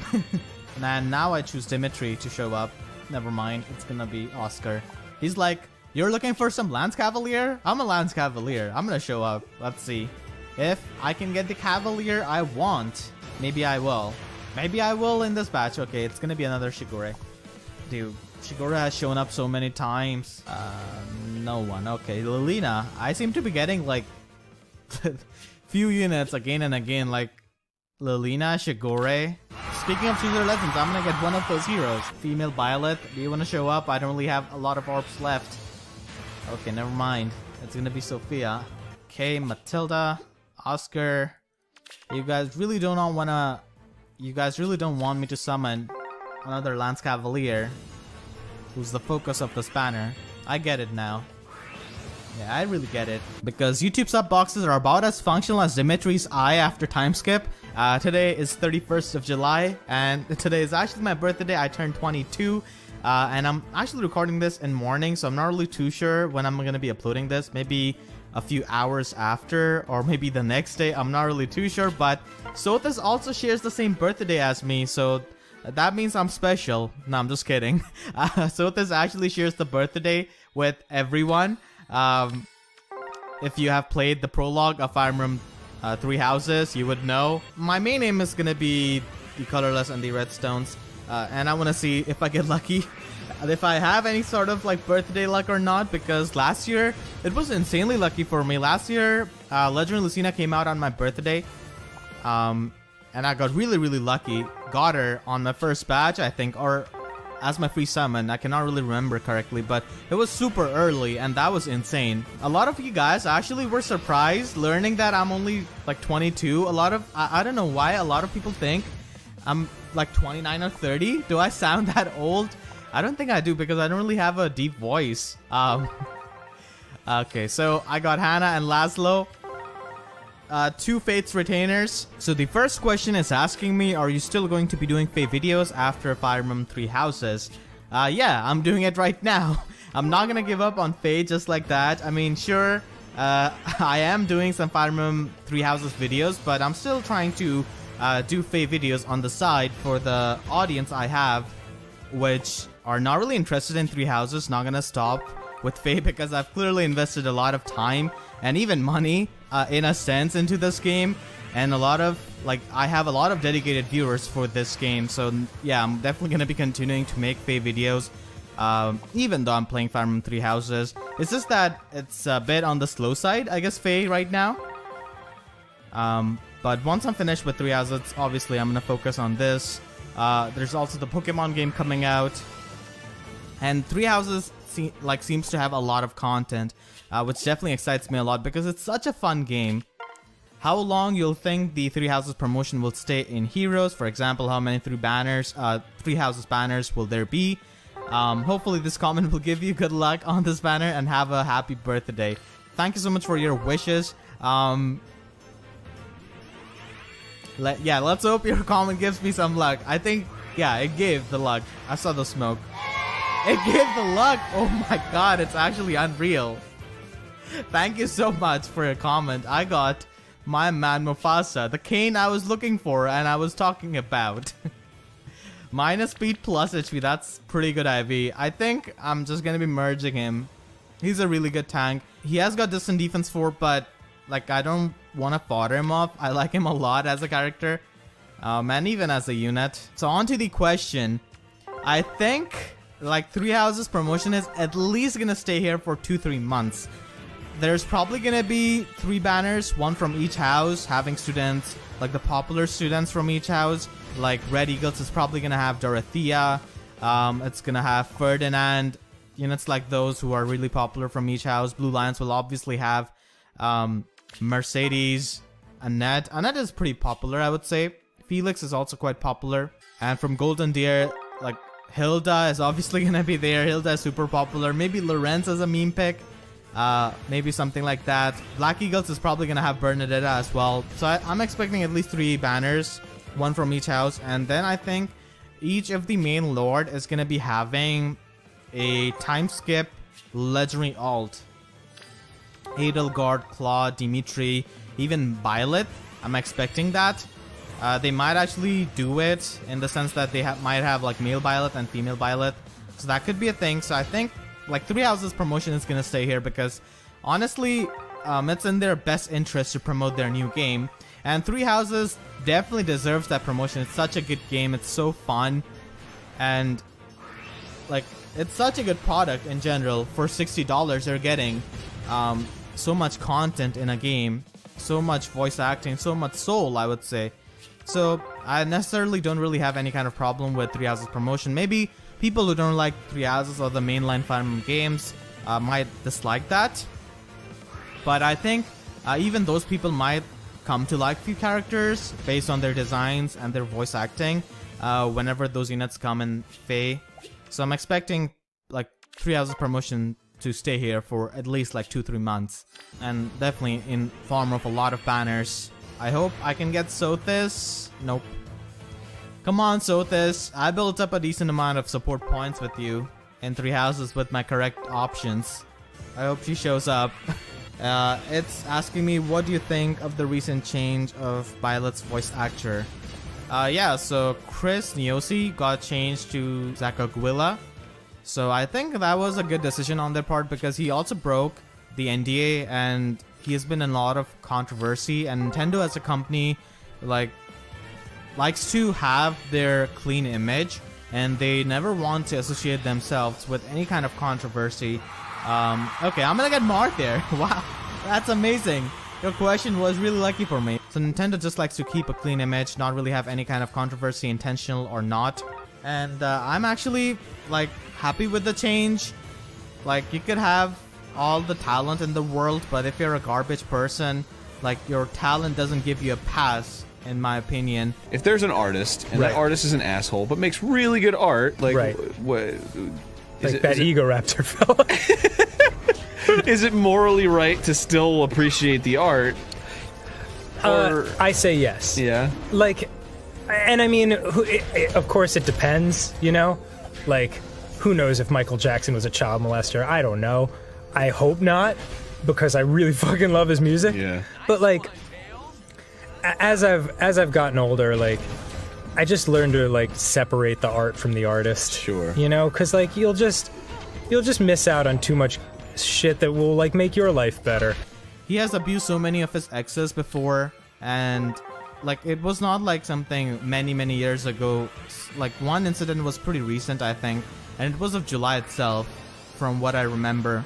So he's definitely been in a lot of controversy, and I'm actually happy with that, because as someone who has got emotionally abused by people who were near me when I was younger, I really have no sympathy for people like these, to be honest. Because these kinds of people don't really have any kind of empathy for others. That's why they're able to do so much things without really being self-aware. And this is not really a cancellation which people have done, similar to past, like maybe James Gunn, based on his tweets. But here, like, he has caused harm to actually human beings who are still there and who are still in the pain. So it's definitely pretty different. And it was done like many times. I'm not gonna go into that too much.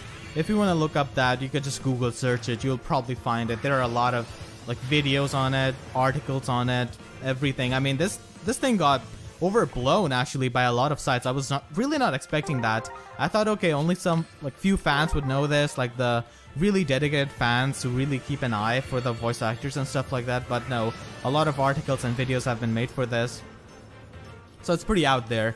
And you can easily find out about that. And honestly, like if we're not talking about all of that stuff, even like just based on how much I like the voice, I definitely prefer the new voice actor because his voice sounds more young, and Byleth is supposed to be like 21 years old.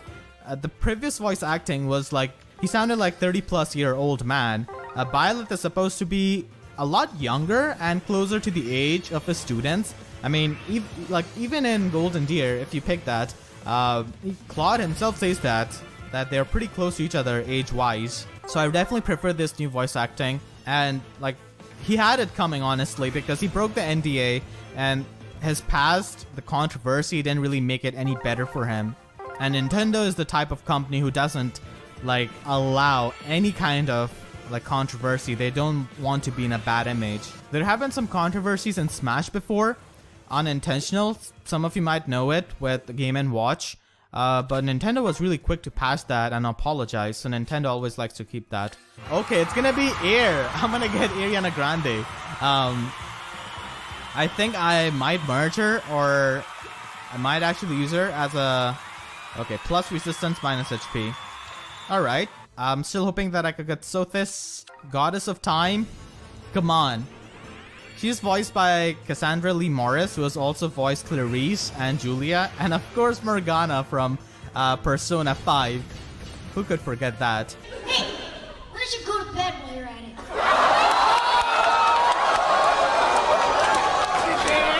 to bed, go to sleep. I am legitimately triggered right now. Oh my god. I'm gonna get Ariana Grande. Oh my god, you've got to be kidding me. So many airs. Oh my god. Don't tell me you have plus resistance. Okay, she has plus speed, minus HP. This is a really good one. Oh my god. I'm definitely gonna be merging her. Don't want to fodder her off. I'm not Hell. I'm not her mother who's gonna fodder her off countless times. I'm not that big of a monster. Come on. Okay, now I'm gonna focus on Sothis. I actually have foddered off one air to my Alm, so yeah, I'm actually a monster. I foddered off one air for the Mystic boost to my Alm because I really like Alm as well, so I went for that. Oh my god. I don't know if this has been asked before, but do you want a Fire Emblem anime? And if so, would you want it based on an existing game or a completely new story? Lastly, keep up the good work. Yeah, I definitely want a Fire Emblem anime. I would like it to be a completely new story. I wouldn't want it to be based on a game because then we would know what to expect. And that kind of kills it for me. Like, in an anime when you already know what is going to be happening. Like, I don't like super predictable animes. I like some plot twists. I like some thrill. So, yeah, I wouldn't want it to be based on any game. But if they want to make that, then probably FE4. Oh my god, I'm going to get Sothis. Yes! Finally gonna get her. Okay, I'm gonna get minus attack IV. God. Okay, this proves that I'm actually born with the minus attack curse. So if like any day it happens, like I'm summoning nothing but plus attack units, you guys just be wary that that's not the real Pheonixmaster. That's probably a phony. Okay. Because clearly minus attack. I don't really mind it all that much. Honestly, I just wanted her. Maybe she would be useful for a theme battle. Okay, I didn't do the YouTube roast. So yeah, make sure to hit the notification bell because YouTube sub boxes are about as functional as my ability to not get minus attack units. I've been trying really hard to recruit Petra into my class, or I guess house, but she's still not interested. I have like C support with her at this point, and I've like asked her for mission assistance for 2 times now. I really like Petra, and she's kind of relatable to me because she is still trying to learn English, and English is not her native language, which is the same for me. So it's like I find it pretty relatable, and a lot of mistakes she makes is actually not the mistakes I used to make a few years ago. So that's really funny. But I really wish she had some kind of accent. Then that would be a complete package for me. Hopefully, like, after the time skip, Petra, like, doesn't have really good English, because, like, even if you're speaking English for, like, many years, it's not like you're gonna have perfect English after, like, few years. At least it's not like that for me. So I would kind of be disappointed if Petra, like, masters her English. That would make me sad. So I really like that aspect of Petra, and I'm a really big fan of her design as well.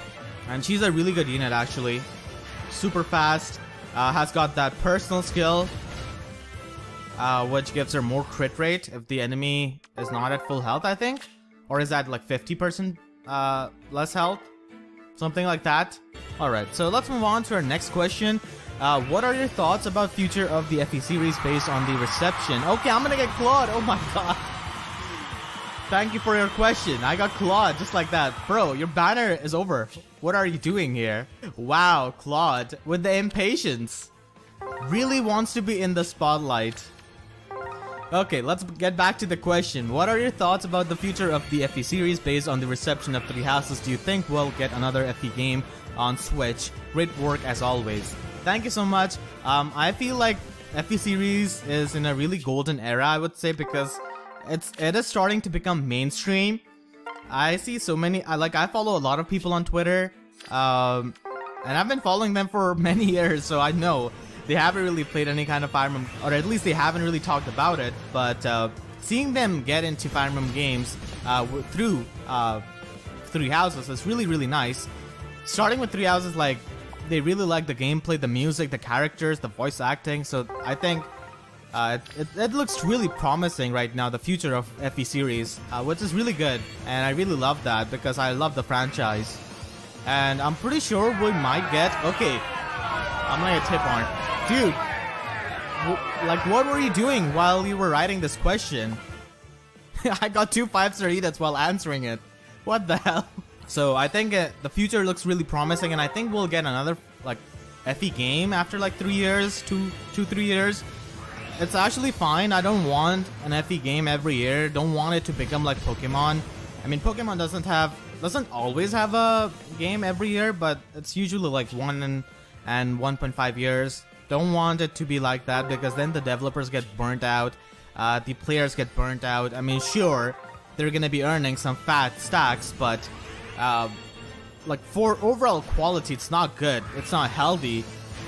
You're not gonna be able to have like absolutely amazing 9 out of 10 or even 10 out of 10 games every year. So I'm fine with them taking like 3 years, 2 to 3 years, or even 4 years actually, developing a really good quality Fire Emblem game. Like Three Houses, for example, this game got delayed, and I'm glad that it got delayed because it came out to be really, really good.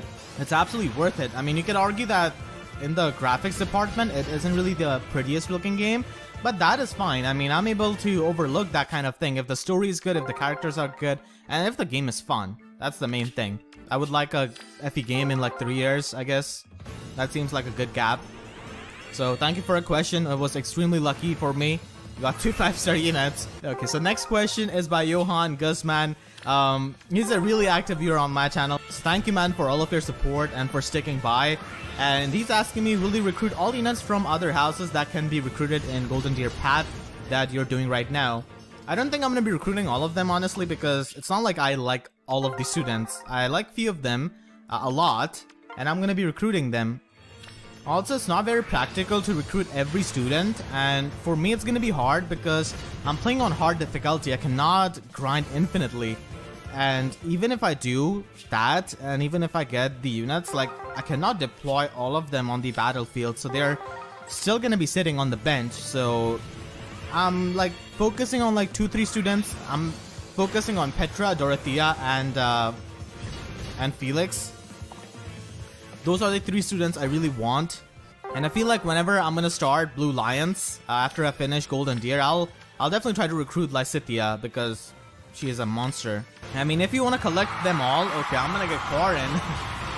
Driftmail Corin. I think I got him last month as well in a summoning session. Hilda, you're from my house. Can you show up at least, please? Okay. We're gonna get this guy who's angry that Hilda is here to give him the competition. Odin Dark, can you save me from this darkness and give me a focus unit and shine some light on the focus summons, please? Come on. Okay, it's gonna be Noe. Okay, let's go with the Greenstone. Maybe I'll get Hilda. You're from Golden Deer.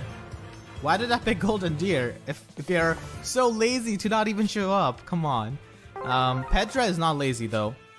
She's gonna probably show up. And we have that connection, you know, we both are learning English. English is not a native language for both of us, so maybe, you know, she'll get summoned. I'm just guessing. Okay. Petra agrees with that. She does not like discrimination, and she's not gonna stand for it, and she's gonna get summoned. Oh my god, that's amazing. I mean, actually, she's pretty, like, similar to Lynn. She's minus attack, but okay. Okay, Hilda doesn't like dying. Hilda is all about being lazy and being cheerful. Okay. She's just here to stop me from saying that. At least she's not minus attack. Minus defense is fine, actually, because I actually intend to use her offensively. So I don't really mind her being minus defense whatsoever. You're not Mercedes. Come on. I really like Mercedes a lot from Blue Lions as well. Really like her voice acting and her character. But I haven't really thought about recruiting her, honestly, because I don't really think I need another magic user on my team. So I don't think I'm gonna be recruiting her. Also, training her Violet in the magic stat is going to be annoying, I feel like. For some reason. Mercedes, do you want to show up? I mean, we don't really have Ennet here, but still. I actually did get Dimitri from one of these summoning tickets. On my summoning video, I was not really able to get him, but off screen I was able to get him. Okay, what the hell is this? Okay, never mind. Okay, I accidentally pressed About Heroes.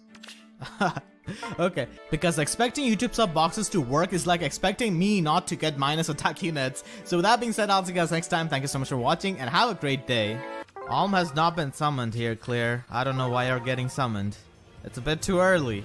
And here is Brave Micaiah, so let's go ahead and summon her. Let's confirm.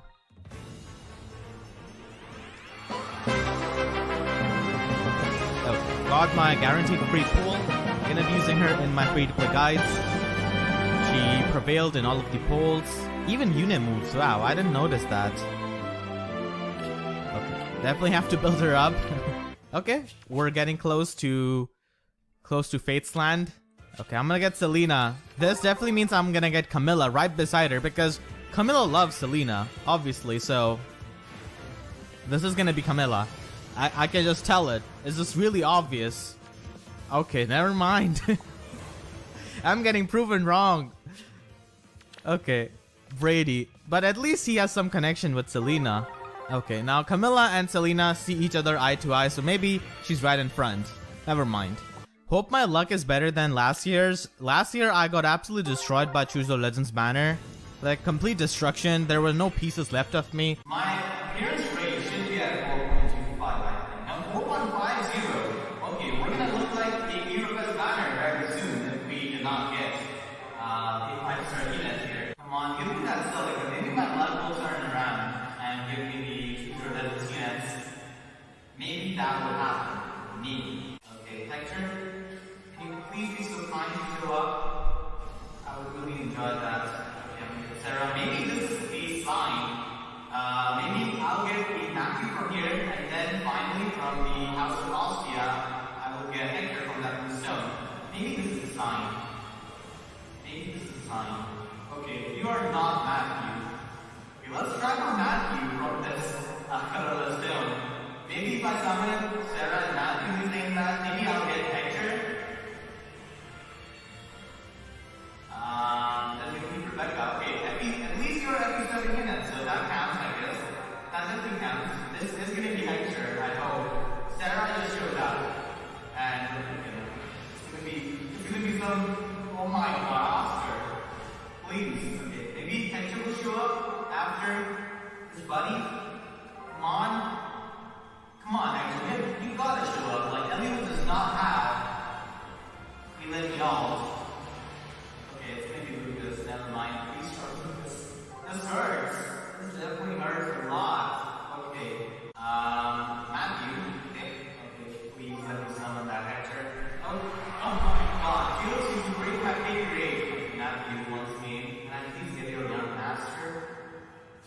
And keep talking about. This is definitely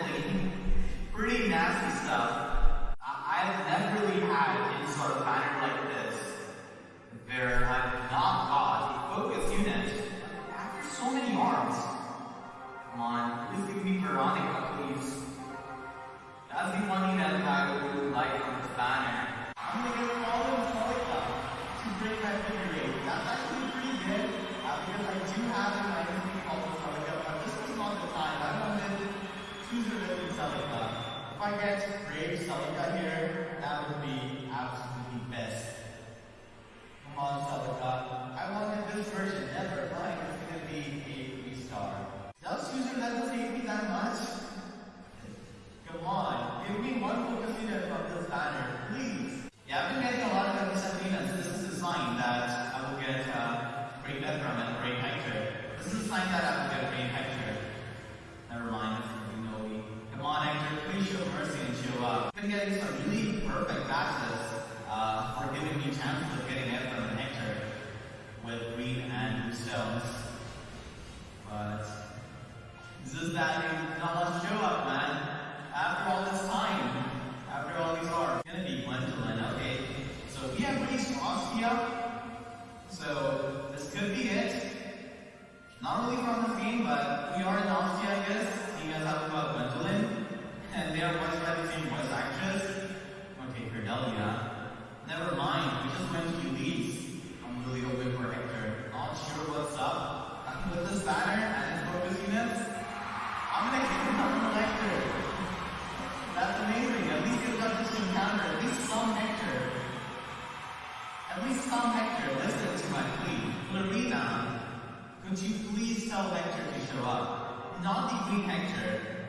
And I'm out of blue stone, so it's probably not gonna get summoned from here. Okay, I'm gonna get Shana. So my pain has been reduced a bit. Just Annihilation. So let's see if it's a bit better this time. I'm getting all of these Fates characters, but no Camilla in the sight. Another Fates character. And I'm still not getting Camilla. It's gonna be Kagero, okay. Kagero, please let Camilla show up. She's Queen of Nor. She says that she's gonna have good relations with Hoshido. Even though her reasoning is to basically just keep Korin happy. Not any kind of extensive reasoning. But still, let her get summoned. Okay, I'm gonna get Flora. Wow. My first 5-star unit of this session. Technically second because I already got the Brave Micaiah. Let's see what Ivy. Oh wow, plus attack. Ooh, that's nice. I think the one I've got right now is like plus defense. So I think I might build her up. Plus attack is pretty good. Yeah, I really want to get Hubert because he's voiced by Robbie Daymond. And he seems like a beast of a unit. Oh, speaking of Robbie Daymond, I'm gonna get Ares. Wow. What a coincidence. Okay. Maybe Hubert will show up right after. Okay, never mind. This is not voiced by Robbie Daymond. Not at all. Okay, let's see if I can get Camilla. So many Fates units already summoned. I've summoned Selena 2 times. She loves her retainers, so... Okay, Saizo's gonna show up. Angry Saizo. I got another clear. Maybe Alma's gonna be right beside her. Who knows? It could be. Or maybe this might just be Celica. Okay, it's Stall. Again. This is not Alm. I mean, you're pretty deadly with your sword, but still. Alm is on another level of nuking and hitting like a meteor. Pretty much. Let's move on to the next question. I got Lucas. Lucas, my boy, you're gonna get messed up by Alm if you face him in a single combat. He's that deadly. Okay, I'm gonna get Sacred Memories Erica. You're a bit late. Brave Ephraim was last year. You show up with minus attack IV here. I think I'm just gonna merge her up. I mean, she doesn't have anything for fodder other than Swift Sparrow. I'll still go with the Colorless Stone trying to get Camilla. They just completely forgot King Leo. Poor Leo. Camilla just came here and stole his crown. Not looking the best right now. I have not really got any kind of focus unit from this banner. I don't know, I seem to be getting the flashbacks from my last year's summoning video. But maybe it's taking time for my luck to roll in. That could be it. Okay, so the next question is asking me if you could meet anyone from Fire Emblem 3 Houses, who would you want to meet and why? Keep up the good work. I would say Claude and Mercedes. Like, it's a tie. I like both of them a lot. Claude is just so chill, so funny. He would be a chill dude to hang out with. Mercedes is also really kind, caring, and I really love her voice acting. So probably those two characters. I really like them a lot. At first, I didn't really care much about Mercedes. I mean, I liked her voice acting, but as like I interacted with her in 3 Houses more, saw her supports, she's actually kind of grown on me. So probably those two characters. I've got so many Selenas. I think I've got 3 of them, which is really nice for reposition. Okay, I shouldn't have said that. Camilla might be angry now, but maybe that's the way of getting her summoned. Maybe you have to make her angry. Okay, I'm gonna get Seth. No, Prince Ephraim is not here. Once again, you people are a year late. You and Erica. It's not the time to get summoned. He's already got his Brave Banner last year. Seth, do you not hear this? Please. I heard you were making fun of me. It's time to stop. I've got Claire, Matilda. Wow. Good thing I cannot summon Clive from the Bluestones. Otherwise, he would show up as well. Elliewood, my boy, please can you show up and break this curse? Haven't got a focus unit yet. I would really like that. And he's gonna show up. Yes, he's gonna hear my plea. And he's gonna show up. Elliewood is so kind. He always listens. And he listens with the plus attack IV. Oh my god. That's amazing. Yes. I finally got a focus unit. So officially, I'm more lucky this year around than the last year. And that's what counts. His art is just so amazing. I really love it. And he's got Nini's Icelands. Obviously, I do ship Ninian and Elliewood, so that's really good. Got my first focus unit, and that is fantastic. Finally broken the curse. He listened to my plea, dude. He actually listened to me. Now, if only Alm can listen and also Camilla, and best case scenario, they both can listen and just show up here. Yeah, I saw the smoke. It's still Elliewood answering my pleas. Okay, Elliewood, you don't have to answer them anymore. You could cut the call now. Please, let Alm get summoned. If this is another Elliewood, okay. It's Laszlo. Okay, you're from Nor. Makes sense. Could be Camilla. Yeah, it could be it. Yeah, that could be it. This could be Camilla. Never mind. Saizo. Why are you so angry? Every time I want to summon Camilla, it's gonna be George. Another archer? You're scaring away Camilla. Please, no archers. Please let Camilla get summoned. Yeah, my boy Henry definitely needs some kind of weapon refine. Speaking of weapon refines, we just have Sophia here who got her weapon refine. She's here to sass on Henry. That's not too good, Sophia. You shouldn't be that cocky. Have you looked at it yourself in Binding Blade? Only 1 redstone. I don't know why this is decreasing. Is the next batch not gonna have any redstones? Sophia, please. Sophia is okay. Sophia is on a bit of a rampage. You're awesome, Phoenix. You're honestly one of the most wholesome channels, and you really got me into Fire Emblem. I'm really glad to hear that, actually. It's really amazing that someone's passion for something can also attract other people to try that said passion and maybe take interest, and they eventually end up enjoying that. So that's really amazing. Thank you so much for your kind words. Anyway, here's my question. If you were CEO of Intelligent Systems and they told you to mold Faye into anything you want, as in you can change anything you want, what would you make it? Alright, so I would actually impose 3 wishes on myself. Let's just say some genie popped up, made me CEO of IS. I still have just 3 wishes. So my first wish would be to have more voice acting in this game for the dialogues, have more like text, like have better story, have the interactions, because this is like the crossover of all Fire Emblem games, and Faye just lacks in the character interactions. I want to see like how Elliewood reacts to meeting Marth, like what kind of conversation they can have. So I would probably hire a lot of writers, like hundreds of them, to have so much dialogue on Faye, like so much stuff to explore, that you actually have an incentive to build up Marth and like make him interact with Elliewood, see how they would react. Maybe have Hector interact with Ike. That would be amazing. Speaking of interaction, Almond's gonna interact with me and get summoned. Okay, that's amazing. Are you plus attack as well, like Elliewood? Please be. Never mind your minus attack. Oh god. That's not good. You need that for the true damage. He's plus speed. Okay, yeah, so obviously I will have a lot more text in Faye, a lot of interactions between these characters, which we never really see. So now I only have to summon on colorless. And the second decision I would do is remove like the mythic heroes. I don't like mythic heroes, as I said before. So I would remove them, and I would also nuke Training Tower, and also nuke the variants that is present in Arena, and make it like more like Allegiance battles where you're going to be getting the max score of your team, like the actual score of your team. So those are the 3 changes I would do that. I really want to have like more interactions between characters. Nothing happens when like Jafar faces Matthew and Faye, which it should happen. Like nothing happens when Nino sees Lloyd or Linus in Grand Tour Battle, like in their Grand Tour battles when she attacks them. So some kind of like trigger, like it's definitely needed, and you probably like see that kind of thing in my theme battles because that's something I really want. The characters. You have so much source material, why are you not implementing it in your crossover game? Is this like wasted potential, honestly? You could potentially have so many people invested into mainline Fire Emblem games if you just give them some kind of interactions and help them build the interest in the characters with those said interactions. So that's something I would definitely do if I was CEO. That would definitely take a lot of resources and probably a lot of money, but here as a CEO, I'm not really taking a look at the profits of the company. I'm just doing anything I want, because you specifically said I could do anything in all caps, so that's why. Let me know in the comments. This is a really interesting question. I'm really thankful to you for asking this question. It's really unique, so let me know in the comments what you would do if you were CEO of IS. Like what 3 things you could change. I'm just gonna have the arbitrary limit of 3. Because honestly, there are just too many things that you could change in Faye. I mean, I like playing Faye, I enjoy it, but still, there are just so many things. Okay, I'm gonna get Kaze. Kaze, another Fates unit.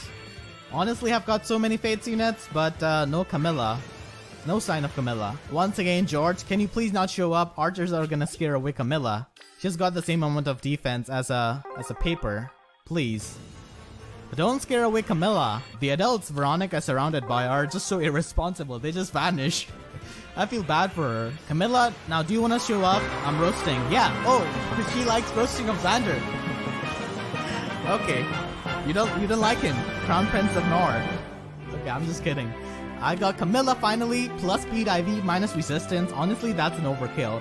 Attack is much better, but this is honestly really good IV spread. Amazing IV for Camilla.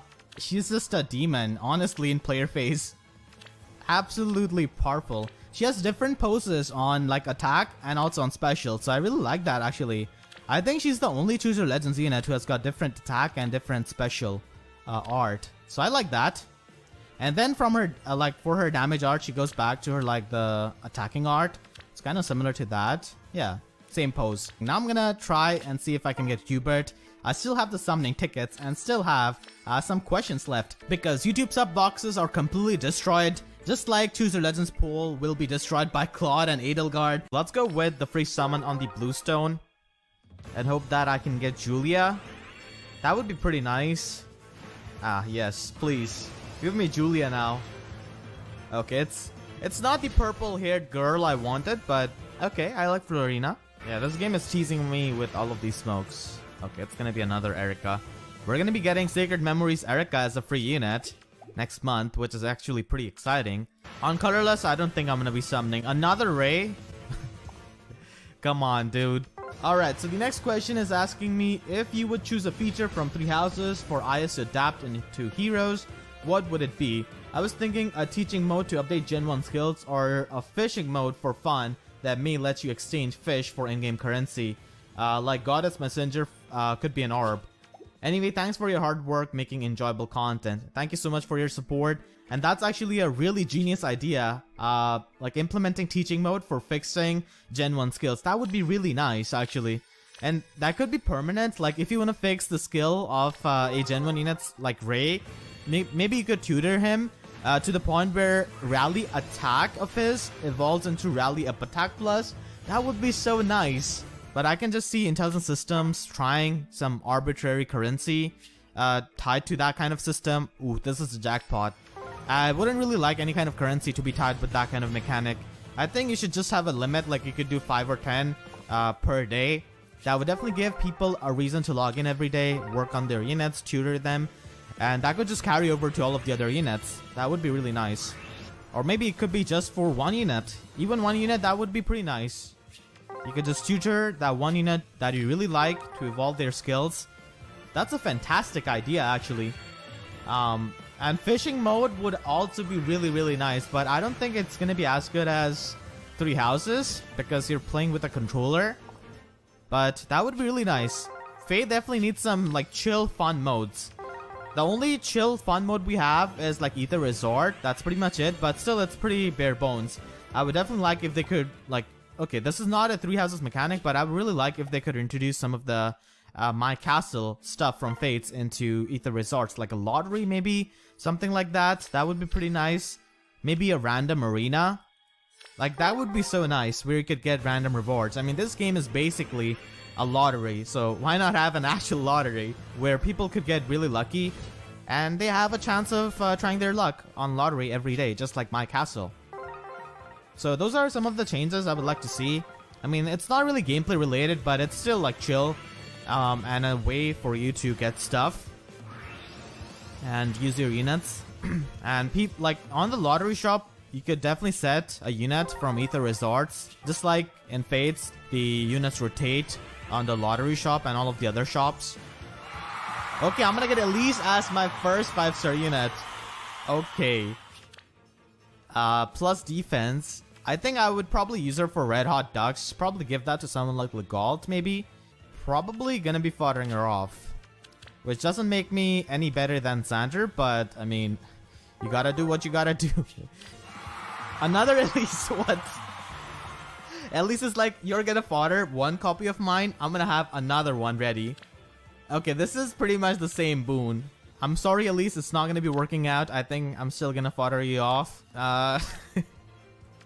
Damn. 2 Elise in a row, and both of them are gonna get foddered. Elise thought that she could escape the fodder if she would show up another time, but unfortunately not.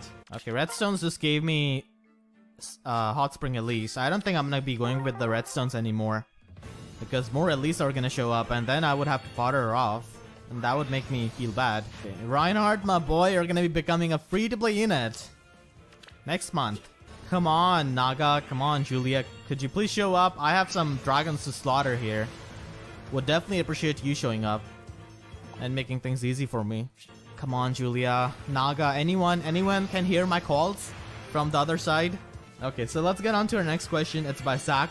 Do you plan on getting Violet married in your 3 houses playthrough? And if you are, who do you plan on getting married to? I think I'm gonna be marrying Manuela on my Golden Tears run.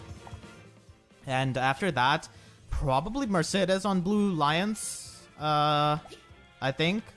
Yeah, that's at least my plan. I really like both of them. Mercedes a lot more than Manuela. She's just so kind and caring. So I think those are the 2 characters which I really like, which I'll be pairing up my Violet with. For Golden Deer's run, it's definitely Manuela for sure. But after that, probably Mercedes and probably Shamir. I still need to see more supports of Shamir. I do find her interesting. She can be pretty edgy at times, but yeah, I do find her interesting. I definitely need to see more supports of her. Come on, just give me one Julia, and I'll be good. I'm lying. I would also like a Naga. Okay, the next question is asking me what church member or teacher from 3 houses would you want in Heroes? So I would really like Manuela and Hanneman both to be in Heroes. I think that would be pretty nice. And it's been a while since we have got any kind of old character, to be honest, in Fae. Like, someone like Hanneman would be really nice. And Rhea as well would be pretty nice in 3 houses. So Rhea, Hanneman, and Manuela. That's definitely my wish list for sure. And if Rhea is gonna be joining in, then I guess Sethit. Yeah, we could make a 4-person banner. Manuela, Hanneman, Rhea, and Sethit. That's perfect. 2 teachers and 2 church members. That's amazing. Manuela could just be a blue mage, I guess. She could be made into a holy knight. That's pretty much her best class, I would say, because she has pretty good strength and magic split, so she can work as a mixed unit. So I would like a mounted Manuela, maybe blue cavalier Manuela. That would be nice. And for Hanneman, maybe he's gonna be a red mage, probably. And Rhea once again could be either a red mage or a blue mage. Sethit could be a wyvern rider. I really wish the weapon refine of male Robin like gave you buffs up to +6 and not just +4 with this tactic refine, because I think that would be really good. I think it definitely faces a bit of competition from a lot of the buff bots, and +4 isn't really enough, I would say. Would have liked if his weapon refine was a bit better. Alright, so the next question is asking me, has there ever been a movie, song, show, or a book that has made you genuinely upset? And yeah, there has been a movie which has made me really upset when I was seeing it in theater. And that is Batman vs. Superman. Fuck you! Batman vs. Superman's the best superhero movie ever! That movie just pissed me off, honestly.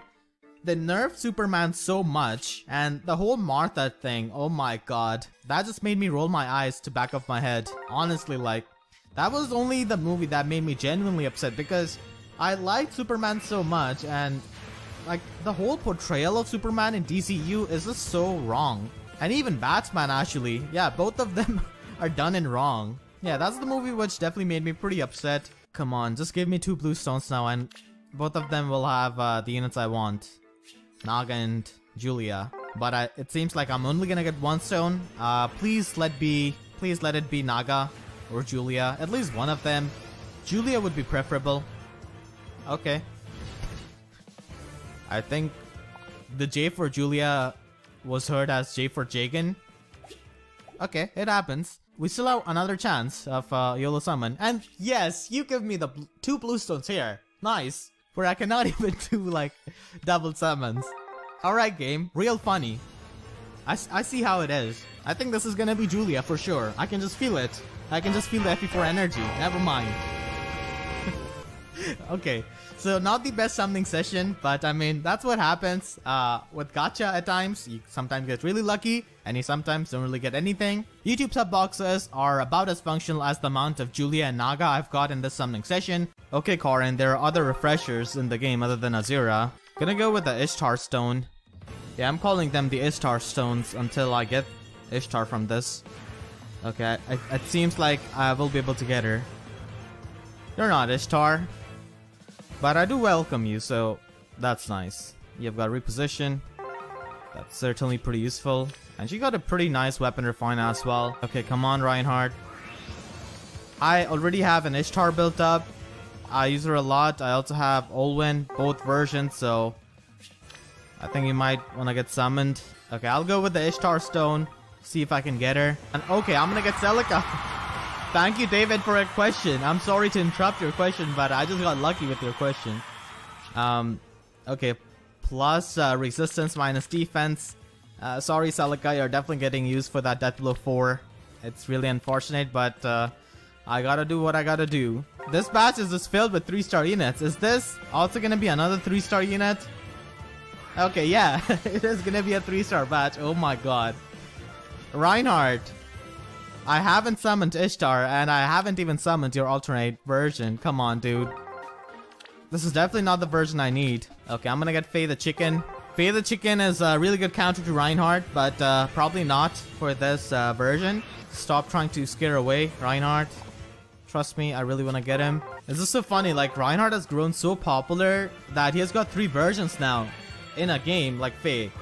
This is insane. Who could have thought? Like, nobody could have predicted Reinhardt's popularity before like Faye came out. It's same with Robbie Damon. Like he can like sound so amazing as Tobin, and then he goes from that to Ares and Hubert. It's just really good.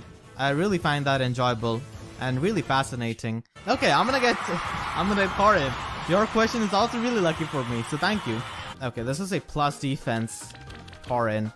Definitely gonna be merging her, I think. Yeah, she doesn't really have anything. Rally attack speed plus is fine. Okay, so we're gonna get Karin. Okay, Shigure Karin in the same batch. Cannot get Azura from any of these stones though. Are we gonna get the man who rides the horse, but this time he's riding a wyvern? I don't know. Let's see. Okay, it might be. Come on, Reinhardt, please get summoned, dude. It's gonna be racing. Oof. His silhouette is just so big. These kinds of big silhouettes are really really give you false hope. Okay, so the next question is asking me, how do you feel about the BST increase? Think we need a new way of old units to catch up.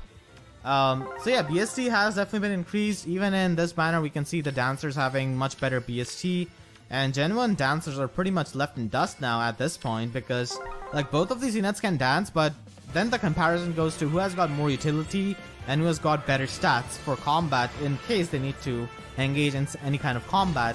So in that case, like extra BST dancers definitely win. And I think like a way to do that is probably like having some kind of quests or any kind of like story type of integration where these Gen 1 units can power up I've heard that a lot of people have been saying that that's a good way because a lot of other gacha games also have that kind of thing. Because the power creep is about as inevitable as Thanos in these gacha games. It's bound to happen. You can do nothing to stop it. So yeah, a lot of people have been advising that, and even I think like some kind of power-up quest would be really nice actually, where you have to fight using that unit to get the increased stats and bring them up to maybe like if they're Gen 1, maybe bring them up to Gen 3 if they don't want to bring them up to Gen 4. So that could be done. And it's all about stat allocation actually. A unit can have as much BST as they could like, but if their stats are not allocated properly, which can make them strong, then it doesn't really mean much. A good example is like Reinhardt. Reinhardt has got not a lot of BST. In fact, if you go back and watch my first summoning video, one of my first summoning videos where I summoned on Reinhardt's original banner, I actually said that he's not really all that good as a unit because like his BST wasn't really all that high. And I was definitely pretty foolish back then, and a lot of people actually said that Reinhardt was pretty bad at that time when he got released, before like skill inheritance was a thing. And Reinhardt, now look at Reinhardt, he's still a pretty serviceable unit, he's pretty good. And BST has to do nothing with that, it's just the allocation. He's got good attack stat, and that's pretty much it. And on the other hand, we have got Olwen. His sister, she doesn't have as good of a stat allocation, which can lead to really low damage output. So it's all about the stat allocation actually. It's just that the Gen 1 units were not really optimized that much or min-maxed that much. Definitely some of the Gen 1 units were min-maxed, but like most, like generally, they were not really all that min-maxed, and now we're seeing these really min-maxed, extremely fast, extremely powerful, or even extremely defensive units. So I think some kind of quest to power them up would be nice, give them extra stats maybe, and the player could decide the stats. I think that would be pretty nice. Like, it's not like Intelligent Systems has to allocate the stats. Player could do that. I mean, Dragon Flowers and the Weapon Refines do help the Gen 1 units, but some Gen 1 units definitely need a bit more help than the others. Outside of that, I mean, Dragon Flowers were pretty much that kind of way of doing that, because the older like units have got like 10 Dragon Flowers which they can use, and these newer units can only use up to 5 Dragon Flowers. Can I get a focus unit, please? That would be nice. There's some dancer. I need some kind of dancer here, please. Okay, Libra, you cannot really dance. Okay, these focus units are definitely taking their sweet time in getting summoned. Okay, take your time. Maybe you dance slowly, I don't know. Or maybe they think I'm a degenerate for using like 2 Legendary Azuras on my Aether Raid's defense, and that's why they do not want to show up. In that case, that's fair enough. What can I say? Alright, 4.75. We're soon gonna look like a Hero Fest banner here. Does anyone want to get summoned? Reinhardt, please, my man. Okay, it's gonna be Batra or something like that. Beruka. Okay, I've got a lot of Berukas. I actually don't mind getting her. Okay. I want you to show up, but not in this outfit, dude. And not on a horse, certainly. Nefni, come on. I think you can show up. It's definitely not working. When I request these units to get summoned, I guess I'll try the reverse psychology. I hope I don't get Berkut from this. I really do not want to get Berkut from this. Come on. Okay. It actually didn't give me that. Maybe nothing works. Yeah, nothing works against Gotcha's RNG. 5%. Just don't give me like all focus units, please. At this point, I just want the focus units. Like, come on. Okay. At least I'm getting like a smoke. Okay, another Beruka. She heard me. Okay, I'm gonna get Nefni. Thank you for your question. It was really lucky for me. I'm gonna get Nefni. Finally. Oh my god. Plus defense, I don't care. At least I got 1 focus unit. That's the good stuff. The next question is asked to me by... Oh, thanks for the question. As soon as I began that, I got Ishtar.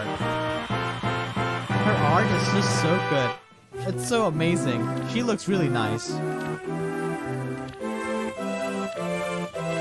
Yep. She's actually voiced by Leonie. Leonie's voice actress. Oh my god, she's plus speed. I just saw that. Ooh, that's the perfect one. This is like the perfect Ivy spread. Plus speed minus defense. That's amazing. She can quad attack even more now. That's really, really good. Okay. I'm sorry, Bluestone. I'm gonna pick this Greenstone. I hope that Bluestone doesn't have Berkut. Please be Reinhardt the Clutch Summon. It could be. I saw the smoke. Come on. Oh my god, it's gonna be racing. That huge silhouette. So that's gonna be it for the summoning video. I hope you guys enjoyed. What's up guys, I'm Pheonixmaster1 and welcome back for some more Fire Emblem Heroes, and today I'm going to be summoning on Julia's banner with my free-to-play account. So I'm going to get Ares, which is pretty nice because I'm also building up a plus in Ares on this account as well. I remember, and oh my god, Hot Springs Elise is here to curse me again. Now, I actually like Elise as a character, but if you saw my original summoning video from my main account, you would know why I'm... why I'm reacting like this. This one is also plus defense. Oh my god. She's here to curse me. So I don't really have much incentive to summon for him. And I'm gonna get Legendary Ike. Yes, Warding Breath. This summoning session is already better than my original Julia's summoning because I just didn't get anyone other than Hot Springs Elise. Plus attack Legendary Ike. That's amazing. Okay, finally the first Bluestone of the summoning session. Who is it gonna be from this Bluestone? Come on. And it is gonna be Naga, yes! Oh my god. Oh my god. The summoning on this account is actually pretty good now. Wow. This is my first Naga from this account. Okay, minus speed. I mean, I don't really care about that. As it is, she's a dead weight in Ether Raids when it comes to combat. Wow, okay, my first Naga. Can I get another Naga? That's all I want from this summoning session. 2 Nagas. I'll also continue summoning on the Redstones because Legendary Roy would be really nice actually. Legendary heroes in general, like having them is pretty nice for the rotations in Ether Raids and also in Arena. Okay, I'm gonna go. Oh my god, what is happening? I cannot believe it. I haven't had this kind of luck on my free-to-play account. Plus defense. I'll take it. I'll take it. I'll take any kind of IVs. I got Roy. Oh my god. I already have 4 5-star units. It's not even been like 50 orbs. That's insane luck. Oof. That's insane luck. Am I gonna get another Legendary Roy or something? I just cannot believe it. I never had this kind of luck from this free-to-play account. Usually the summoning goes pretty bad. Maybe because I'm recording the summoning session. That's why I'm getting the 5-star units. Oh my god, that's amazing. I got Legendary Roy already. I got 1 Naga. Now I just need to focus on getting another Naga and Julia. But it's usually used on like super tank strats. So, oh my god, another Elise. In total, I've got like 4 Elise from both of my account in this banner. Wow. It's minus attack. Yeah, I'm just gonna fodder you off Elise. I'm sorry. I'm no different than Xander. Let's be honest. When it comes to foddering off Elises. Who is your favorite 3 houses character from each house? So let's begin from Black Eagles. Petra, definitely Petra. I've mentioned how much I like her because of her broken English. Sometimes I unironically speak like Petra. I've actually gone back and listened to some of my videos, and sometimes I actually talk like Petra. If only she had an accent. So I really like her design. I like her as a unit a lot. I like everything about her. So Petra is definitely my favorite Black Eagle student. Then from Blue Lions, I've got Mercedes. I like Mercedes a lot. Her design is really nice. Big fan of the voice acting, even though a lot of people don't really like it, but I like it a lot. It really suits her character, and she's really kind, caring. It's just amazing. I like Mercedes a lot. And then from Golden Deer, I like Claude. So big fan of his design again. He's pretty good as a unit. I mean, all of the lords are gonna be good units, and I just really like his voice acting. And the fact that his voice actor interacts with the community so much, it makes me appreciate Claude even more now. Because I just remember the memes now whenever I hear his voice in the game. Come on, there's the smoke. This has to be Naga. I can just feel her. Okay, never mind. This is not Naga. You don't increase my lift in Ether Raids. If anything, you would actually decrease that because you don't really work too well as a unit on offense.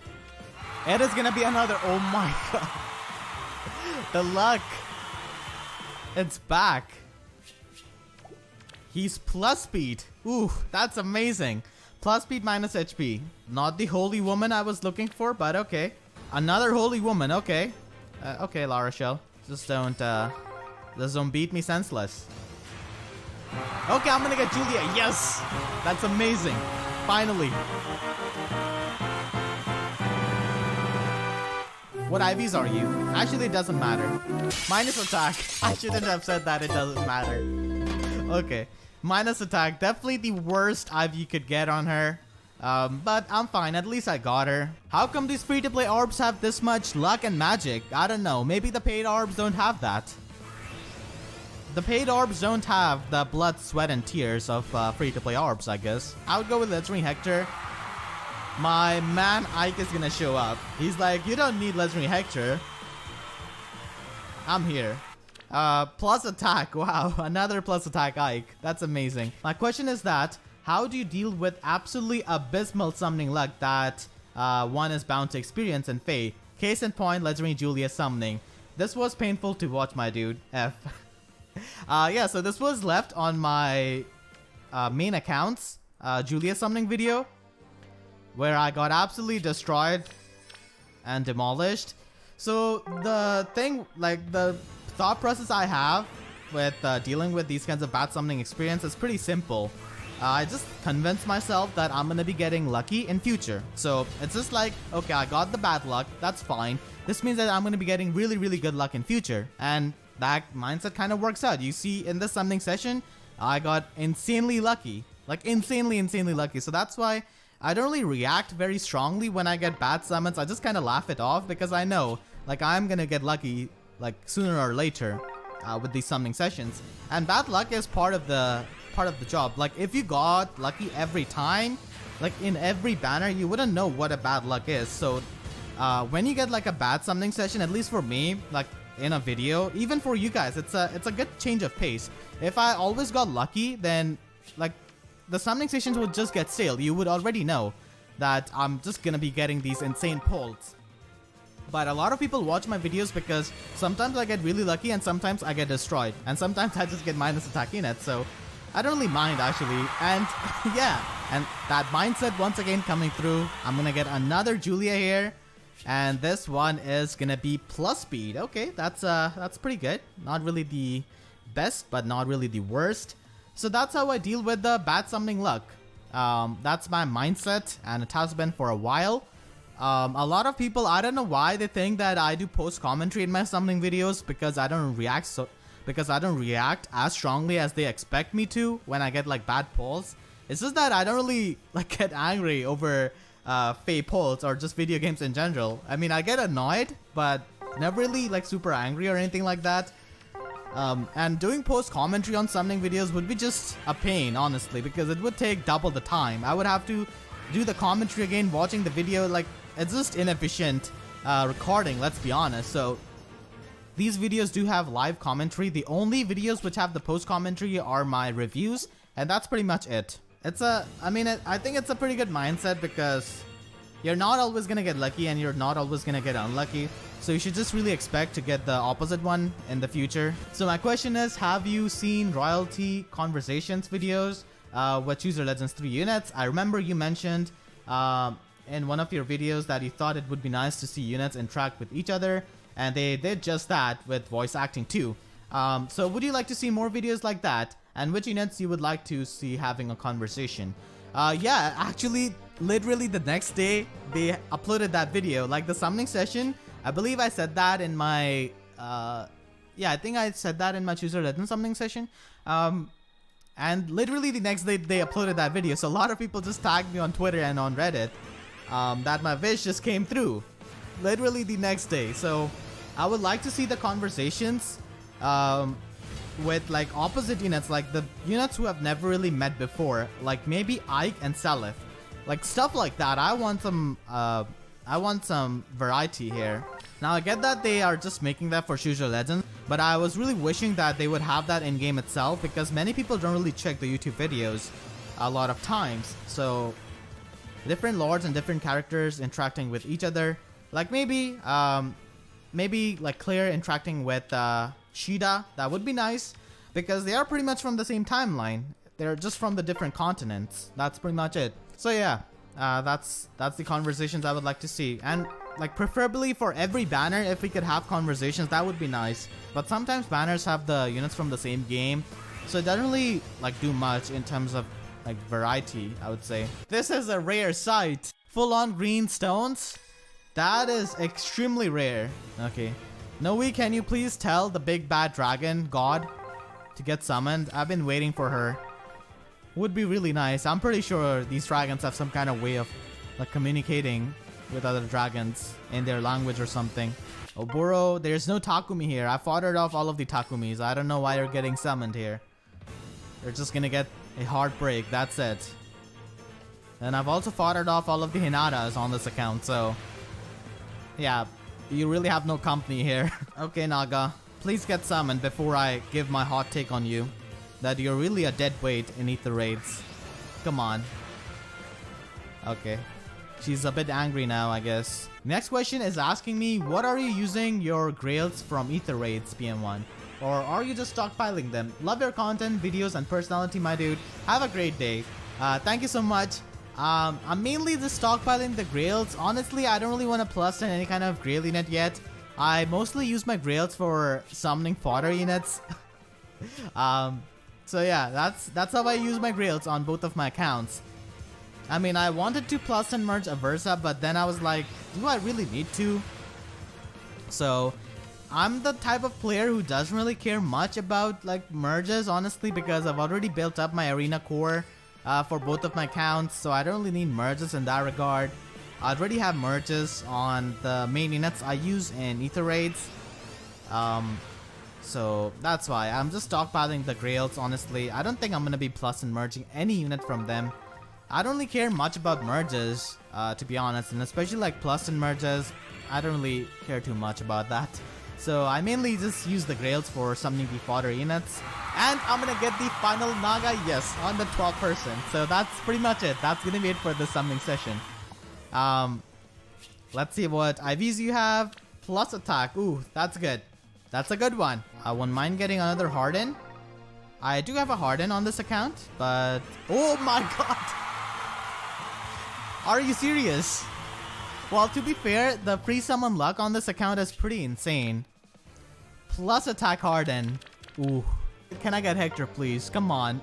I guess I'll go with the Bluestone then. I already have a Luke from this account, because YouTube sub boxes are about as functional as Julius' chance of dancing with Ishtar in this upcoming Dancer banner, because Reinhardt took his place. Yep, always afraid of Necro Dragons. Not really sure if he's gonna be afraid of Nagi. Probably not. Okay, I'm gonna get Rajat. Your question is gonna give me Rajat. Honestly, sometimes I forget that Rajat is even in the game. I never really see her being used by anyone. I don't even remember last time when I faced her in something like Ether Raids Arena or Arena Assault. The protagonist basically smiles like a psychopath in any kind of given situation. And I'm gonna get serious, and I'm definitely smiling like a psychopath too after getting him. No, I'm just kidding. He is plus attack. Ooh, that's pretty good. Minus speed, actually, that's not really too bad. He's already really fast. His voice actor actually got changed. Yeah. His voice actor is same as Hector. But he doesn't really sound like Hector, so props to him. But actually, he's the voice director of Faye, actually, I'm pretty sure. And even Three Houses, I think. I've definitely read that somewhere. Erica, you cannot have Rapier in this game. Stop trying to get summoned before Fina. You cannot get it. Okay? Okay, Tiki's here.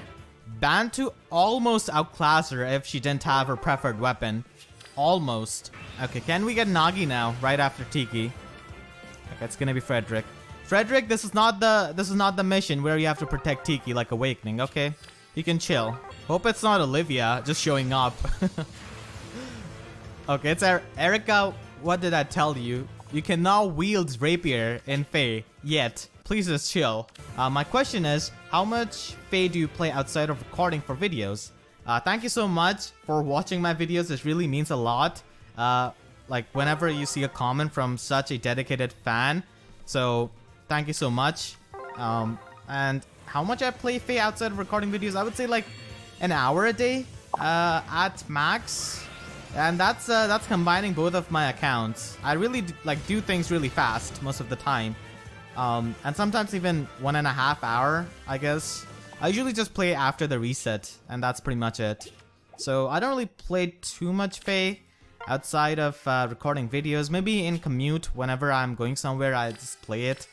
But it's usually not too much summoning. Usually I just try to get the better score for Arena Assault, you know, stuff like that. Maybe do Tempest Trial if it's going on, Grand Conquest, Rooker Siege if it's going on. So that's usually what I do whenever I'm in commute. But like Fae drains my phone's battery really fast, and it also takes up a lot of space. I still have my old phone, OnePlus 3T, and I have been having some battery issues as of lately, so I don't really play Fae too much on my phone anymore.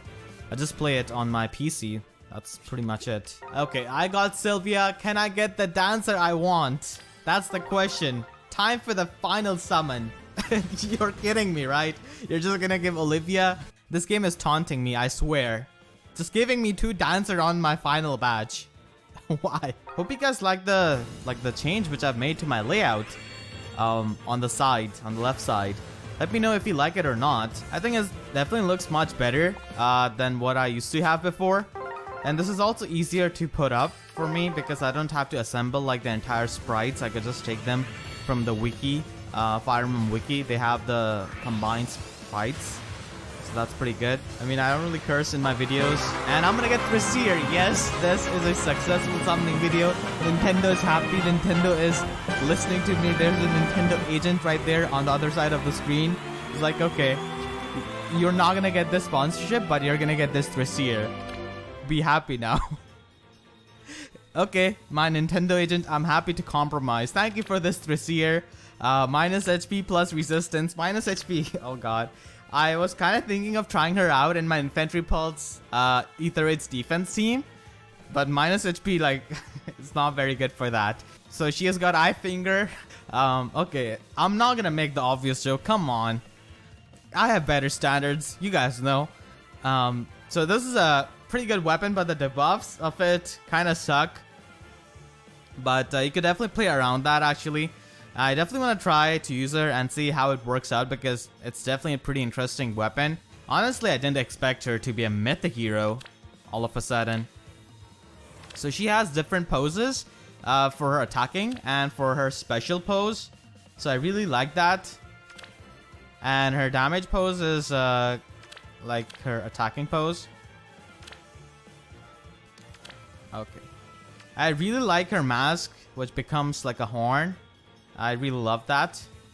Kind of reminds me of Walhart, but his is like more covering his face and his chin. So definitely like that a lot. And I'm gonna get Thracier. So this banner is already successful. Okay, I'm gonna get Matthew. 2 dagger units. When are they gonna be adding Layla? Okay, I'm gonna get Torcus. Wow, that was definitely a really good decision on my part. Selecting Torcus. It's so amazing. I got Tiki and then I got Bantu. Wow. Bantu is just a really wholesome Grandpa Dragon. Just making sure that Tiki is alright here. I mean, this is adult Tiki. But still, it's kind of funny how this is like a Thracier summoning video, but I'm just summoning for Nagi. Like even with Avengers Endgame, a lot of people were saying that the first half is pretty slow. And okay, I'm gonna get Nagi. Speaking of slow, she's also really, really slow. Okay, so I'm gonna get her. That's amazing. Plus attack. Oh god. That's amazing. Wow. Minus resistance. Okay. I mean, still, you do not really get nuked by Ophelia. So that's helpful. Speaking of dreams, I hope 3 Ellywoods just stays as a dream. I wouldn't like to get another Ellywood. I mean, I do like him, but still. Give me Fina. Okay, it's gonna be Hinata. That's really useful. Okay, I'm gonna get Reinhardt. Yeah, who would have thought Reinhardt would get so popular? Not me. Yeah, not me. If you told me that before Fae was released, absolutely not. I would probably laugh at you for 5 days straight if you told me that Reinhardt was gonna get so popular. To have like 3 versions in this game. So if you could choose the next 3 houses units, who would you choose if there has to be 1 character from each house plus 1 teacher? Really good question. As for the 1 teacher, you guys know I really like Manuela, so I'll go with Manuela. Honestly, I was having a bit of a tie between Manuela and Shamir, but ultimately I'll go with Manuela as one of the teachers. And now I have to choose one character from each house. So with Black Eagles, I would go with Dorothea. I like Dorothea a lot. From Blue Lions, I would go with my boy Sylvain. I really like him a lot. I would have said Mercedes if she wasn't in the game already. And from Golden Deer, I would definitely go with Marianne. So those are my 3 picks from each house and one teacher. Hopefully they can release those characters because they are really, really popular. Like Sylvain is also really popular. And of course Dorothea is like the most popular Fire Emblem Three Houses character. She even dethroned Edelgard as the most like popular character, which is insane because Edelgard is like a main character who has been like revealed to the public like before the game was released, like on the first announcement, of course. So it's kind of insane how popular Dorothea is, and she's not even in the game. I mean, they probably they don't want to release like too many Three Houses banners at the same time in Fate and just overcrowd it, which is definitely pretty respectable. But I think they should like have another Three Houses banner because it's a really good way of like promoting your game, and I have a feeling that they will do that before like Christmas. Okay, 11 orbs to go. I know this is gonna be ending up bad for me. I'm gonna get like 3 redstones. Okay, the game, you didn't do me wrong one time. So this is gonna be my final batch for this summoning session, and let's see if I can get Fina. Can it be Fina? Can it be the Clut Summon? Come on. Okay, it's not Fina.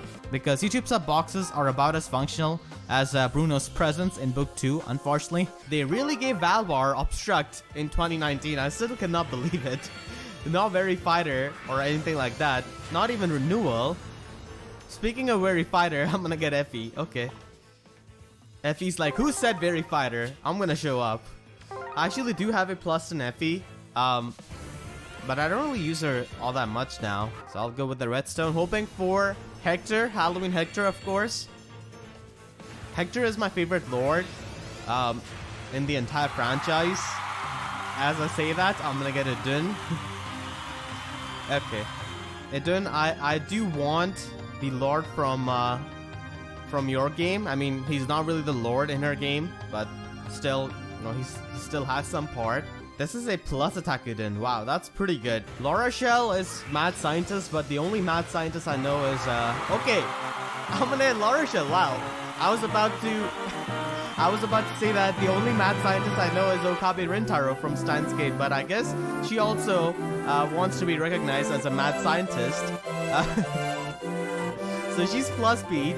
That's pretty good, actually.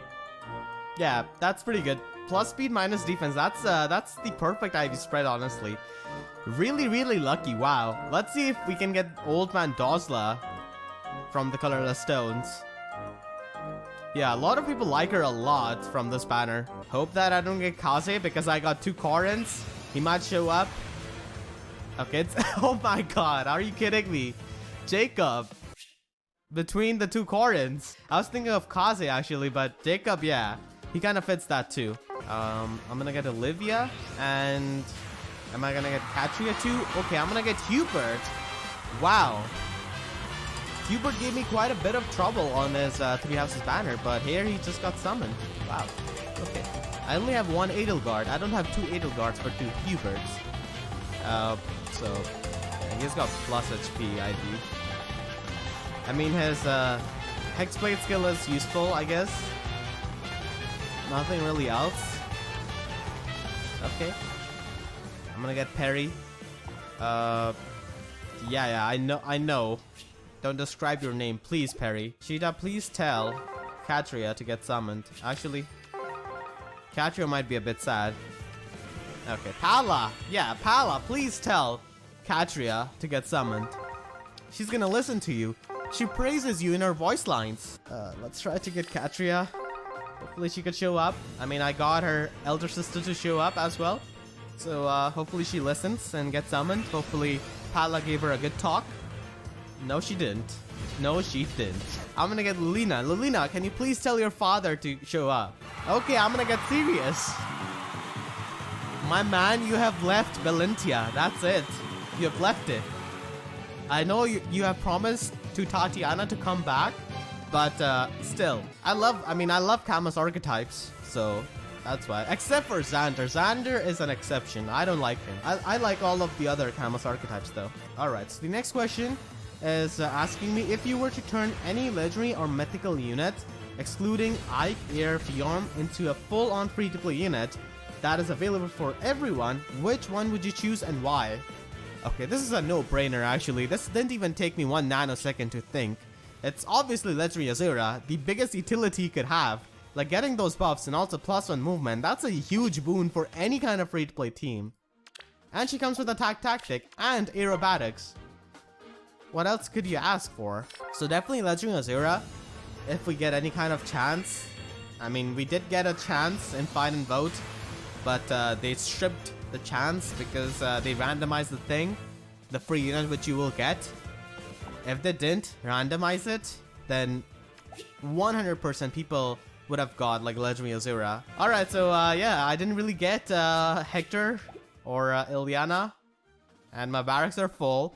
And I didn't even get Katri or Silk, but oh well, hopefully I can get them some other time, because YouTube sub boxes are about as functional as Pala suggesting Katria to get summoned for me. A lot of you guys have been asking me for some summoning videos. It's been a while since I've made one of them. With Leaf's Legendary Banner, I didn't really summon because like 40 seconds into the video, I got a Leaf on my free summon, and he was plus attack, so it ended up right there. And I didn't really make one for Sacred Stones because the like 2 summoning videos before that were demonetized for like a day for me, the Zofia Call one and also the Drosir one.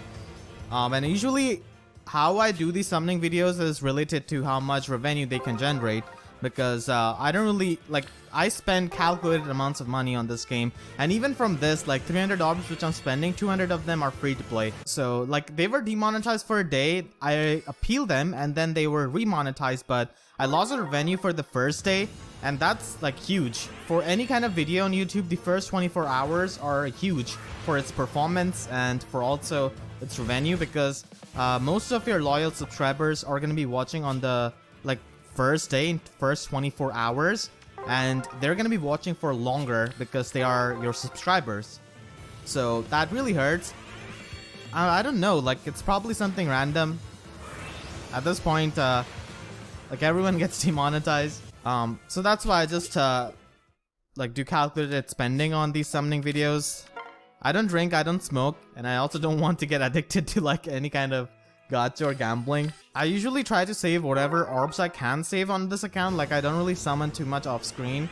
And depending on how well the like previous summoning videos did, I just buy the orb for the upcoming summoning videos. So it's basically like an investment in a way. But YouTube can be random at times, so that could be annoying. It's probably my accent or something like that. I was pretty annoyed at that time. I'll try for a normal Lyn, I guess. I'm gonna get Erica. Okay, this definitely means that Ephraim is gonna be coming up on the next summon. This definitely means something. I just know it. This has to be Ephraim. I mean, Ephraim and Leon. I don't know why. I'm just forgetting about Leon. It's a duo unit. Okay, Tsubaki's here. I'm getting so many Camillas. What's happening? Cordelia. You're not getting a duo unit with Chrom anytime soon. But I hope that you could get a Weapon Refine sometime soon. I mean, she's a Gen 1 unit, and there are a lot of really dedicated Cordelia fans. I mean, one of my best friends is a big Cordelia fan, and they have been waiting for a Weapon Refine patiently. Next question is asking me, is there a story behind the character design of your channel mascot? Like the hair and outfit, etc. So I pretty much came up with this mascot, OC, whatever you want to call it, like 6-7 years ago. I was really young at that time. I was like 16, I think. Yeah, it was like 6 years ago. So basically, I tried to come up, like merge a lot of things that could serve as a mascot. So I went with Chrom's hairstyle. I like that hairstyle a lot, and I also keep like even I keep my hair long. Like my mascot, so I went with that. I do have black hair, and I commissioned one of the artists who used to be really popular at that time. Not sure if he still does commissions or not. Perdemonian, I think was his name. So I basically gave him the idea, and he drew like fantastically. And over the time, my mascot basically got upgraded. And now what you see on your screen right now is the most updated version of my mascot with the Hoshido Noble outfit. It's not like I love Hoshido or I love Birthright or anything like that. It's just that I do have some Asian roots, and I think like Hoshido Noble represented the closest as I could possibly do with any kind of Fire Emblem game or any kind of Fire Emblem reference. So I just went with Hoshido Noble costume for that. So that's basically the story behind my mascot. Because at the time, like when I used to do YouTube, everyone used to have this, everyone used to have their mascots like drawn by the same artist who I commissioned.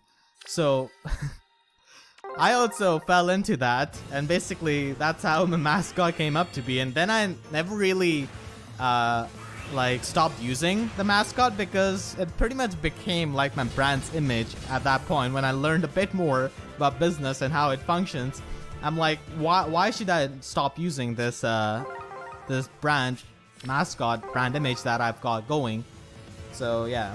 And now I also have the Fire Emblem shield on the shoulder, because you could actually equip that as a necessary in Fate, so I love that. So that's basically the story behind my mascot. It's not really the most interesting one, I guess. I've been doing YouTube since I was really young. I started when I was like 12 and a half years old, so I've learned a lot throughout my journey. And some things, some good things I've done accidentally, and there are some definitely bad things which I've done accidentally, which I wish I could go back in time and instruct my younger self to not do this. In terms of YouTube, I'm getting these units from Elite, but I'm not getting Percival or Green, the units which I really want. Okay, Green, can you please get summoned? I do have a good amount of Hawkeyes in my barracks. Okay, Sophia, come on. I'm not really gonna spoil Green's past. Okay, I'm gonna get Percival. Yes, my top priority unit is here. He looks so good. I love his armor, his black armor. Of course, he's minus attack. Why wouldn't he be? I'm minus attack master 1. I possess this power. Of course. Minus attack units get attracted to me, like mods get attracted to fire. Ephraim, Leon, do you want to show up? Nope. It's gonna be Oboro. I'm gonna get Faye. I should have gone on the Bluestone. Why did I? Oh my god. For a split second, I forgot this is the Sacred Stone's banner. I thought I got Percival. I'm okay to dip, but that's not the case. Oh, whoops. I summoned on the Greenstone because I'm absolutely... okay, maybe that Greenstone was not a mistake. Evernight Studio, you brought me some luck. Yeah, it's nice to hear that people like my voice, because I hear my voice all the time and I'm kind of tired with my voice and listening to it, so it's a bit refreshing. And she's also minus attack, of course. That's fine though. I could just merge her whenever she gets demoted. That's not really all that bad, honestly. Oh, it is. Okay, I'm gonna get Ephraim. Yes, finally, there we go. Can you give me a single unit that's not minus attack, please, game? You're taking the joke a bit too far, okay? But honestly, he has really high attack. He does need the attack for his Dragon Leaf, but still, minus attack, just on the principle, it's kind of annoying. Okay, I really like this one because I love the grin Ephraim has in his damage art. He's always smiling. I love the damage arts which has the unit smiling. It's like, okay, you hurt me, but don't worry, I'm gonna win you. That just shows a next level of confidence to me. And Leon is just like, is he insane? Why is he still going? He's clearly damaged. He's just worried about Ephraim. Alright, so I got them. That's amazing. This is actually my first duo unit. I didn't really get the Halloween Hector and Lilina, even though I like Hector a lot. Roy, can you bless me with some luck on the Binding Blade banner, please? Because the chance that YouTube sub boxes will actually work is the same amount of chance that I'm gonna get rid of this minus attack curse anytime soon. Another Seliph. Okay, Seliph. I know Julia's on this banner, but still, you need to chill and probably come back as a legendary hero or something. I guess I only have the choice of going with the colorless stone, trying to get Nina, because there's no blue focus unit on this banner. But still, I got like 5 blue stones, which is always really amazing about the game. Okay, I'm gonna get Veronica. Oh my god. I was sarcastically taunting the game, and the game gave me a free 5-star unit. Minus speed, okay. You guys really enjoyed the first free-to-play summoning video I did from this account, so I'm just doing another one. And I would like to get Altina. I don't really summon too much on this banner. And I'm gonna get Altina. Oh my god, yes. That's it. That's amazing. Should I go for another one? Please, minus attack curse. Don't curse me this one time. This is a Vantage Sweeper. Okay, you understand that? For Vantage Sweepers, you need the attack stat. Please, game. Don't joke with me. Okay, she's completely neutral. Yes, absolutely yes. That's amazing. I will definitely use her. Ashera's Chosen, Twin Blades, attack defense out. I'm definitely gonna be replacing this one. This is not really all that good. I'll actually have defense smoke over here.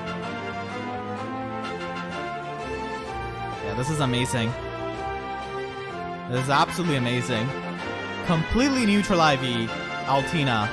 I guess I could replace my minus speed Naga with her. Yeah, I'm not gonna drain all of my orbs for this. I mean, okay. Just give me like a full green circle. So the next question is asking me, do you think Three Houses characters will have votes split between their younger and post-time skip selves? Also, if you haven't already answered this, who would you want to be in top 2 for the male and female divisions in Chooser Legends 4? I don't think the votes are gonna be split because they are the same character in the same game. It's not like they're appearing in 2 different games. So yeah, I don't think they're gonna be splitting because the characters actually do develop with the time skip. So that would be really weird. My top 2 for male division is probably gonna be Claude and Seliph. Yeah, I'm sorry Dimitri, but I have to pick Claude. Is this where it ends? For female division, in best case scenario, it is Marianne and Mercedes. But I know like Marianne is gonna get pretty high up, but I don't think Mercedes is gonna be like getting anywhere like near top 20 even, because I don't think she's all that popular. A lot of people just hate her voice actress, I guess, like her voice acting in the game, not necessarily her voice actress. Me personally, I love it. I really love the voice acting which she has got. So that would be my pipe dream for top 2 female candidates. Seliph and Claude are actually pretty reasonable guesses, but for female division, I think probably Dorothea and Edelgard are going to be coming out on top. So yeah, that's my expectation, I guess. Edelgard is definitely coming out on like top 5 for sure. I will prevail. There's just no way she's not. I mean, she's a really divisive character, but she's incredibly popular. Okay, come on, Bridal Fjorm. You need to get summoned. Book 4 is coming up. And I know you're not going anywhere from the Forging Bonds. Yes, I called Fjorm and she just came in.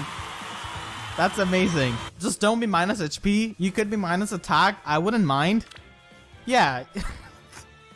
Fjorm is like, okay, I'm gonna be minus attack since you don't mind. Yeah, that's it. You just have to keep her HP. I don't care about her attack. HP is literally the only stat which matters for her, honestly. Which is for shutting down foes with her staff. Okay, I'm gonna get Marth. Marth is here to shut down Kappa. Okay, I'm gonna get Altina. Oh my god. Everyone is here to shut down Kappa. Nobody likes Kappa. This is crazy. I don't even have any kind of pity rate. What's with the luck on this account? Completely neutral IV. What's this? Are you sure, game? Altina was not meant to be a free-to-play unit because I've got 2 neutral IV Altinas. What's happening? This is my free-to-play account, so obviously another Peony is going to be helping me with ether raids because having 2 dancers is going to be... Oh my god, I'm going to get Peony!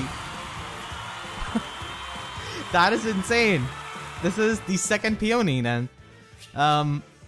Wow. Really, really lucky, honestly. This is completely neutral. Wow, are you serious? That is so weird. So I've got 2 neutral IV airs on this account. I've also got 2 neutral IV Peonies now. I also got 2 neutral IV Altinas in my like previous summoning video from my free-to-play account. Okay, my main account has got the minus attack curse, but I guess my free-to-play account has the neutral. Not even a curse actually, it's just a blessing, I guess. Better than having minus attack. So that's Peony. Honestly, a really good unit. They didn't even have Thracia in the name of the banner, which is just so funny because I guess Intelligent Systems doesn't really have much confidence in Thracia. Because YouTube sub boxes are about as functional as the trust which Intelligent Systems has in Thracia 776. What IVs are you? Okay, minus attack. That's not good at all. Okay, we're just gonna get 2 Archer Girls who are not very good units. And I'm just getting Perry. Please, Perry! Get out of the way. Let me get Nino. Nino is just so happy in this outfit. Her voice lines are so endearing. I absolutely love it. I do like Valentine's Lynn a lot as well. And Nino kind of just overshadows her. But I think I like Nino a lot more than Lynn. So I'm personally fine with it. Since it's almost the end of the year, what are your hopes for Faye in 2020? So my hopes is better story. Please just make the story better. Add some more emotion into it. Maybe add cutscenes. And I don't mean like video cutscenes, just like static cutscenes. You know how they used to do in the older games? You could do that. And that would definitely increase the emotional impact it has on the players. Because all they do for the emotional impact is just play like sad music. That's it. I mean, that doesn't really do it for me personally. What else? I would definitely like... I've been saying this a lot, but I would like more minigames in Ether Resort, like maybe a lottery or something. I mean, this game itself is a big lottery. Why not have an actual lottery in the Ether Resort? It's kind of like how it used to be in Fates. They have definitely got a few things from My Castle in Fates, so I would really like if they could bring this.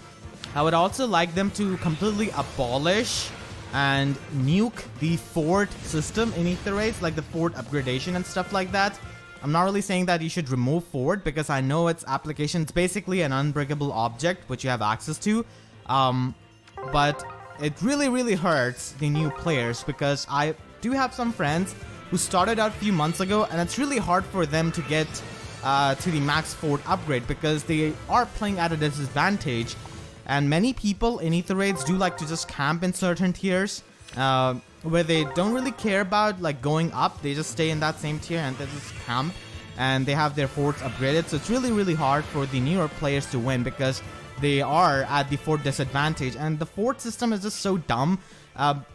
Like I've been playing Ether Raids since the first day and I'm sure for the people who have been constantly playing Ether Raids just like me as well, already have their fortress upgraded to the max level, so it really doesn't do too much at this point for us. So it's just there to hurt the newer players and I don't like that. So I would like them to nuke that system. I guess I would like more dialogues or something. Like in the story chapters when you face the certain units, I would like some kind of hidden dialogue which you could only trigger if you have that unit. That's a big thing in Fire Emblem and they don't really have that kind of thing in Fae, which I don't really like. So I guess those are the changes I would like to see, or like the improvements I would like to see in Fae in 2020. Now obviously I could just say the predictable stuff, give more orbs, give like have like better balancing and stuff like that, but all of those are just implied as it is. So that's why I just stated some other stuff which I would like to see. Silas, you do not belong to the Deliverance. Come on, Banner, just give me Nino. She's the high priority unit which I really want. Come on, Nino, please show up. I already have Winter Jafar here. We already have your brothers, Linus and Lloyd. I also have your uncle Legault. Come on, game, give me something good for Christmas. I've been a good boy the entire year. Alright. The next question is by Jaden Wolf, and it's probably the most accurate one. PM1's IV chart. Beginning of the year, fantastic, no real flaws. Halfway point can vary. Last few months of the year, strength stat of 0 and luck stat of -1. No hate, just a joke, but this is scary recurring pattern regardless. Keep making content, man. You're the best. Thank you so much, and yeah, you're really accurate. As you can see, I don't have the greatest luck right now at the end of the year. Alright, 5.50. What's happening? Already, I'm about to go 200 orbs without any kind of 5-star. But this could change here. I could just summon like 5-star units and just break my record of summoning the most 5-star units in a batch. Never mind. Oh, I said never mind. It was actually a 5-star. Brady, my man, you really want the best for me. Look at him sitting at like clean 2 hero merit. Yeah, I love that. Yeah, I've not used him at all. The next question is asked to me by Curious Carlo. Why haven't you used the free 5-star summon at your free-to-play account? They are referring to my Choose Your Legends 3 free summon, which I have not used yet on my free-to-play account. And the answer for that is because I just got Brave Micaiah pretty easily on the Choose Your Legends 3 banner. So I don't really feel the need to summon another neutral IV Micaiah, and I don't really make free-to-play guides from that account. I mean, it's a free-to-play account, but for like Ether Raids, Arena, and stuff like that, for summoning and saving orbs, and for stuff like that. And I thought like maybe I would summon Brave Camilla, just to accommodate for the people that don't have Brave Micaiah, but I don't really feel the need to do that as of right now, so that's why I haven't really decided on that. So that's the main reason why I haven't summoned like any kind of free unit from Choose Your Legends 3. Bit disappointing, the only 5-star unit I summoned in this summoning session was Brady. That soon, but he's also another minus attack IV unit. Okay, Tanya, no need to mock me. Oh, I'm gonna add Marsh, thank you so much for your question, dude. I got Marth. Finally, a focus unit. He's minus attack, that's fine. You know, it was obvious as it is I was gonna get minus attack. Let's take a look at their art. Yeah, this is a really weird thing where the bowstring is going behind his neck, if you could see that. But I guess they didn't really want the bowstring to cover his face, so it makes sense. Alright, yes. Got Marth. Can I get Nino now? Please, game. Speaking of defeating them, Dimitri's here to defeat every last one of them. Cannot say the K word because YouTube might not like that. Plus attack Dimitri. Yes. Give me that plus attack unit. Okay, I just got Dimitri. Can I get Sothis? I'll still try for Nino. I don't know why Nino is avoiding me. I don't like that.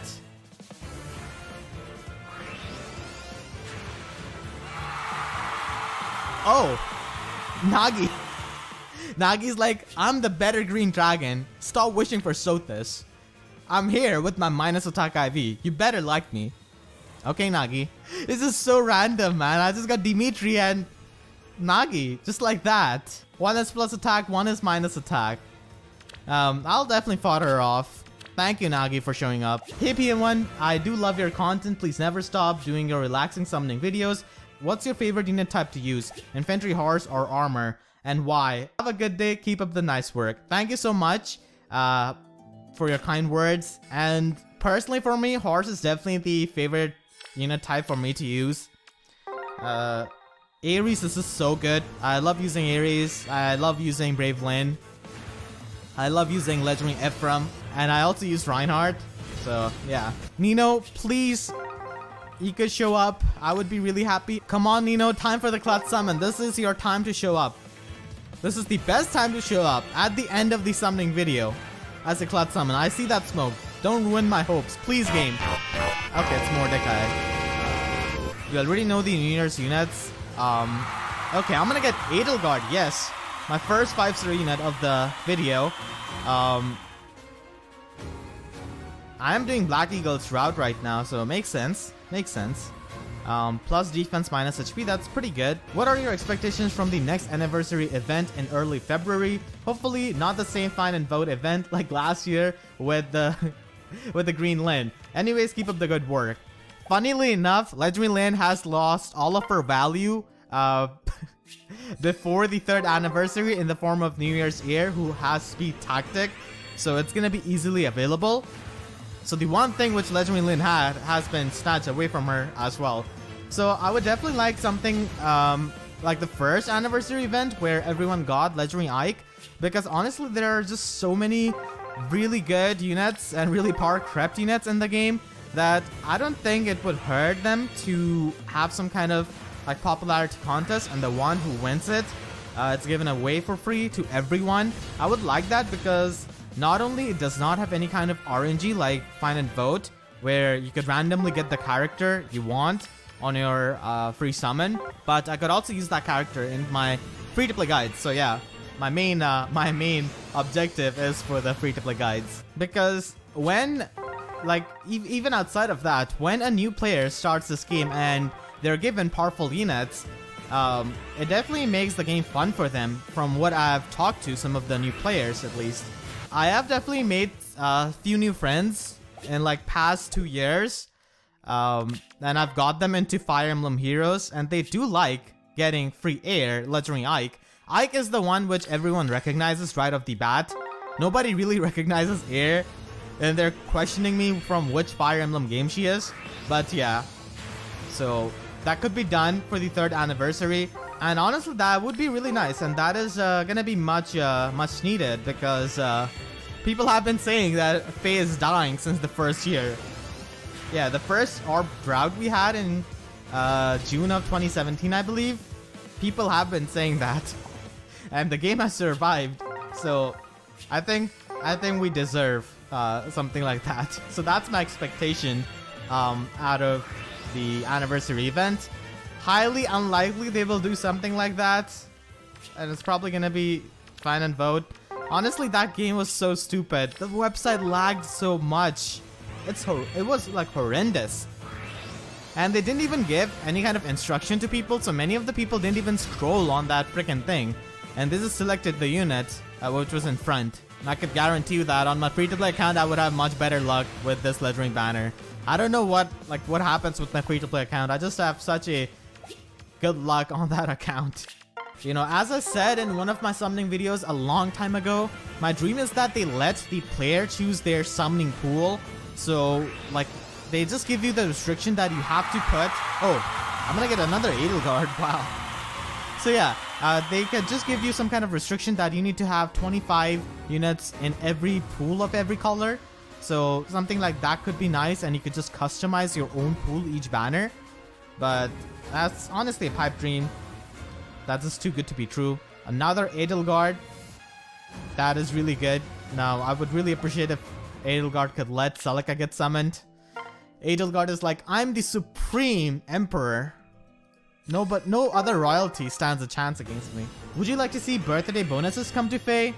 Yeah, I mean, every game does it, I guess. So they could also do that. Even in 3 houses, you get the bracelet of that house. And it's not really all that hard to do. So they could just do that and give you like 20 or 30 orbs on your birthday. That would be really good. So yeah, I think they should definitely implement that kind of thing. Ooh, 2 green stones. Don't just give me Celica on my free summon. Come on, it will break my heart. I mean, I would like that, not gonna lie, but still. It's gonna be one of those bittersweet things. Another Edelgard! Edelgard just wants her to get summoned. She doesn't want any other royalty. She probably thinks she's the only unit I ever need. 3 Edelgards. That's pretty insane. I got a 5-star unit on my free-to-play account so fast. Are you kidding me? It took me those many orbs to get 2 5-star units on the main account, and here I just get a Naga?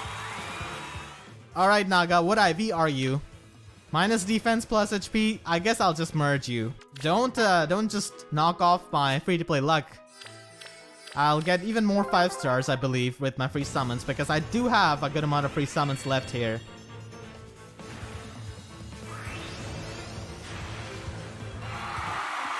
Yeah, I just told you, man. I know my free-to-play account.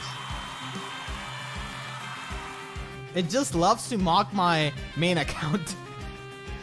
I don't get minus attack units that much on my free-to-play account. I don't even remember last time when I got a minus attack unit on this account. So, plus defense, minus resistance, harden. I'll just fodder him up for both fighter. It's being asked by the Elephant. He's also a really active subscriber on my channel. Hey PM1, love your content as always. Keep doing your thing. I've got a question for you. Your voice is just really unique, and I like to sometimes listen to your videos during long commutes.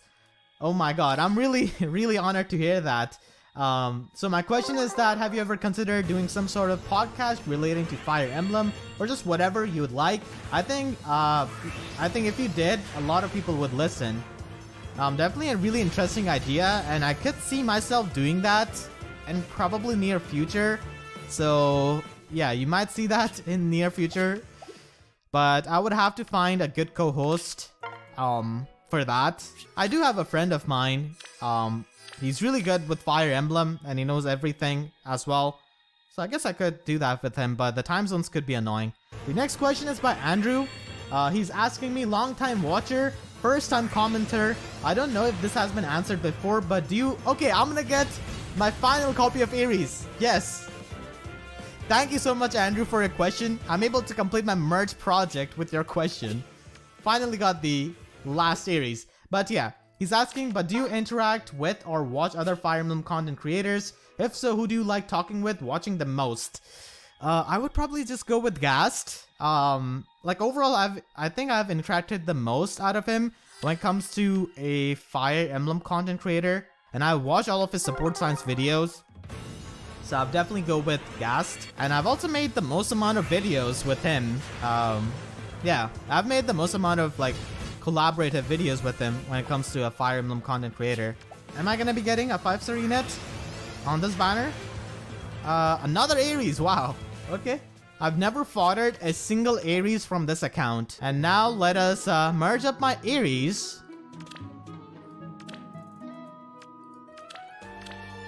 And that's gonna be a plus 10 merge Ares on another account. Hell yeah, that's fantastic. Absolutely beautiful. Oh yeah, I have a support on him with Lin. No lean on this account. Actually, I did get a lean recently. But yeah, I hope you guys enjoyed this video. If you did, then please be sure to leave a like. It is going to be helping me tremendously. And if you haven't already, then make sure to subscribe for more Fire Emblem Heroes content and also 3 Houses content.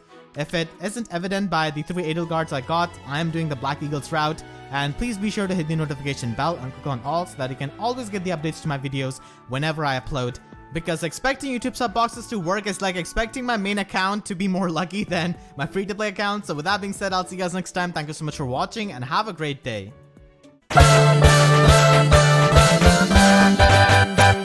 Here we go.